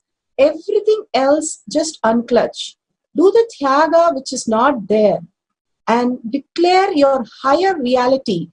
Start falling in love with your higher self, which is Paramashiva, which is Bhagavan in you, who is manifesting even now, whether we accept it or whether we don't know. He is the one who is manifesting as whatever actions we are doing. But declaring that he is doing that, you will simply be able to ask Bhagavan to show you whatever you want. Let's raise our frequency by chanting the Mahavakya loudly and intensely. Let's start with another 10-minute cycle of chanting the Mahavakya. Om Nithyananda Paramashivoham. Nithyananda Paramashivoham. Om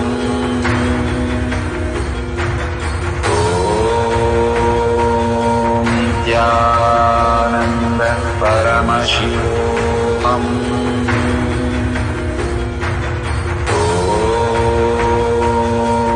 Nithyananda Paramashivoham.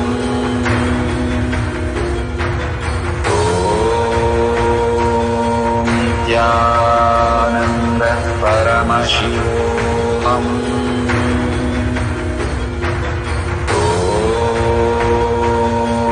Nithyananda Paramashivoham. Om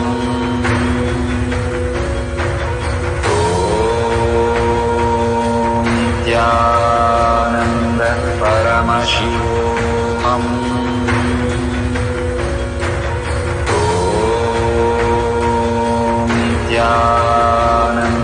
Paramashivoham. Paramashivoham.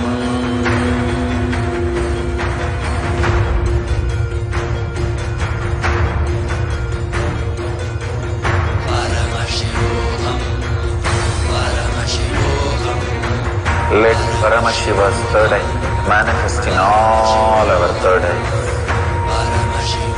Let the Amrita pour, let the Varni open up, manifest in all of us. Paramashivoham, Paramashivoham, Paramashivoham, Paramashivoham. Let Paramashiva overflow, manifest the powers in all our third eyes. Om Nithyananda Paramashivoham. Om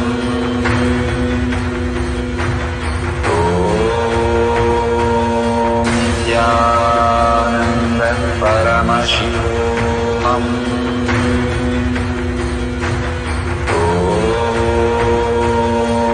Nithyananda Paramashivoham.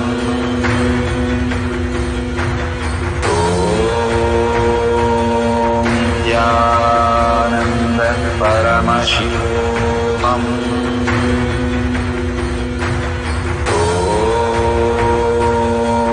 Nithyananda Paramashivoham.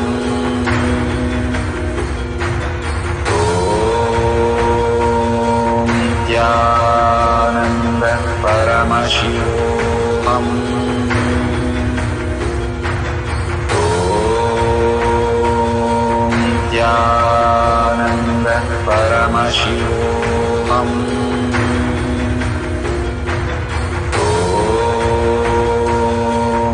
Nithyananda Paramashivoham. Om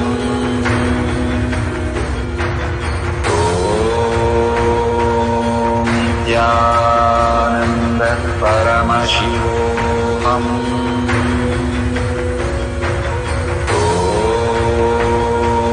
Nithyananda Paramashivoham. Om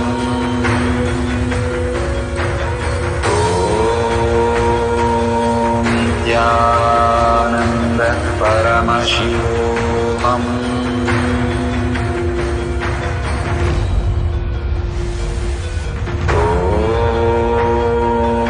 Nithyananda Paramashivoham.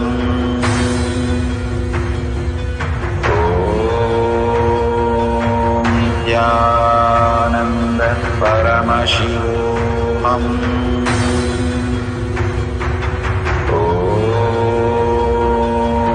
Nithyananda Paramashivoham. Om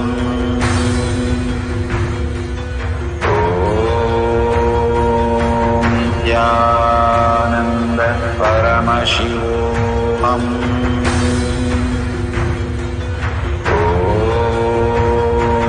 Nithyananda Paramashivoham. Om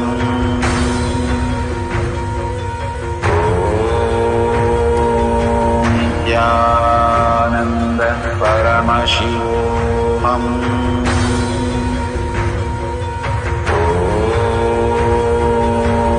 Nithyananda Paramashivoham.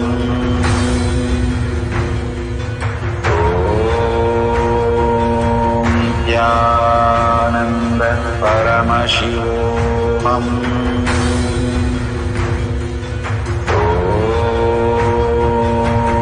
Nithyananda Paramashivoham.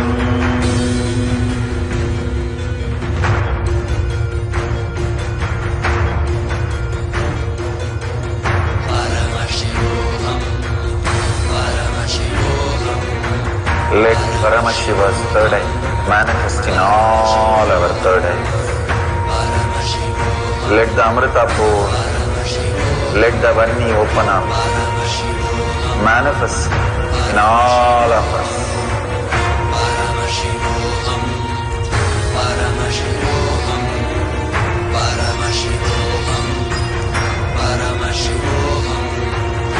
Let Paramashiva overflow, manifest the powers in all our third eyes. Om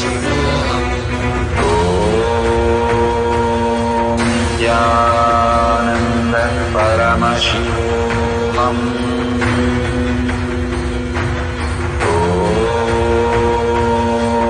Nithyananda Paramashivoham.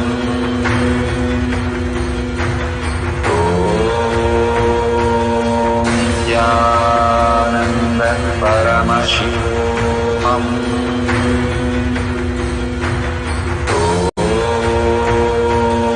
Nithyananda Paramashivoham. Om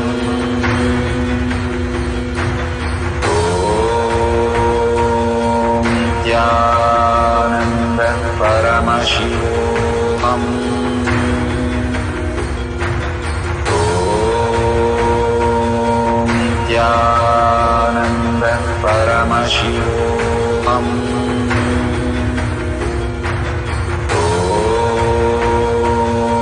Nithyananda Paramashivoham.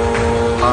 Nithyananda Paramashivoham. Nithyananda Paramashivoham.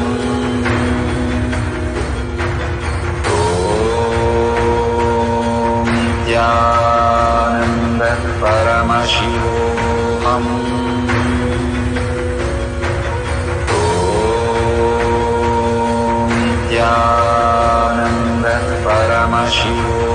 Om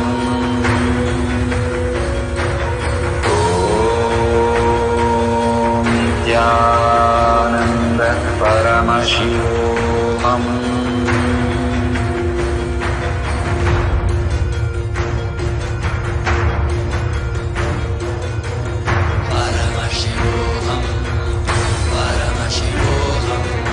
Let Paramashiva's third eye manifest in all our third eyes.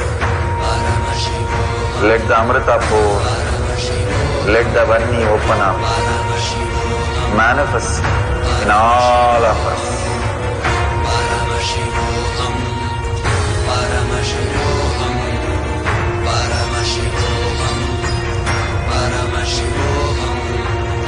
Let Paramashiva overflow, manifest the powers in all our third eyes. Om Nithyananda Paramashivoham. Om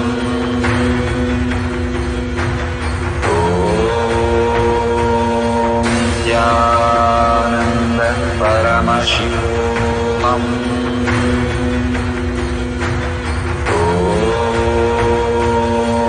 Nithyananda Paramashivoham. Om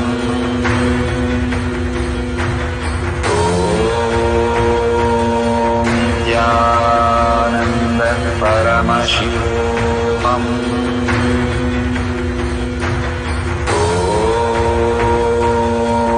Nithyananda Paramashivoham.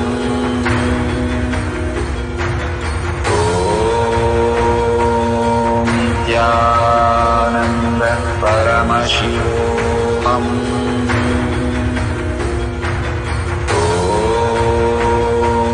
Nithyananda. Nithyanandam, so beautiful. If you're part of Paramashivam program, please go ahead and update in HDH page. And if you're in the social media, please go ahead and update in tinyurl.com/manifestation. Bhagavan always says about enriching and causing. Whenever you enrich, you are declaring your cognition, your understanding to become the cognition. You're pulling yourself out of the delusion. Each time you are declaring Paramashiva is your space, and Paramashiva is manifesting through you, your higher identity through enriching. And the words that you utter is who your conscious is. And simply by again and again repeating to so many people that I am Paramashiva, I manifested this power, will raise your awareness into Turiya state. And if you cause others' reality as the ultimate reality, bringing them to Bhagavan and the blessings that Bhagavan has been giving us in the courtyard, simply will make them also manifest powers. So share, don't forget to share your photos, your understanding, your powerful cognition in tinyurl.com/powermanifestation and cause others reality, bringing them for satsangs, courtyard sessions and darshans. With that, let's thank Bhagavan for manifesting this power and the powerful cognition. Whenever you surrender to Bhagavan's lotus feet, we raise in frequency with the deep seeking and gratitude. Ask Bhagavan to make this as your existential reality. Again and again request Bhagavan. He will make this Akashic reading as your reality, existential reality. With that, let's visualize Bhagavan in our third eye and close the session with a Purna mantra. Om Purnamada Purnamidam Purna Purnamudashyate Purnasya Purnamataya Purnameva Vashishyate. Om Shanti Shanti Shanti. Hari Om Tat Sat Sarvam Bhagavate Sri Nithyananda Paramashivam Padukarpanamastu. Om Nithyanandam. Thank you for participating, Nithyanandam.